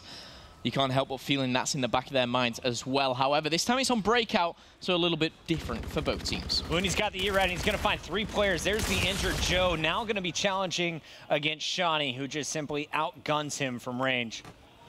Facento left up with Aqua in the 2 versus 3. One thing I would say in a 2v3, you've got to play the numbers, you've got to play together, unless you can just pick one off as easy as that. Aqua now is going to be uncontested. He has the backup of Facento and the bomb in hand as well, making light work of Urban. Rated left to clutch up. And Rated's like, hey, Urban, hold this. I'm going to go on a huge flank. Meanwhile, Aqua just pokes, gets the kill. And now Rated is chasing both players. It's the buddy system by Facento and Aqua who is carrying the bomb. Yeah, and I think right now he knows that they've pushed around their spawn. He's heading over to B. The problem is if the bomb goes down, it's going to be very, very difficult for a retake here. But he's opting to push right around the back. He's going to be coming up against Facento very, very soon. Pre-aiming as he turns the corner.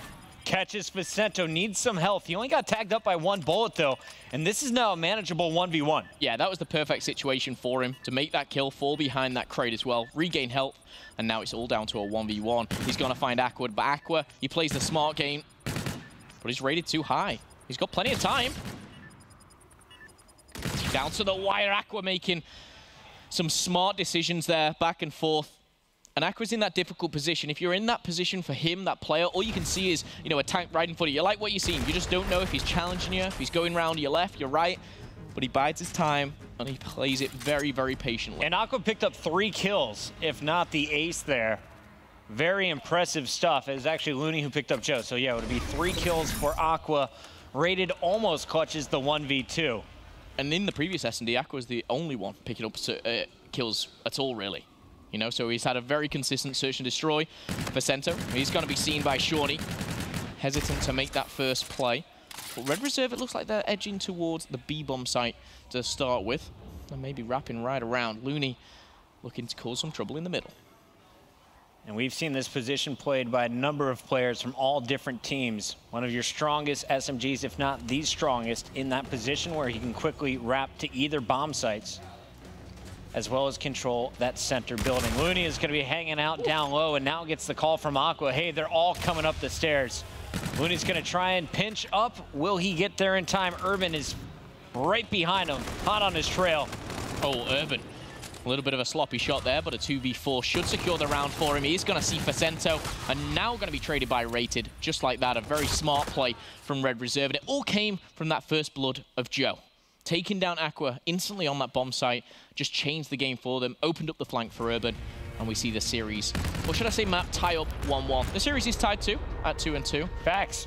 Basically all tied up, Momo. It's pretty even.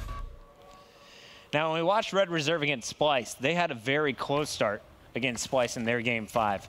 They ended up losing a 1v3 to Jerd, a 1v1 to Mad Cat, and that's where things all spiraled out of control. So I'm looking for a big play from Rise Nation. Otherwise, they could find themselves in trouble. Aqua, he's staying hot. 3-0 on their first attack. Will he be able to find first blood here? Previously, they were very, very aggressive towards that A-bomb site. Looks like the same, but a different route being taken through the showers. Urban this time is going to be pushed up a little bit further. Backing down now. No pressure has been gathered from it, but he's just lingering around the middle alongside his counterpart, Joe. There's the peak. Urban's been spotted. But he's going to make the call-outs as well. Rated on the opposite side of the map, picks up 1, but he's instantly traded by Aqua. Aqua's in a very difficult position right now. He just needs to stay alive, wait for his teammates to regroup, which he does. He backs down with Looney in a 3v3 now. Looks like, again, another rotation. How quick will Red Reserve read this, though? That is the question. Just like that. The minimap, as you can see, you see all 3 players pushing around, 25 seconds left on the clock. It wouldn't surprise me if they went straight for the plant as well, which will leave it kind of in a 2v3. They don't know where the push is coming from, but they know a push is coming. Aqua pre-aiming the door. There's the pinch on the back end by Urban. And now Felony. You're going up against 3 people. You're pre-firing, but it's Urban all over you. Classic Urban, utilizing those wall runs. It's what he does best. Going around that circle on the edge of the map, picks up 2, and then finalizes the round by picking up the 3rd.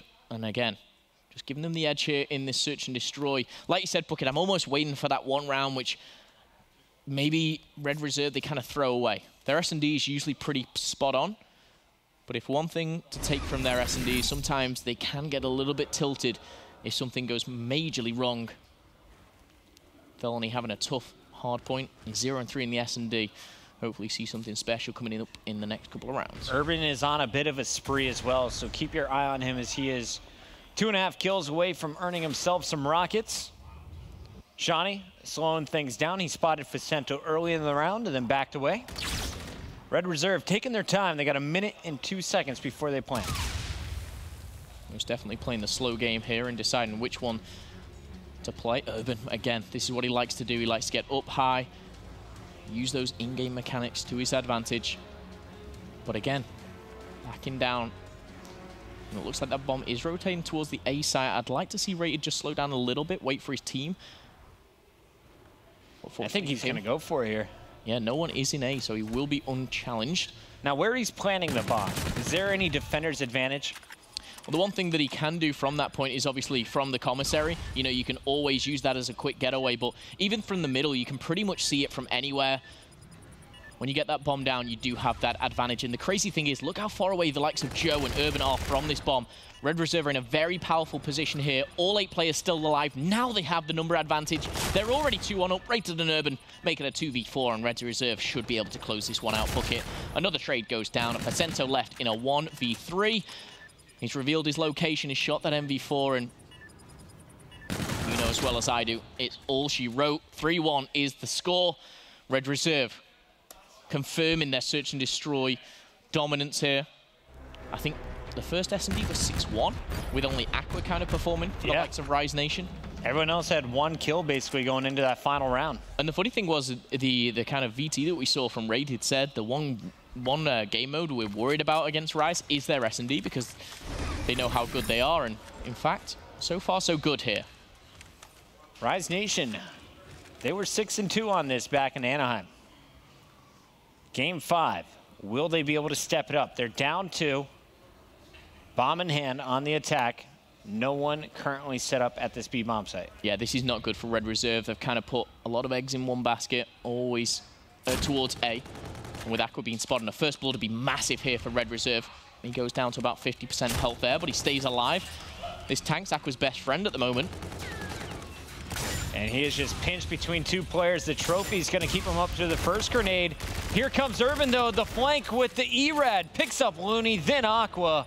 2 down. And Facento and Felony are the last ones up against all 4. Felony's going to trade out 1. And then shortly after get gunned, it's Rated taking the defuse, and it is Red Reserve primed to take game number 5 here. Dave Marsh, a.k.a. Urban, likes to hit the flank. We saw him, you know, in the first S&D. He was always on that flank, going through the middle and through barn. This time, he's doing exactly the same, and he's punishing Rise Nation for it. Urban actually, you know, contributed to that 3rd kill as well. He didn't manage to clean it up, but a very vital part of Red Reserve. And on your screen, the man himself, as well as Joe. Ginger Joe. Ginger Joe.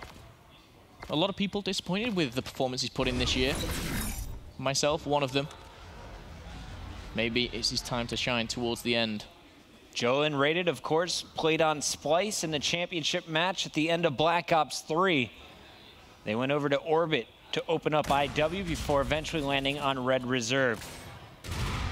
Shawnee on your screen, looking for first blood. You see the shoulder peek. Facento is going to get too aggressive, and he gets dropped, running into multiple crosshairs as Urban finds the first blood. I know it's not a stat we can really recall, but I'd love to know the actual kills that Urban makes whilst he's not touching the floor. Like, he is always 20, 30 foot in the air, always making it very, very difficult for his opposition to spot him or even, you know, make that first connection with him.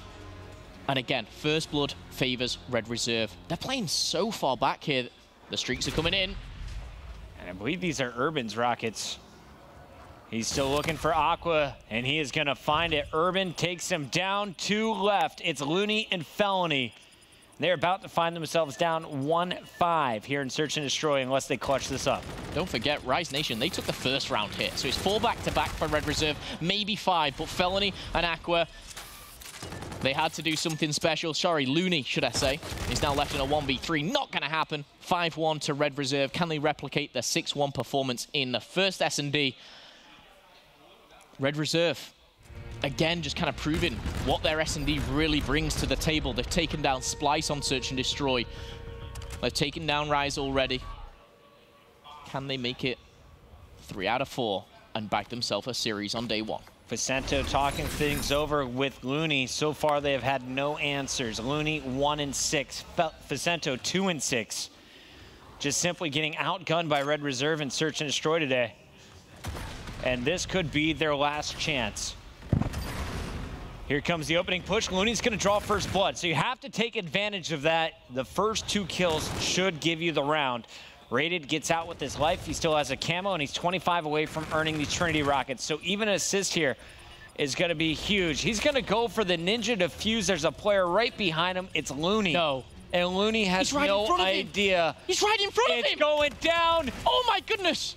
The bomb is defused, and that is your series. The Ninja from Rated will lock things up for Red Reserve. Big smiles all around, especially on Rated's face. Sometimes you just got to jump on it and defuse that bomb. I can't believe whoever number 4 was didn't see it. There's Looney right on the other side of the wall. You had a player right next to Rated who is running forward. Looney thought the room was clear.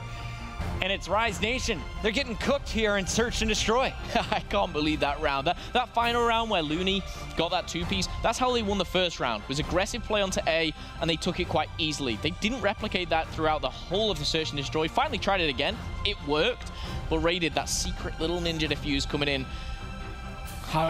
You don't see it very often on Infinite Warfare. It was pretty special. I got good news for you. We're going to see it again. Here is Rated. Now look at the split. He spots a player leaving the showers. That, of course, is player number 1, Facento. Look at then Felony. You got Felony directly in front of the bomb. He doesn't see it. Now spots the player, but it's too late. By the time he drops the crosshair, Rated has finished the defuse, and the round is over. That's brutal, man. There is no worse way to lose in Call of Duty than a Game 5 to a Ninja Defuse. That's tunnel vision right there. You're sat there, the bomb's down, he's looking at those 2 doorways. That's all he's focused on. Little does he know, Rated's down there diffusing. It's a tough way to lose. However, Red Reserve, they lost the first Game 5. They take the second Game 5. It's been a tough day for them. Yeah, Red Reserve does have a pretty good map count so far. They go to a Game 5 versus Splice, another Game 5 here. We'll see how the rest of the tournament plays out. But to break down match number 3 of the day, we got Benson and the crew at the desk. Thank you very much, Chris and Momo. A fantastic Game 5. You called it, Teep. You said it was going to go the distance. It does go the distance. And I'm actually happy, just kind of talking a little bit about that Ninja Defuse. We finally see someone just kind of hop the bomb. Finally. I love it. It's like they watched. It's like they would listen, man. Great to see, great to see. But we'll break down that series, of course, starting off with map number 1. It was a breakout hardpoint, of course. Final score 250 to 131. It goes in Red Reserve's favor. And to be honest, Red's rotations, TP, were what impressed you the most? Oh, most definitely. And it was really expected after we saw them just dominate Splice on the map. They come into this one against a lesser opponent, and you expect them to take it. The rotations, especially over towards Commissary, Joe was being so annoying on that lower wall run. He would get there before the other team's able to rotate, and then as soon as the hill pops, as soon as he sees that hill go red from the other opposing team being in it, he pops up, gets the kill, and allows his team to break spawns towards the back. So really heads up play from them on that one, and really easy win. Very true indeed. And there's, of course, a look at our box score, 250 to 131, as I mentioned. Rated a 2.0 KD, a fantastic performance from him. Can we just say, Rise Nation, their hardpoint too is really poor. Oh, absolutely. The first series against E United, they go up huge. They get, came back on. This one, you never really got the feeling it was going to be any close. Rated definitely dominated that one from start to finish. And to that point, why do you think that is, Matt? Is there anything specific you've seen? So, I mean, in the first games against E United, I think, when they got ahead and then E United started to make the comebacks, they never really kind of, reset, where they never kind of rotated early, everybody gets set up. They never slowed the game down or tried to, recoup a little bit. They just kept running one by one, and just a lot of frantic play, people trying to make, hero plays, trying to make comebacks, and it never happened. In this one, I feel like they just got out-strategized. Rated was just very effective rotating early. And one of the key things you actually noted, Merc, was a bit of a maybe role change for Sento, main AR. It definitely caught your eye. But yeah, he's running the NV4 over Aqua, which I don't know. I guess we'll have to find out if it's working. I mean, Faceno have played pretty well this series. Scorch is where he really shined. But yeah, I mean, Aqua's sort of been a top, you know, AR player for the past few years, and maybe they're just trying to switch things up because things obviously aren't working. But I'm not quite sure that's the way it goes. But if Facento's comfortable, we'll have to see. Maybe they think Aqua's playing just a little bit too quick. I don't know. It's just one of those things. Kind of reminds me of like an Envy or just even like an Optic where they're switching. They're just trying to switch things up, trying to get things more effective. But Aqua was the one guy who I thought at least you could kind of count on this team to actually pick up kills.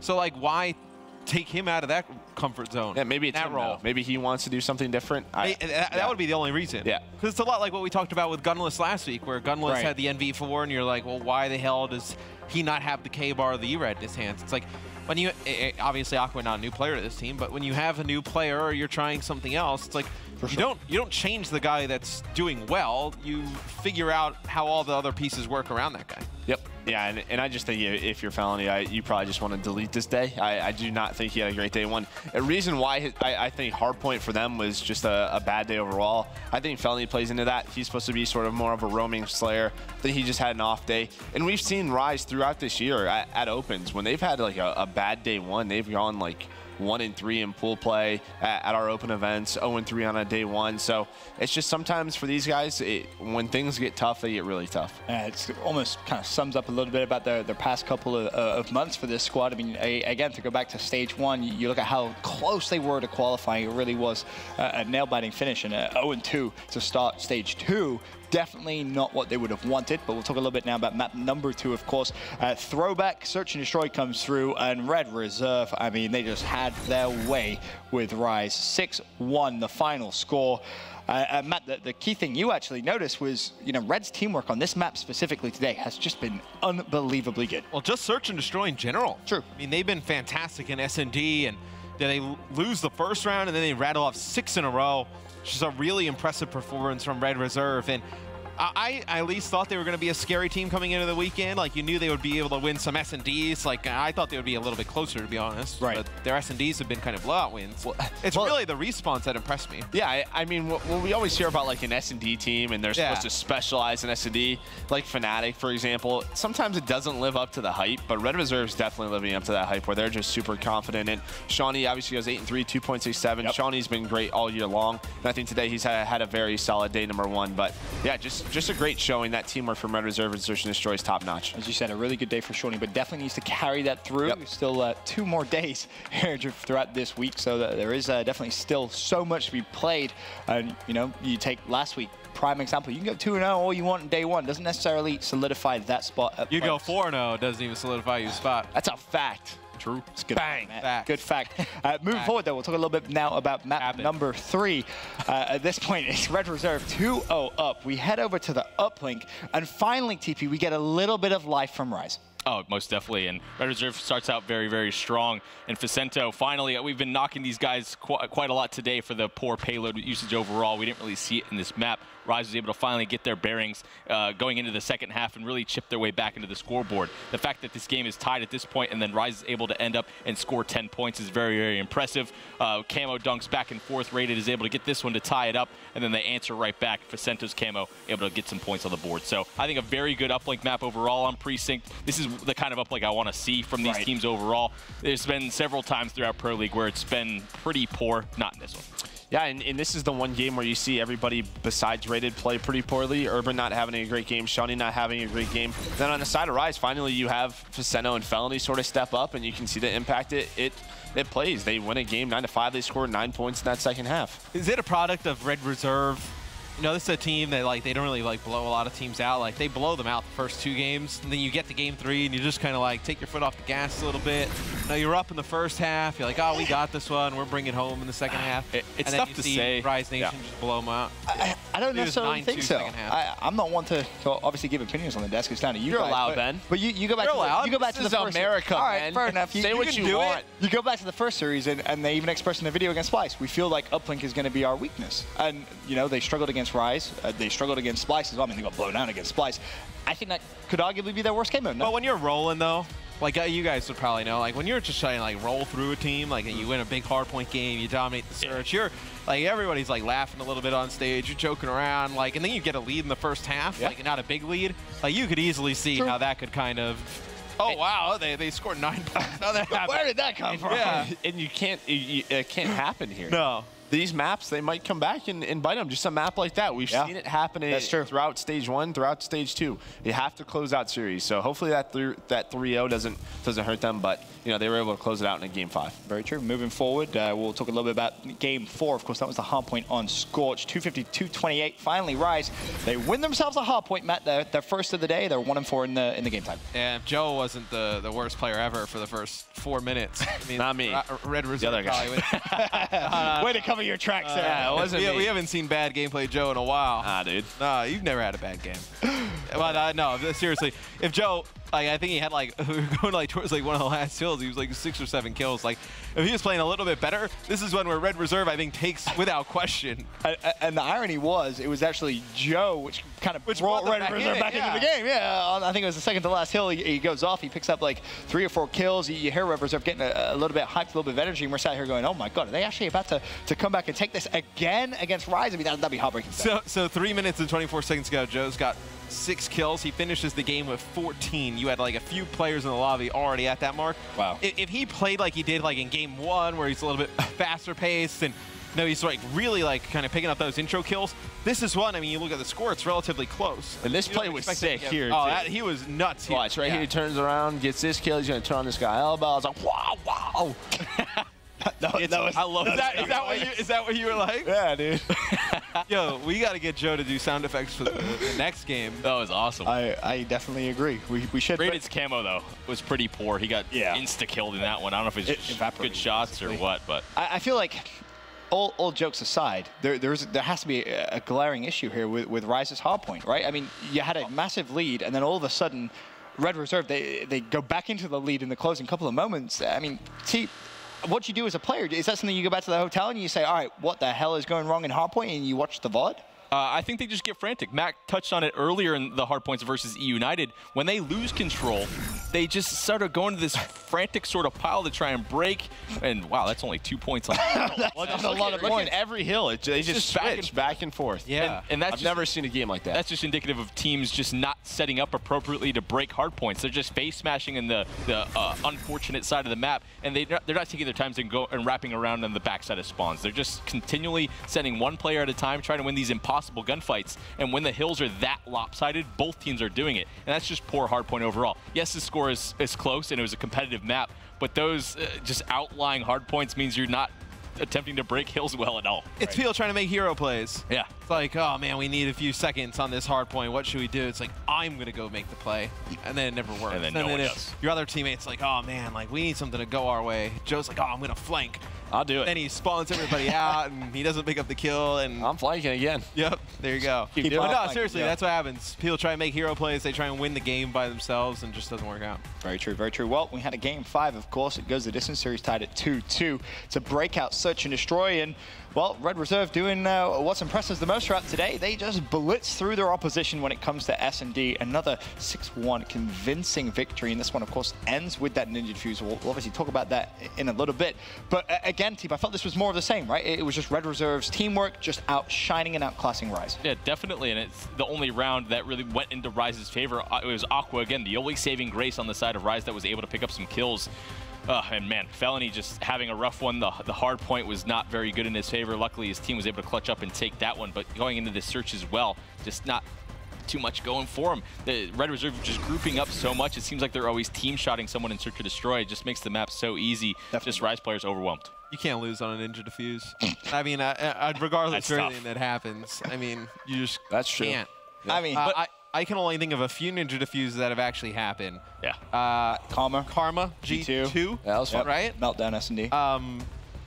That was a 1v3. That's really it. I mean, I would love to see there was the European finals last year. I know there was a Ninja Defuse came in there. Yo, Pat at Niagara. That saved that one too. I love that one. I know it was a good one too. Well, it didn't actually happen, but when we were in Paris, The ESWC one? Okay, so a good one that didn't actually happen. A good one that didn't actually happen, but we're at ESWC for Black Ops 2, and it's a meltdown. We get the bomb down inside, and we're playing Vitality, and all the lights just start going crazy. And I just remember we were all like, why would they throw the celebration lights on? And Pat goes, yo, check bomb. The guy's laying there on the bomb. They were like getting the pre-celebration ready for like the French fans, and they just totally gave it. You saw the mini map, and as soon as you saw lights go off, all the arrows were boom. Look at the bomb. It's funny. He was just laying down. Well, speaking of that, Diffuse, we'll take a look at it one more time in super slow-mo.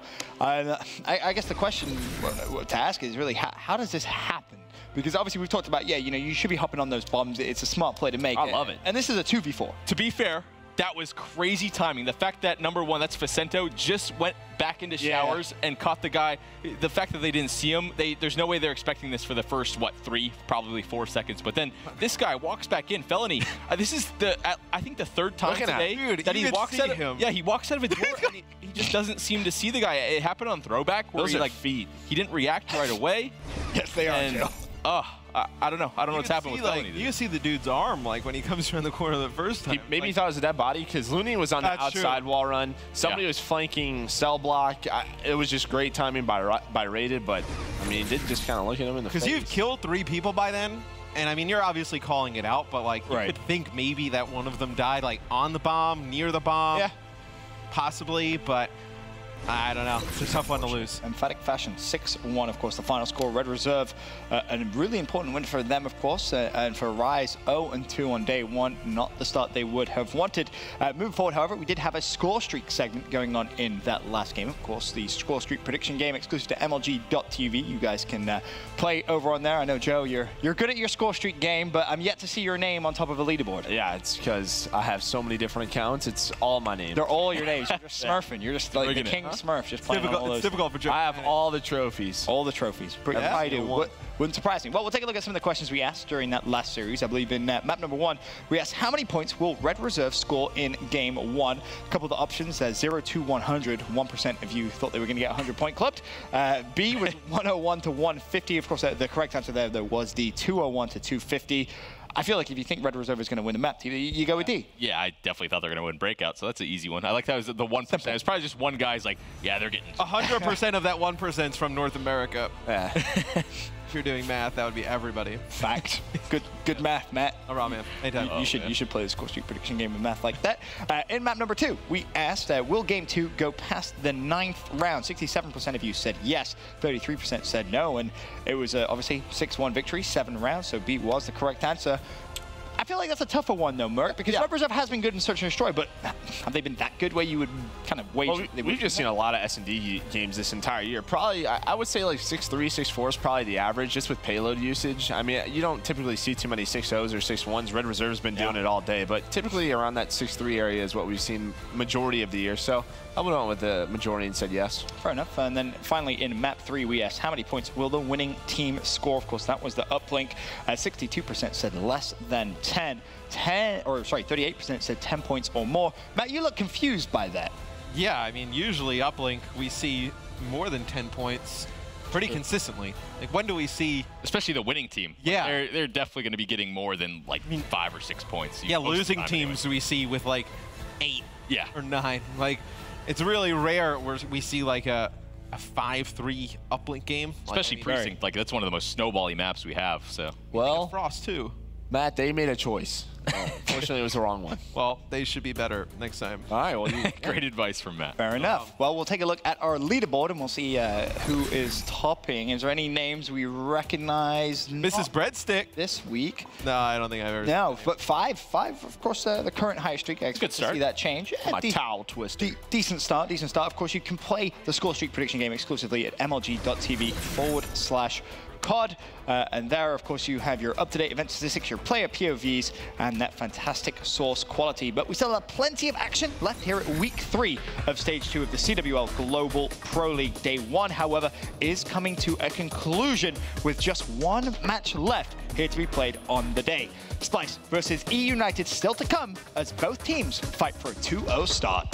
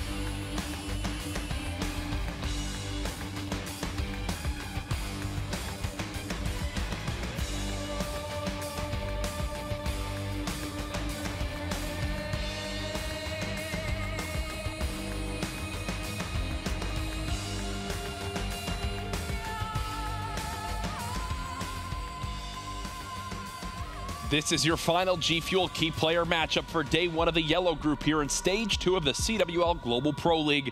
This matchup, though, is between two AR players between their respective squads. It's Zero and Arcities. Zero, as you can tell, has been lights out throughout the season of Infinite Warfare. Arcities, he's had his fair share of ups and downs. Well, we know the guy is a superstar here in Call of Duty Infinite Warfare. Who will kick off the weekend at 2-0? Let's find out. This has been your G Fuel Key Player matchup.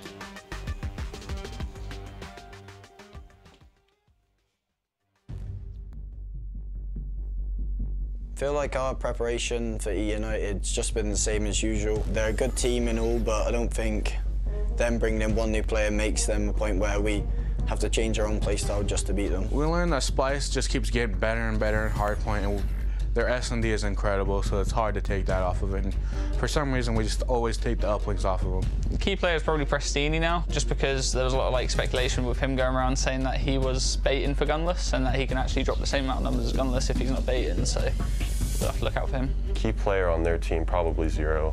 He's had stellar events. Season 2 was probably the best event I've ever seen from anybody. He was just killing it in every game mode. If he can do that again, I'm sure we'll have a really tough task of beating them. It's probably going to be a 3-0 or 3-1 just due to the fact of we're practice more. The outcome between us and Splice, I would say 3-2 either way.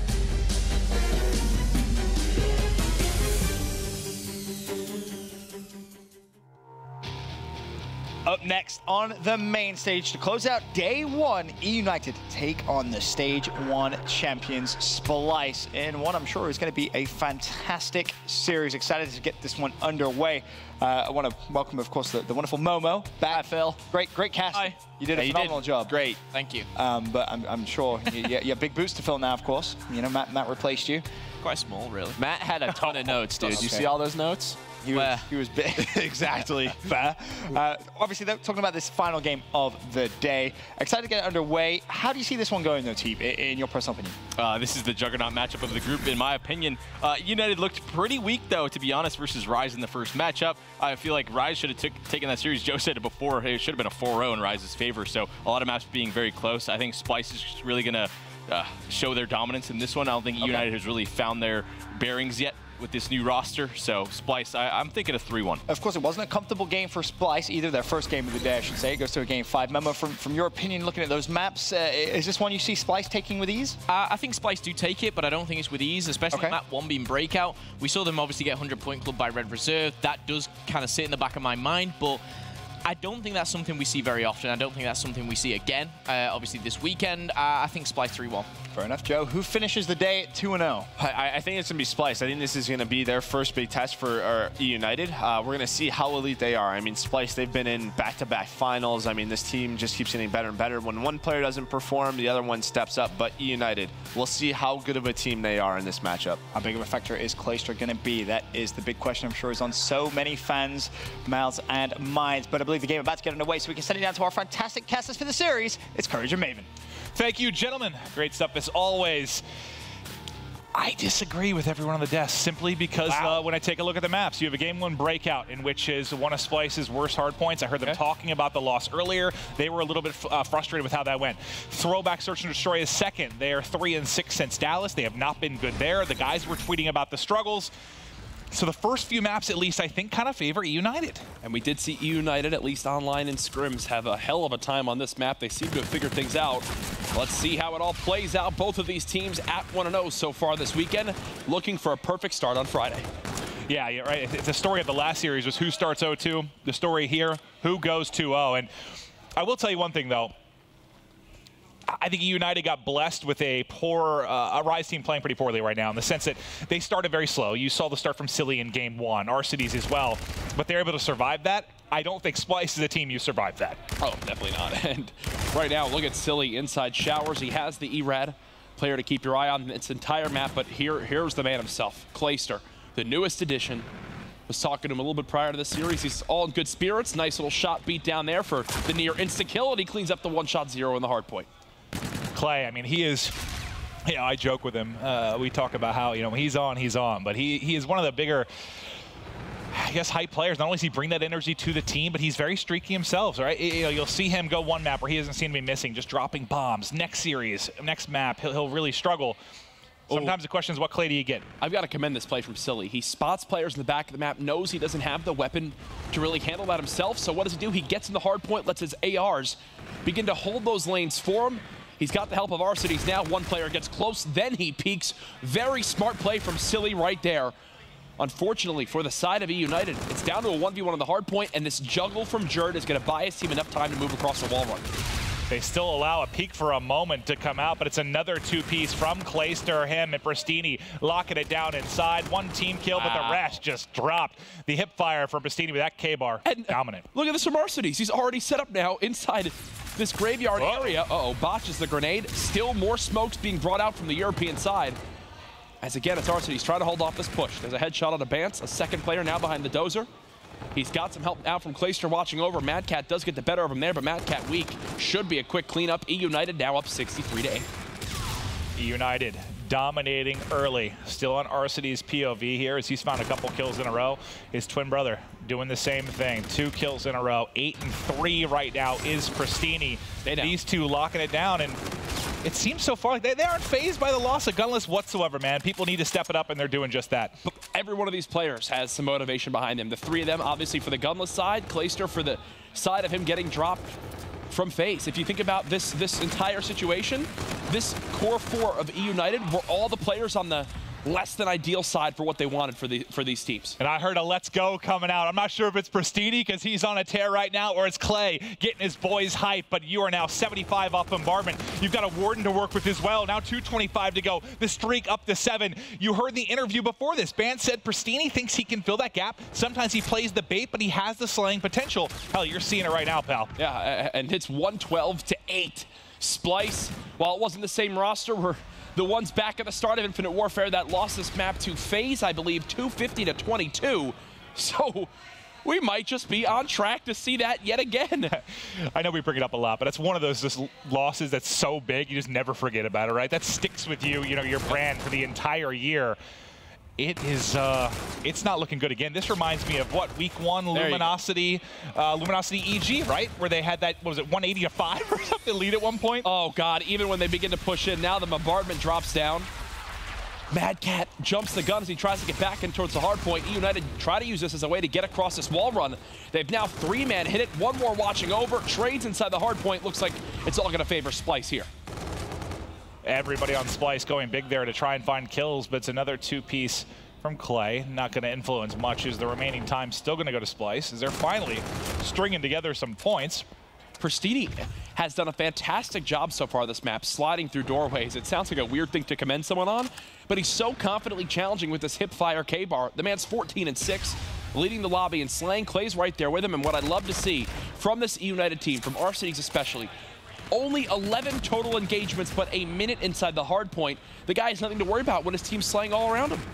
And it's actually, I mean, is it interesting to see that number, considering he switched away from the MV4 and now he's playing maybe a more aggressive K-bar, him and Clay kind of swapping things up? You would think maybe he'd have more interactions. Listen, I just think everyone's gunning so hard right now. Yes, half that time really just came from his hold at Bulldozer itself, but the entire kill feed has just been red for E United on this hard point. It was 7-8 kills in a row. Mad Cat continued to just get high as possible, as high as he can with that NV4. 168-25. This is just a stomp. And the reason I felt good about United, obviously the first 2 maps, but it was listening to the comms. I saw the 4 Splice guys talking after that series, and I said, can you tell me what went wrong in the breakout? And Mans kind of laughed. He goes, we're trying to figure that out right now. Like, all 4 of them were back there chatting, and it didn't seem like there was a very clear answer. Yeah. That's reflecting again in the scoreline. This is an 18-kill slaying difference right now. Thankfully, if you're on the side of Splice, you do break on through. So you've got 40 seconds here. That'll bring you back down to about a 2-minute deficit. It's breakout, right? If there's any map you can make the comeback on, it is this one.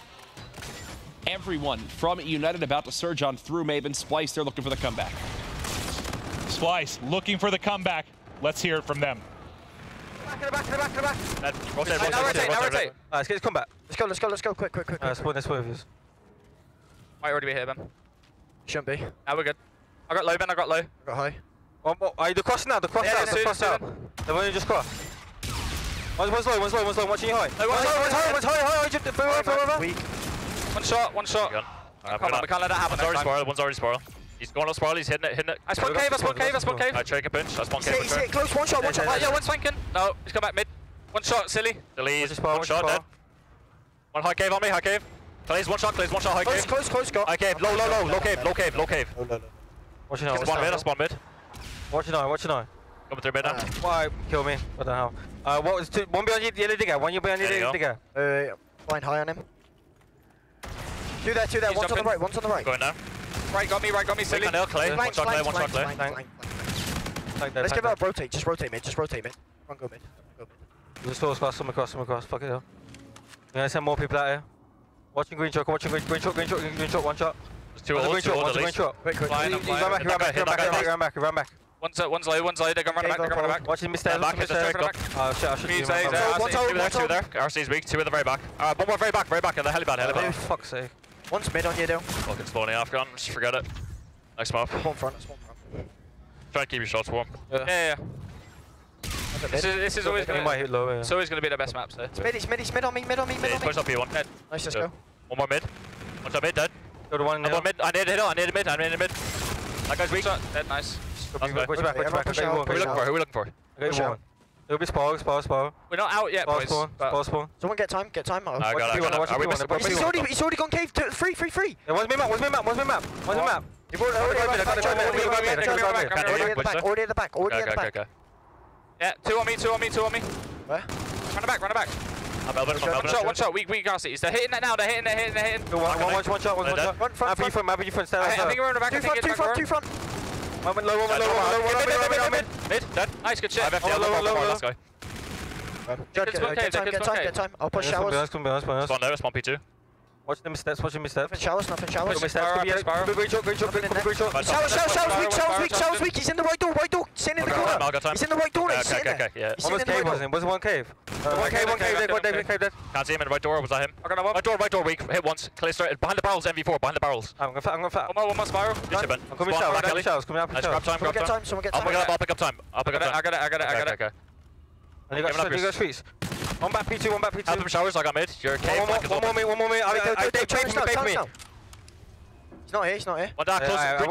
Green chuck. One shot, green chuck. Three here, three on me. I got near them. One alley. One shot, the green chuck, and alley. No, perfect. Free in. Alright, need to break this and push through quickly. Yeah. Got FTL. Yeah. Wait a sec.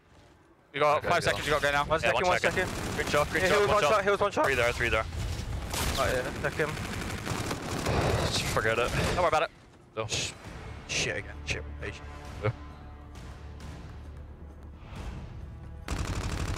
You know that time, Trey, where they came cave?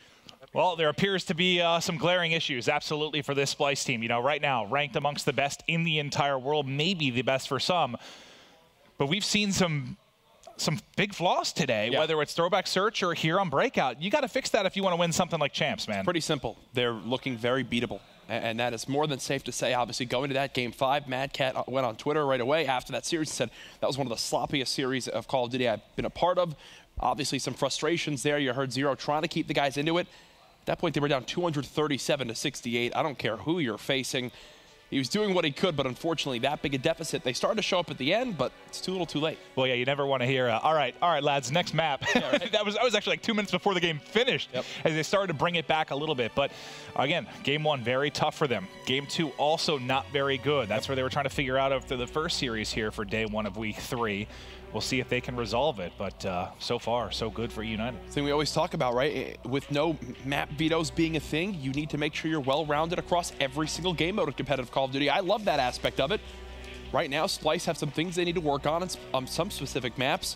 United, on the other hand, I think that's one of their better hard points. It shows with the start. We've seen them do it online, now transferring over to LAN. They are just very comfortable, and again, I love what we saw from R-Cities on that map. He just sat in the hard point while his teammates were in gunfights. Great, go do that. I'll be the one that sits in the hill. And I love just seeing the confidence that Pristini was playing with, man. Just challenging everything. You talked about, you know, whether he was sliding in and hitting those hip fires, but that's very much a skill, a movement skill to this game. We've talked about, well, Gunless previously on United, he was one of the best at that when it came to those like one-on-one gunfights and the use of the slide. One thing I do want to commend the side of Splice on is we did listen in when they were down by, what, 170 seconds already at that point. You don't hear much complaining. You don't really hear anything but straight up call outs. The only time you didn't hear a call out was when Zero said, come on boys, we can still do this. Down to players being right behind a barrel, what to expect them, how many bullets. It was always full peace of mind if you're on that Splice team knowing there's a player coming from here. He's had this many bullets put into him, or he's full health, and I can expect him right now. The only other thing that stood out to me, I didn't feel like I heard a whole lot out of Mad Cat, just from a communication standpoint. He seemed pretty dialed in. To be fair, he was the only one really putting up numbers from the Slain department, but that might just be frustration, or maybe he's not called upon to be that vocal leader on his team. I think that's the big thing, right, is he's more calling out what he's seeing and what's revolving around him.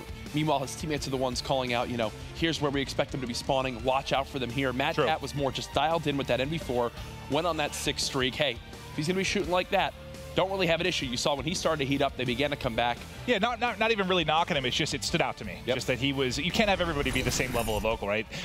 Those are my least favorite kind of listen-ins. When we go to it, it's just 4 guys screaming at each other, saying the same call out time and time and time again. I do think that was pretty, like you said, pretty solid considering the circumstances of that game. Well, we're going into game 2. It's throwback search and destroy. We know this is Splice's weakest S&D map. We'll see if United can exploit that here. Pristini just went crazy there in map 1, looking for a first blood early on to Jared. He does get the assist. Can't win the second gunfight. That's Bance getting the better of him. What an awkward break. Yeah.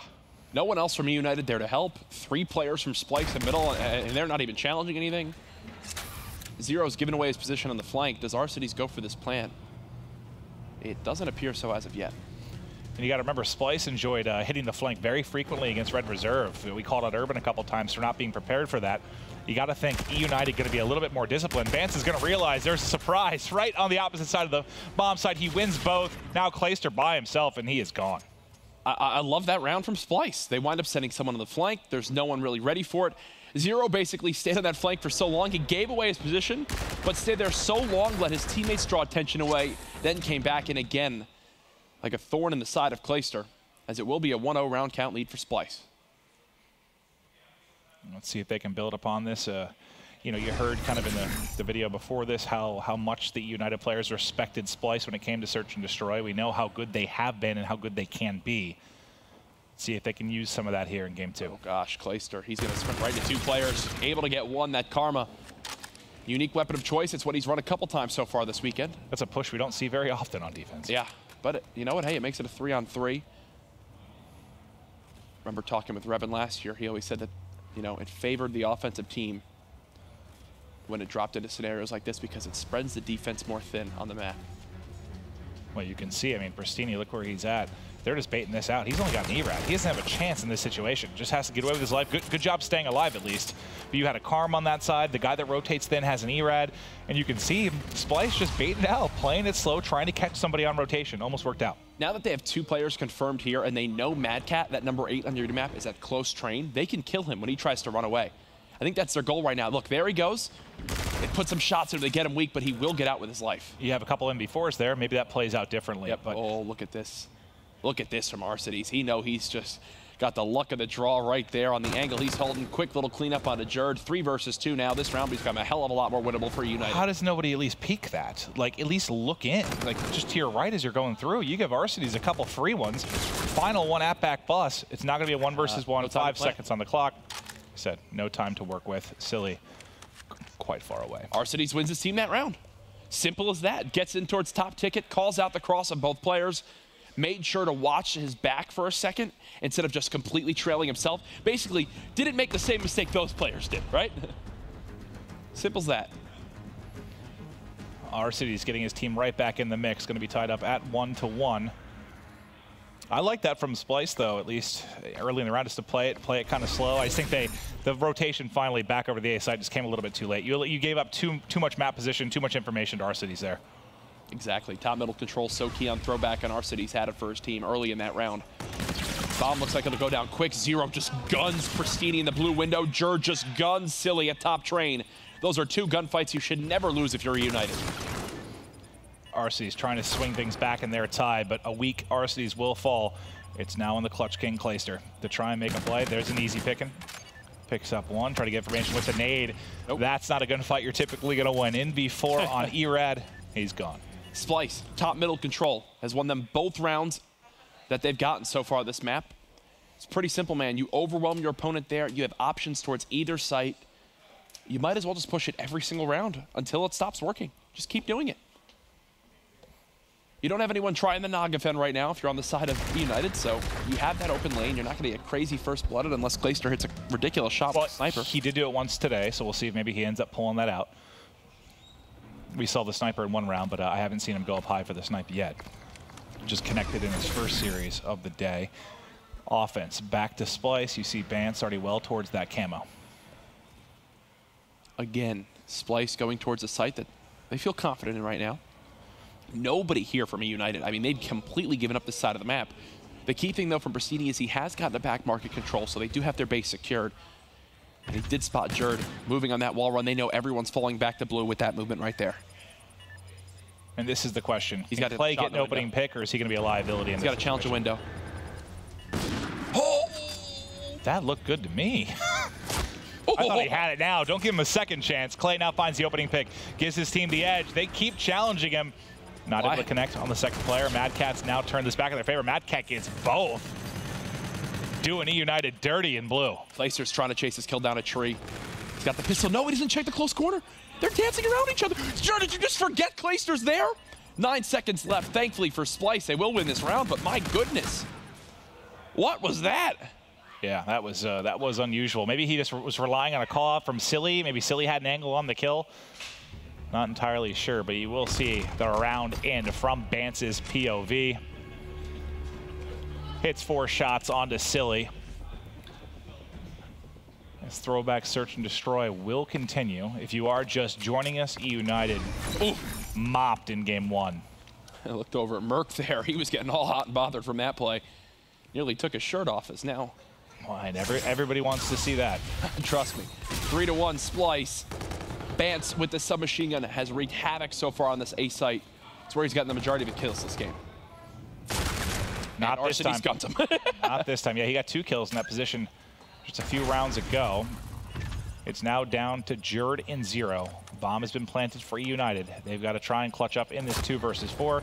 Jerd already tagged up. His teammate gone. He is pushed. Easy round. That first bullet that hit him was from Clay and all the way top ticket. Oh, wow. He just hit him, clipped him with a shot, called it out to his teammate. Here's Pristini with the help of his brother, cleans up that kill. E United will keep it close. I mean, you look at this, right? And map 3 will be Precinct Uplink, which is a map that I'm actually really excited to see how the side of United plays. I really don't even know how to call that one. So for me, this is a must-win map for Splice. Splice, I know that's a map historically where they have been very, very solid. They've blown out some top North American teams on that particular map. How do you not check this? This is going to be very easy kills. Jerd, 2. But Arcides answers right back during this. Bomb is planted. 2v2 now. Arcides, another gunfight, trying to take it. Only 3 bullets left in the clip. Has to reload and try and play his life. Only man left. Erad peppering him from the back. This will be the ace and the round clutch. Splice players just trying to get as far away as possible.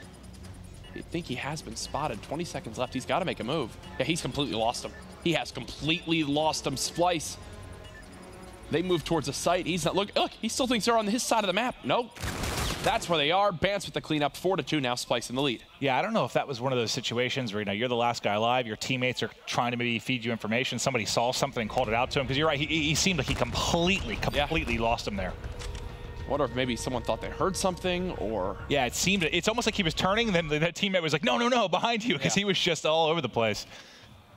Splice, they're doing it. We know how bad they are at this map. They were even saying it on Twitter. They can't remember the last time they won a throwback S&D. No sniper again from Clayster. You look at the standout right now on the scoreboard. It's Silly 0-4, typically an aggressive player for his team. Struggling to pick up a kill so far this map. He's had a couple rough maps so far. Now they're finally starting to adapt. Look, you've got Clayster watching this flank. He's got 2 here. Nice Still shots. Gunster. Nice shots. And, he's not nearby enough for Splice that he's able to trade the kill. Gun 0 as well. Jesus. Clay putting his team on his back here in round 7. Silly on the board. Bance all by himself with active camo. Not going to use it this round. Silly picks up 2. It's the Clayster-Silly duo who both grab a pair, but I mean, that's a round-saving kill from Clayster.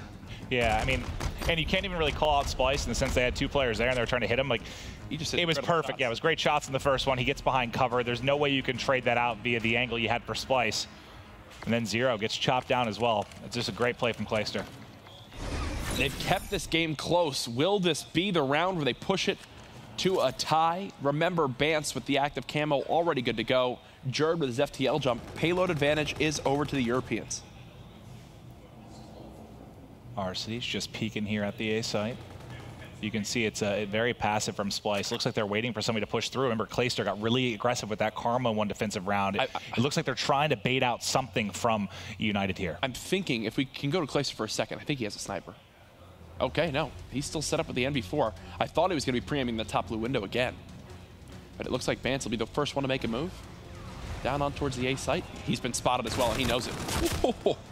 Cooks Arcides, but Arcides' brother there, Brasini, to trade out the kill. Bomb plant now going to be worked on for Jerd.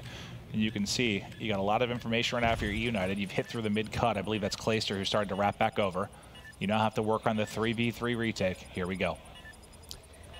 Clayster peeking from sidewalk. They know 0's on bus.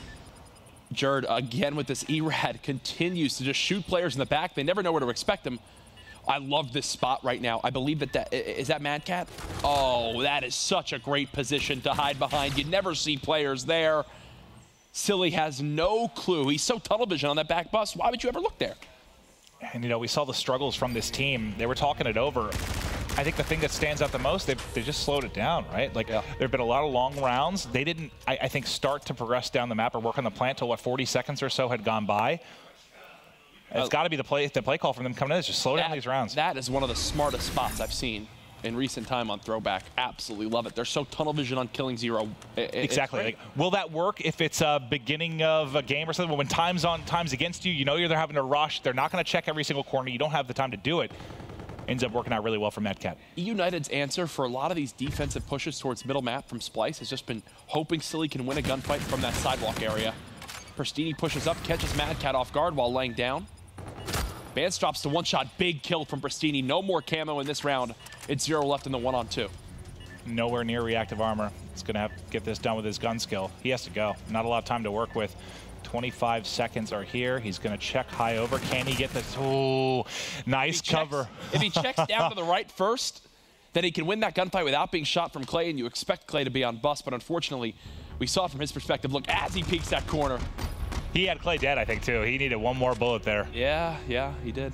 I couldn't tell if Clay got just below bust or if Zero would have finished that, but good positioning from E United leads to another round win. If history repeats itself, though, in this game, Splyce win right now. Splyce wins 6-4. Well, the big thing for me is Bance and camo. Okay, so look, it's going to be another B play from Splyce, and I believe there's no streaks available for E United, so they're going to have to just straight up retake the site with Bance having camo. This is GG, in my opinion. Absolutely 100% GG. Unless there's a misplay from Bance, yes. Obviously, oh, God, the thermal. He almost picks him. Clay taken out. That should be it. Yeah. 3v4. They have camo. They have FTL jump. Bomb is ticking down. Camo is used by Bance. He's just going to use it to reposition. Camo from both sides, actually. Pristini just using it in desperation. GG. Splyce take it 6-4. Splyce. Big answer. You have a couple. I think the fact they split that is the best you could ask for in the sense you're talking about 2 rough maps for them. The fact they can get the split gives them a great chance in this series. That completely turns it. Coming into this, I felt really good about E United considering the first 2. Now that shifts it entirely for me. And think of what just happened to Clayster right there. This entire map so far, when Splyce have pushed towards that site, they've gone for a plant and fell back to blue the last 2 times. This time, they planted at silo and flood through market. Clay is not expecting 2 players to be there at all. I think part of it is both mind games. You have the camo too with Bance. So like pushing through, obviously that scenario a little bit easier if you're going to use it. And they end up making the plays down the stretch, and they do tie it up at 1-1. You said Precinct uplink up next. I think I favor Splyce here, but it's anybody's game. Oh, it most certainly is. This is why we've stressed so much weeks 3 and 4 of stage 2. Who knows what to expect? For today, we have 2 teams done, but 1 final series still to go. Splyce and E United tied up 1-1. When we come back, we're heading to uplink.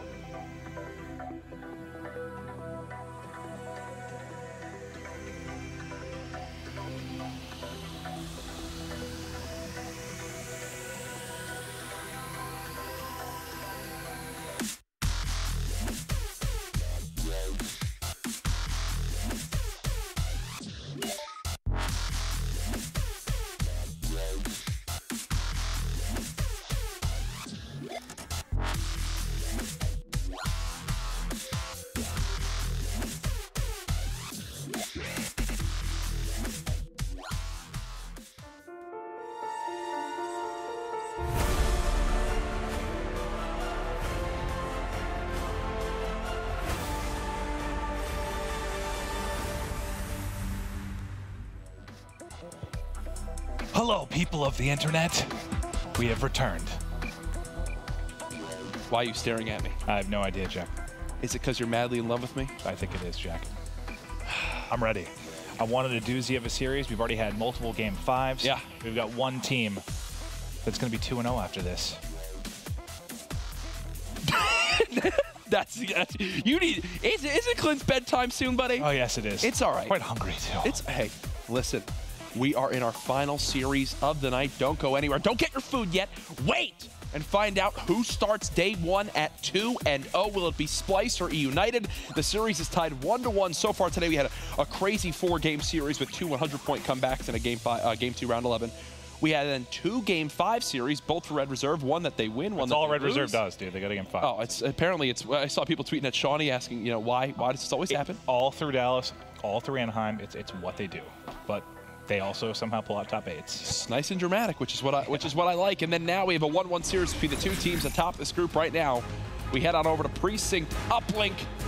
Maven, your favorite Splice in this one, correct? Yes, I am. I think Splice is a very good uplink team. I think on this particular map, they just have a slaying power that can be very hard to deal with. I'm interested. I haven't watched, obviously, enough uplink yet with E-United. This was actually one thing I would kind of knock them for sometimes is when Gunless was on the team and he would run camo, it seemed to be almost 50-50 on whether or not he was going to get camo. It was very strange. I'm curious to see if maybe some of those issues are resolved now with the team change. Well, here we go. Zero at the K-bar. He's rushing right towards Statue. Zero's dead. Mad Cat with the NV4. He's rushing right towards Statue. Mad Cat's dead. We're going to hop on over to Clayster. Who's alive? Who's alive, and he's going to be rushing right back towards his back man. He'll get both, but the point does go through. Splice striking first, and now it's a race back to mid-map. You've already got Silly inside. He's already grabbed the drone for E-United. Clayster playing his life and hitting shots. 4-0 to kick things off. About to be 5-0, covering his teammate as well, helping him get through the uplink, and now just needing to play his life for streaks if he can. Unfortunately, the E-Red of Bance says otherwise. Yeah, Bance just hops off that wall and just melts Clayster right there. No way you're winning that gunfight with an NV4. Oh my goodness, Pristini.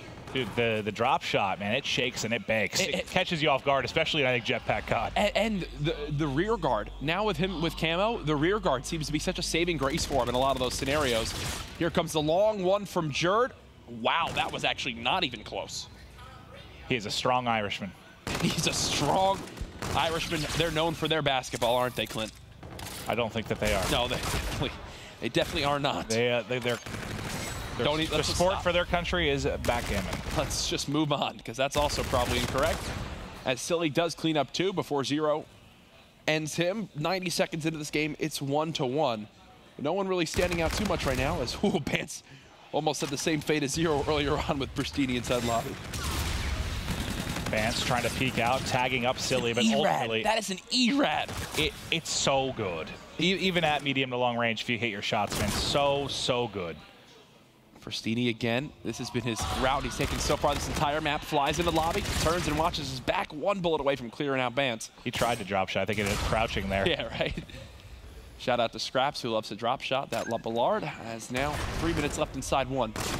Still Jerd just trying to stay alive inside lobby. I like this. Player life move towards your team. If he dies there, he forces his team into a 3v4. Instead now it's 3 dead on E-United, and it's a green light for Splice to go for a dunk. It's a great play. Repositioning, catches one off guard. Oh. There's the beatdown. Here's the slam or the 1-pointer. 2 on edge now for Splice in what has been a rather low-scoring affair thus far, but only 2.5 minutes into our first half. Play almost snaps, just doesn't snap quite far enough. His NV4 shot is looking quite good right now. I got to commend him on that. Bance with this E-Rad, they haven't had an answer for him yet so far in this game. It's really him versus Silly. Jesus. Both of them are currently at 10 kills. Silly's E-Rad is... What is it? Say it. No, it's like... It's Silly. Okay. I thought that's where you're going. I have said that before. Yeah. But no, it's like the range of it. His 4-shot kill is extended right now. He's winning so many fights. Now 11-7. He's on a 4 streak here. He's 150 off the Trinity Rocket. See if he can continue to make plays. He's got Clayster looking over him. They need to try and wrap back. This might be a dunk if they can get it through the old alley-oop. More points for Splice. Beautiful pass from Splice to get that dunk on through. That one landed in the hands of Zero, and wow, the shots from Silly with no matter what weapon he's using right now is just on point. as he picks that player off cover, somehow hip firing from that range as well with the E-Rad. He's doing it all. Yeah, good job staying alive. You're so close to picking up your final streak, and there it is, 7 in a row. Bombardment now cooking as he continues to push forward. 90 seconds left in the half. There is a dunk coming in for Clayster. Lead back to E United. And I'll tell you what, Silly, a big part of why this madness is working. Silly is cooking right now. Streak's about to be called in as well. They should be all right on the portal. The reset doesn't come in. He's actually got FTL jumped him. So he tried to make a llama-type play. 10 streak now, 11 streak for Silly, and not a point to show for it. Yeah, they cleared the drone. I don't know if Silly needed to just play a little less greedy there and try to get the 1-point toss in, but you allow one player from Splice to get forward and toss out the drone. Not going to matter, though. You're right back in the lobby.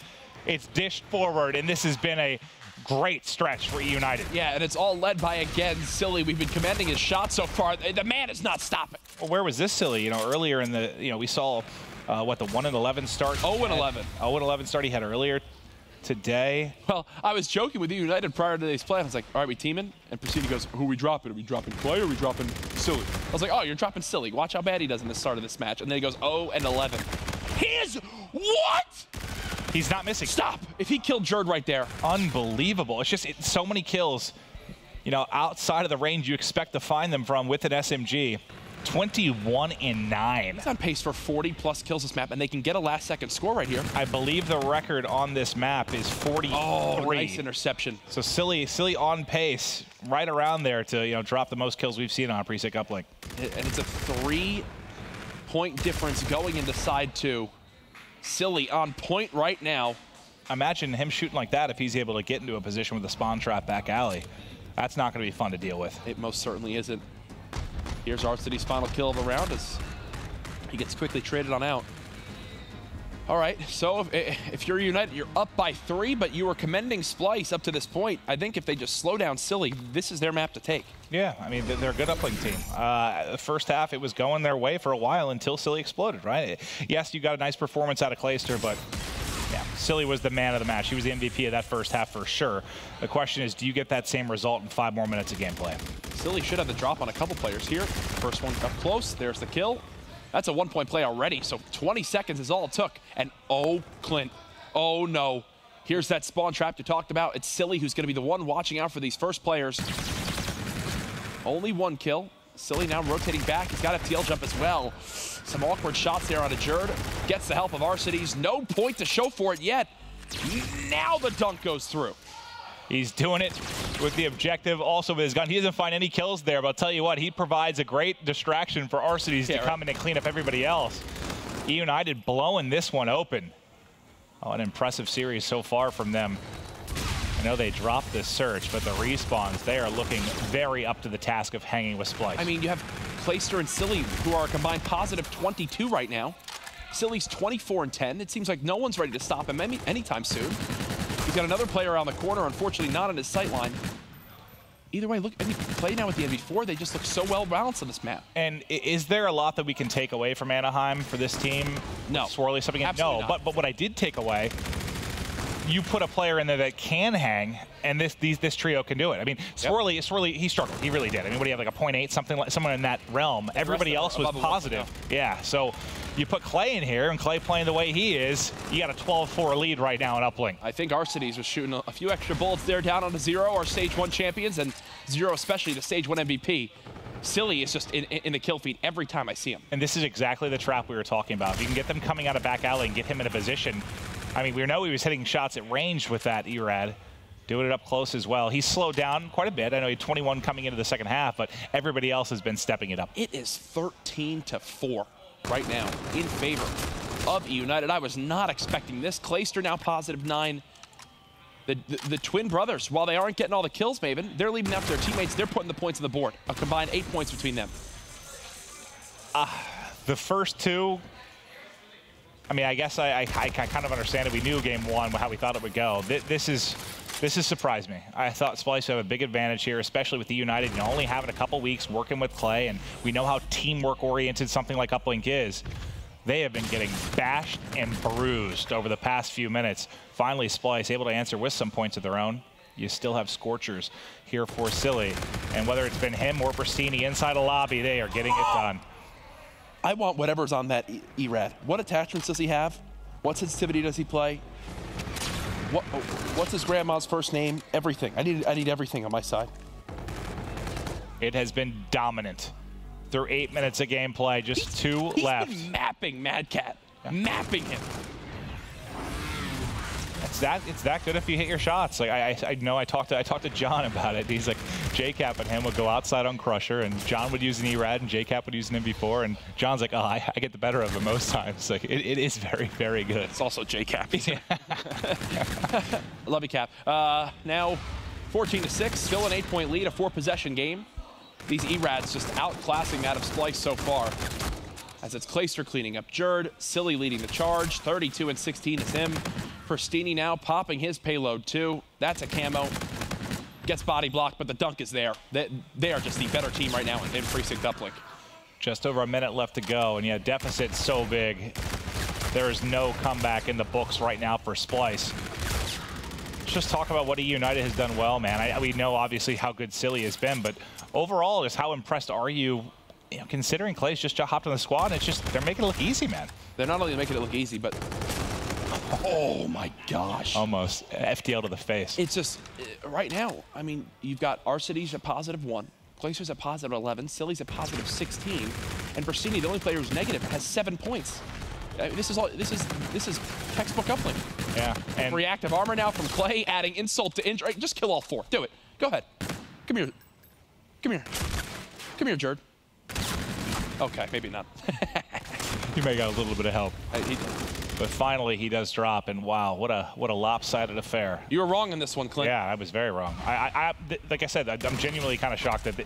I mean, United capable of winning this, absolutely. But in the way they did it, I did not expect this at all. It all started with Silly's 11 streak. From then, it was a battle between Clay and him to see who could get more kills this game. 17-6. As one-sided as it gets in Uplink, as E United just smoke Splice on that game 3. We talked about the fact, you know, the slow starts for E United in their first series against Rise Nation. They had to avoid those here against Splice. They've avoided them. What were they up 100-8 in the game 1 hard point? Here, I know it was close back and forth early, but they never really started slow. They just sort of exploded about a third of the way into the game. How scary are they compared to the first series, which it was kind of ugly. It was sloppy, right? It was a series victory, but it was sloppy. Yeah. This has not been sloppy. I mean, this is now an E United team who has won every single hard point they've played, right? And they're about to go into a game 4 Scorch. Now, Scorch, map that I think Splice has seen some success on in the past. I think we're going to a game 5. Yeah, no, I would not be shocked at all if we venture into another game 5. That'd be, what, 3 in a row here on day 1. Which would still put my 11-12 prediction. That's possible for this weekend. It absolutely is. But I don't know. I'm just so impressed because E United, I guess I thought there were some concerns for me. You know, the pace of the game picks up later in the year. We know that was one of E United's strong suits, and that they played a lot faster than their competition.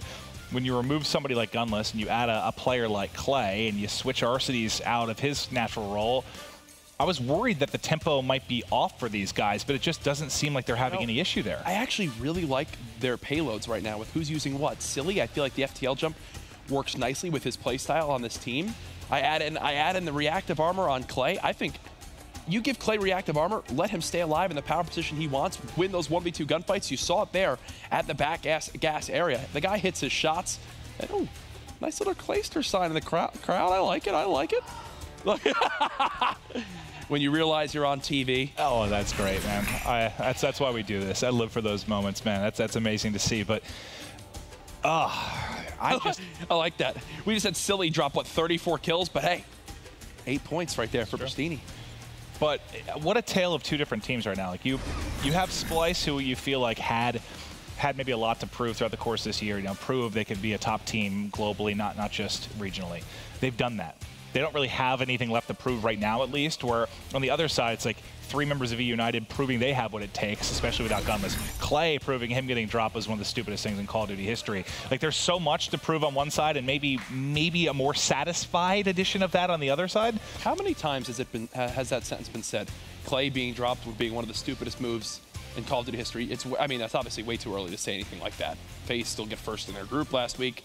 Clayster obviously in his first day of play with the United, but still, I mean, that has actually been said in the past when he was on denial.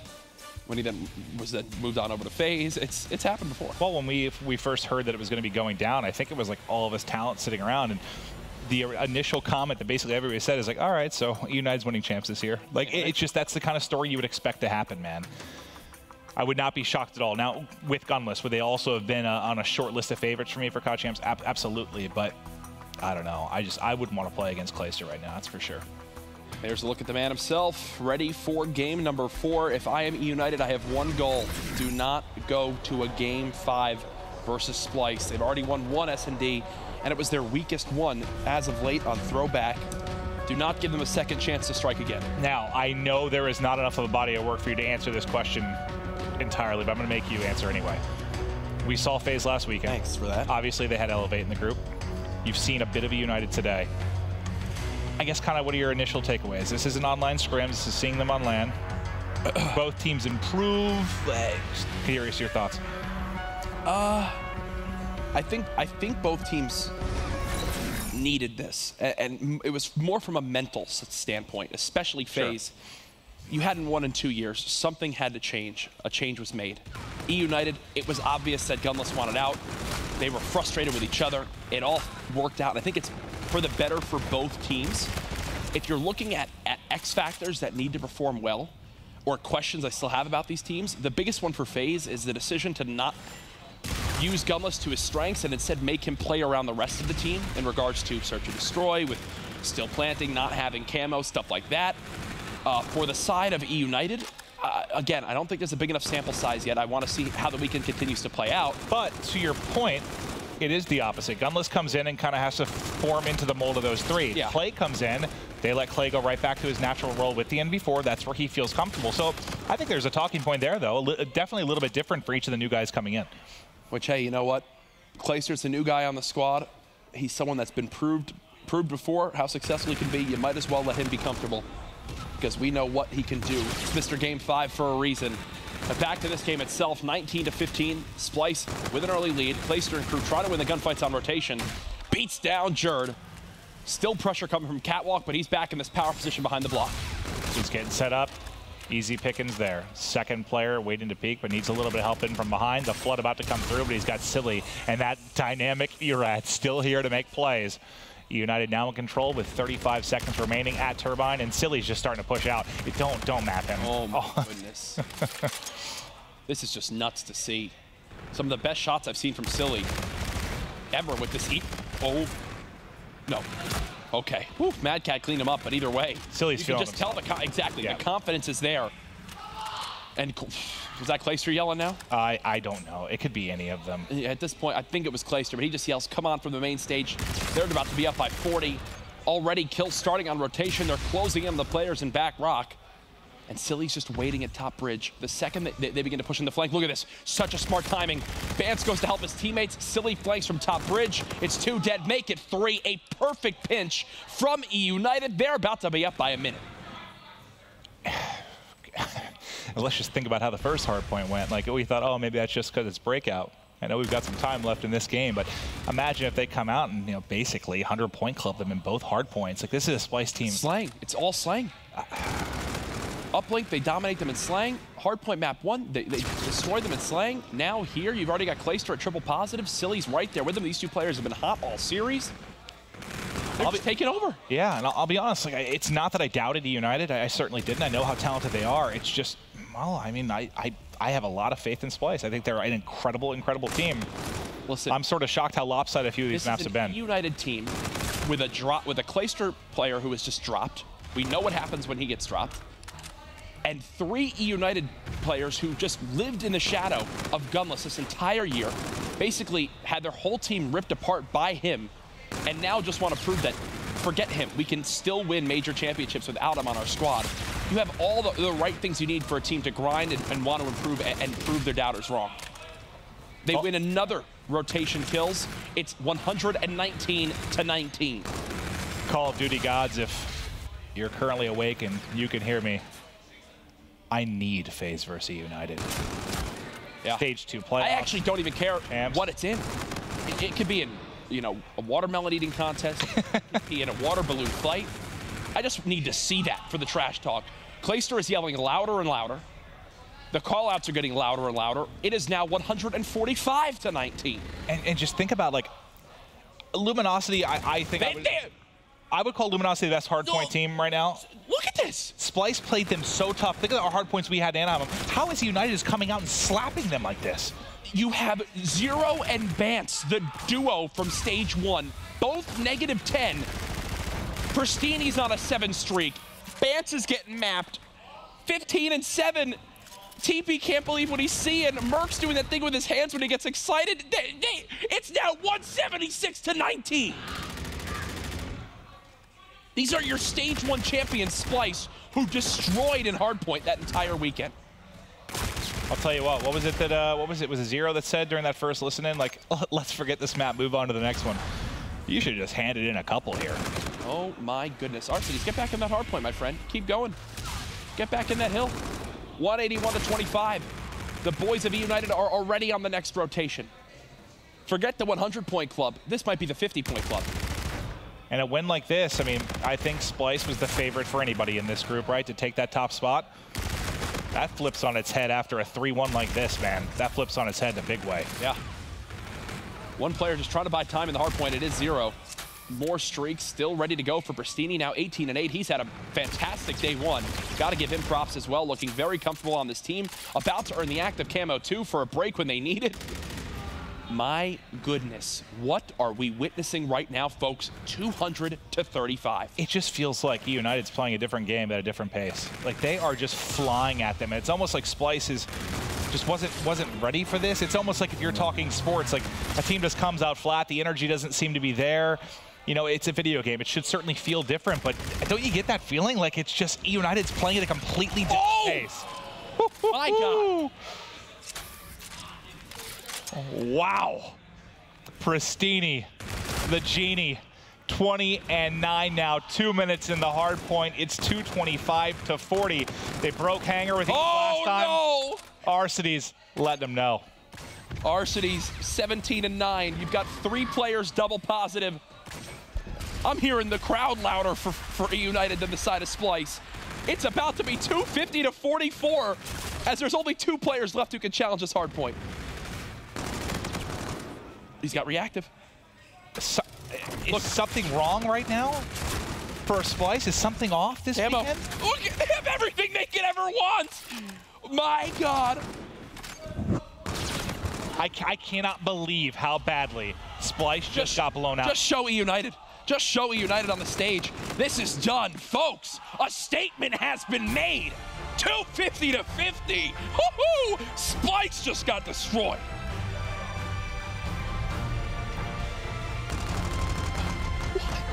Wow.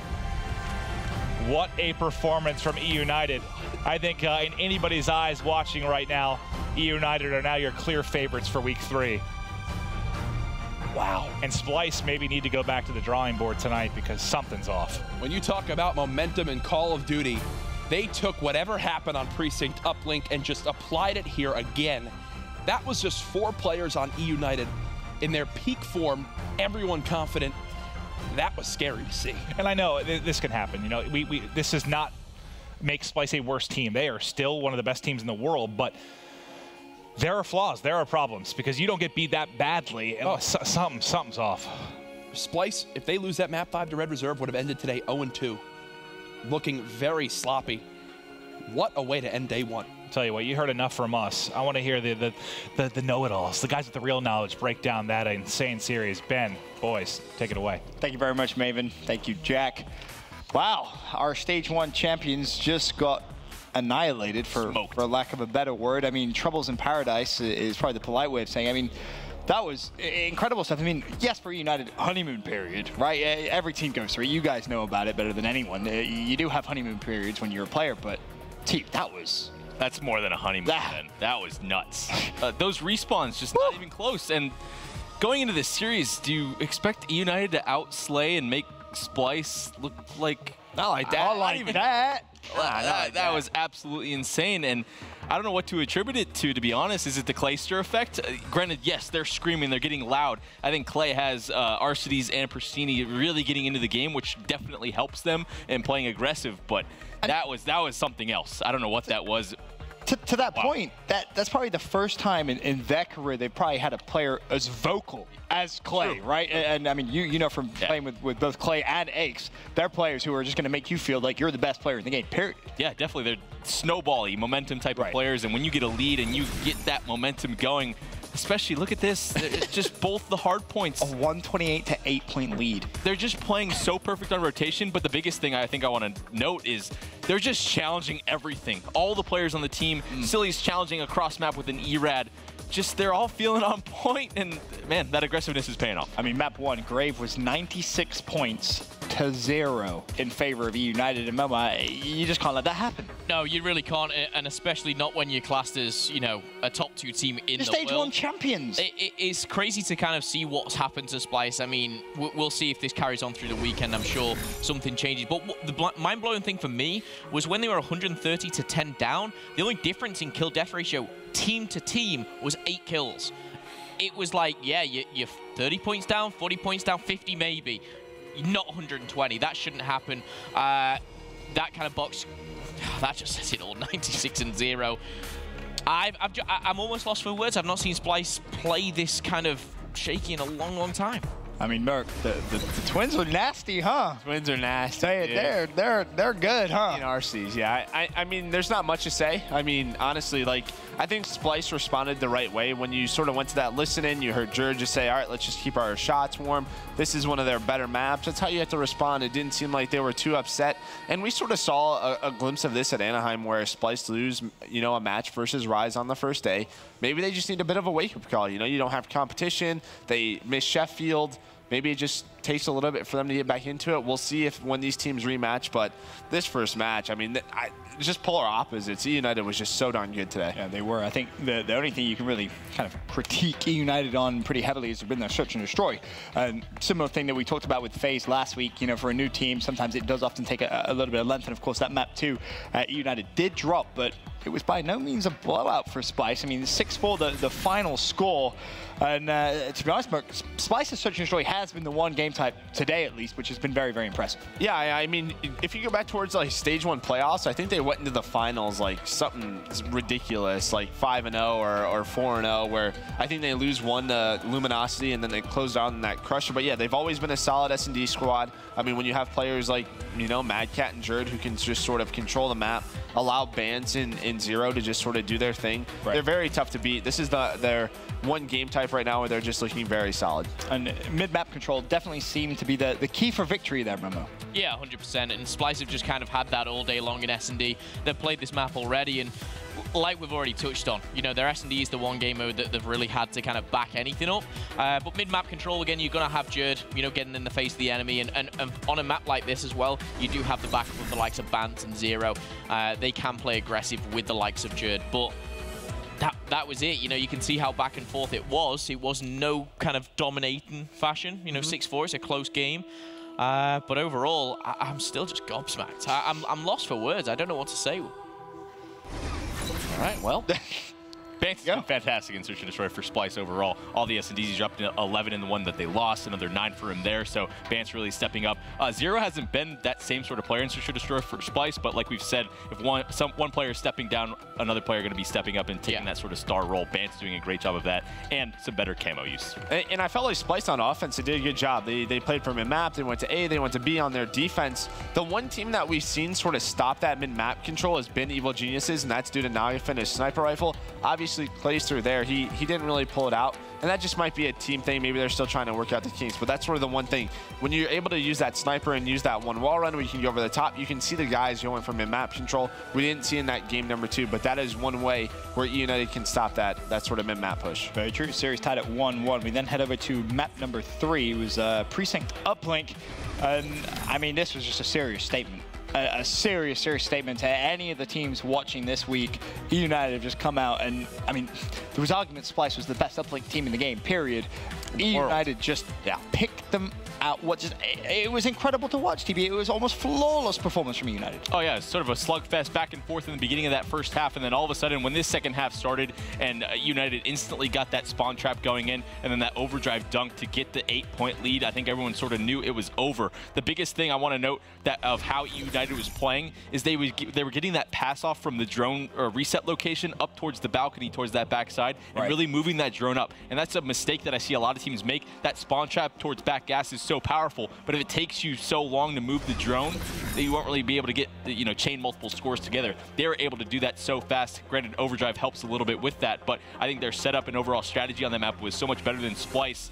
And that's so impressive in itself because Splice's uplink has been, one of the best throughout this whole year. So, yeah, and I just think Silly, a player we don't talk much about, had a sort of a weak first series. It was tragic. Yeah, I mean, he drops, 21 kills on that first half. I mean, we talk about Silly going out a lot. No, it's getting around 10 p.m., so maybe he finally decided to wake up. Maybe this is what time he normally wakes up. I have no idea. But this is a completely different series for Silly. Just a great job from him. Yeah, he played absolutely unbelievably throughout this second series, that is for sure. Talking about map number 4, I mean, as a European, this pained me, Phil. I'm sure you felt the same. I mean, 179 to 19? I was just confused, and the reason why is I've seen Splice play 4 hard points today. They've won 1, fair enough, that was against Red. They've got beat 250 to 117, 250 to 99, and 250 to 50. That's not good. I feel like we've just gone back 2 years in Call of Duty, and EU is just getting absolutely destroyed. Like, this is not the Splice that we know. Bant, Zero, they've just been awesome slayers all year long. And I just didn't see the numbers. I think that was the problem throughout the whole of this series, was slaying. Their uplink, they couldn't match the slaying. And when you get Clayster hype, this is a problem. When you get Clayster hyped and feeding Prestini, Osties, kind of this energy they've never had. With Gunless, they never had this kind of energy that was just kind of being pushed into them as well.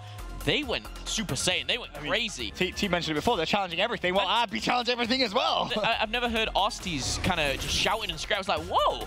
Okay, Alec, let's go. This is a team to be reckoned with, and I'm very, very impressed with the United for the first day. And as a European, it's painful. However, some good Call of Duty. And I think sort of the one argument to your hard point sort of thing you could say is, yeah, they played Breakout twice. Maybe they're a weak Breakout team, but I remember watching Splice. I mean, they were a very solid Breakout team, just a little bit back. But again, Scorch was, 250 to 50.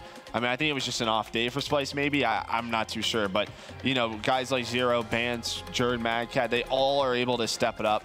We'll see if we see a new Splice tomorrow. The biggest thing, though, is Splice on the 2 hard points, especially in this series, is they don't figure out a way to stop the bleeding. Yes, there's going to be times in any sort of map when you're playing against pro teams where everything sort of goes out of your favor and you have no sort of momentum. You saw how many times you're just one at a time. They're staggered that entire Scorch hard point, just unacceptable. Someone needs to step up and be the leader on this team to say, hey, whoever's first to spawn up, wait 5 seconds, let's all group up and make some sort of play. It just never really happened. The entire map snowballed out of control, and that opens the door for Archie's to push out middle map on Hangar Hill, for example. Clayster to get these 1v1 versus 1 gunfights where he's not even taking any sort of damage for the entire map. It's just unacceptable, and Splice just seemed to really tilt on that last hard point. It's uncharacteristic of them. I think as well, kind of panic mode almost set in. You've kind of been in those hard points where for the past 2 months, you've just been dominating hard point after hard point, having 80-point leads, 100-point leads. You find yourself 100 to 8 down, you start looking at that scoreboard. You start thinking, what is going wrong? And your communication's off, your shot's off, and it is that panic mode of, hang on a second, we're going to lose this series. And I think that's what happened where, okay, it's 1 by 1 by 1. It doesn't work. Team, like you said, that experience maybe from Madcat Jerd needs to come in and go, let's calm it down. Let's think of a plan to get this back, and there was no effect. I mean, to be honest, you have to kind of say Splice a little lucky to be 1-1 on the day. The game 5 against Red Reserve, but I mean, there's definitely some wobbles in that game. I think it's fair to say. Obviously, coming into today, a lot of eyes on Clayster. How is he going to gel with his new squad? A 1.73 KD in that last series as a whole against the Stage 1 champs. Well, you just can't doubt Clay. You just can't doubt the guy. A serious statement from him to any of the haters or critics watching. We'll take a look now, though, at tomorrow's schedule. Action kicks off at 2 p.m. United versus Red Reserve. Splice back-to-back at 3:30 and 5 p.m. They go up against Rise and Red Reserve. Battle of Europe again tomorrow. And to close out the day, United versus Rise. We'll take a look at the standings now, though, and Tiba, has to be said, United have put themselves in a great position. Oh, yeah, very dominant performance. Clay really stepping up to the plate in terms of being that leader. By far the loudest team we've had in probably stage 1, stage 2. All 3 players on the team. Silly wasn't really saying much, but these guys just getting into the game so darn well. Splice and Red Reserve, you know, they do get a couple of wins on the board, and then Rise just letting games get away from them, honestly, very similar to what we saw in the last stage. Yeah, Rise are going to need to have a very, very big day tomorrow, that is for sure. Currently sitting at 0-2, but that concludes a great day 1 here at week 3 of stage 2 of the Call of Duty Global Pro League presented by PlayStation 4. A poor start for Rise Nation leaves them at 0-2. For Europe, both teams sit at 1-1, with Clayster and the United boys sitting pretty at 2-0 at the top of the group. Action kicks off tomorrow at 2 p.m. Eastern as our 4 teams fight for their spot at the Stage 2 playoffs.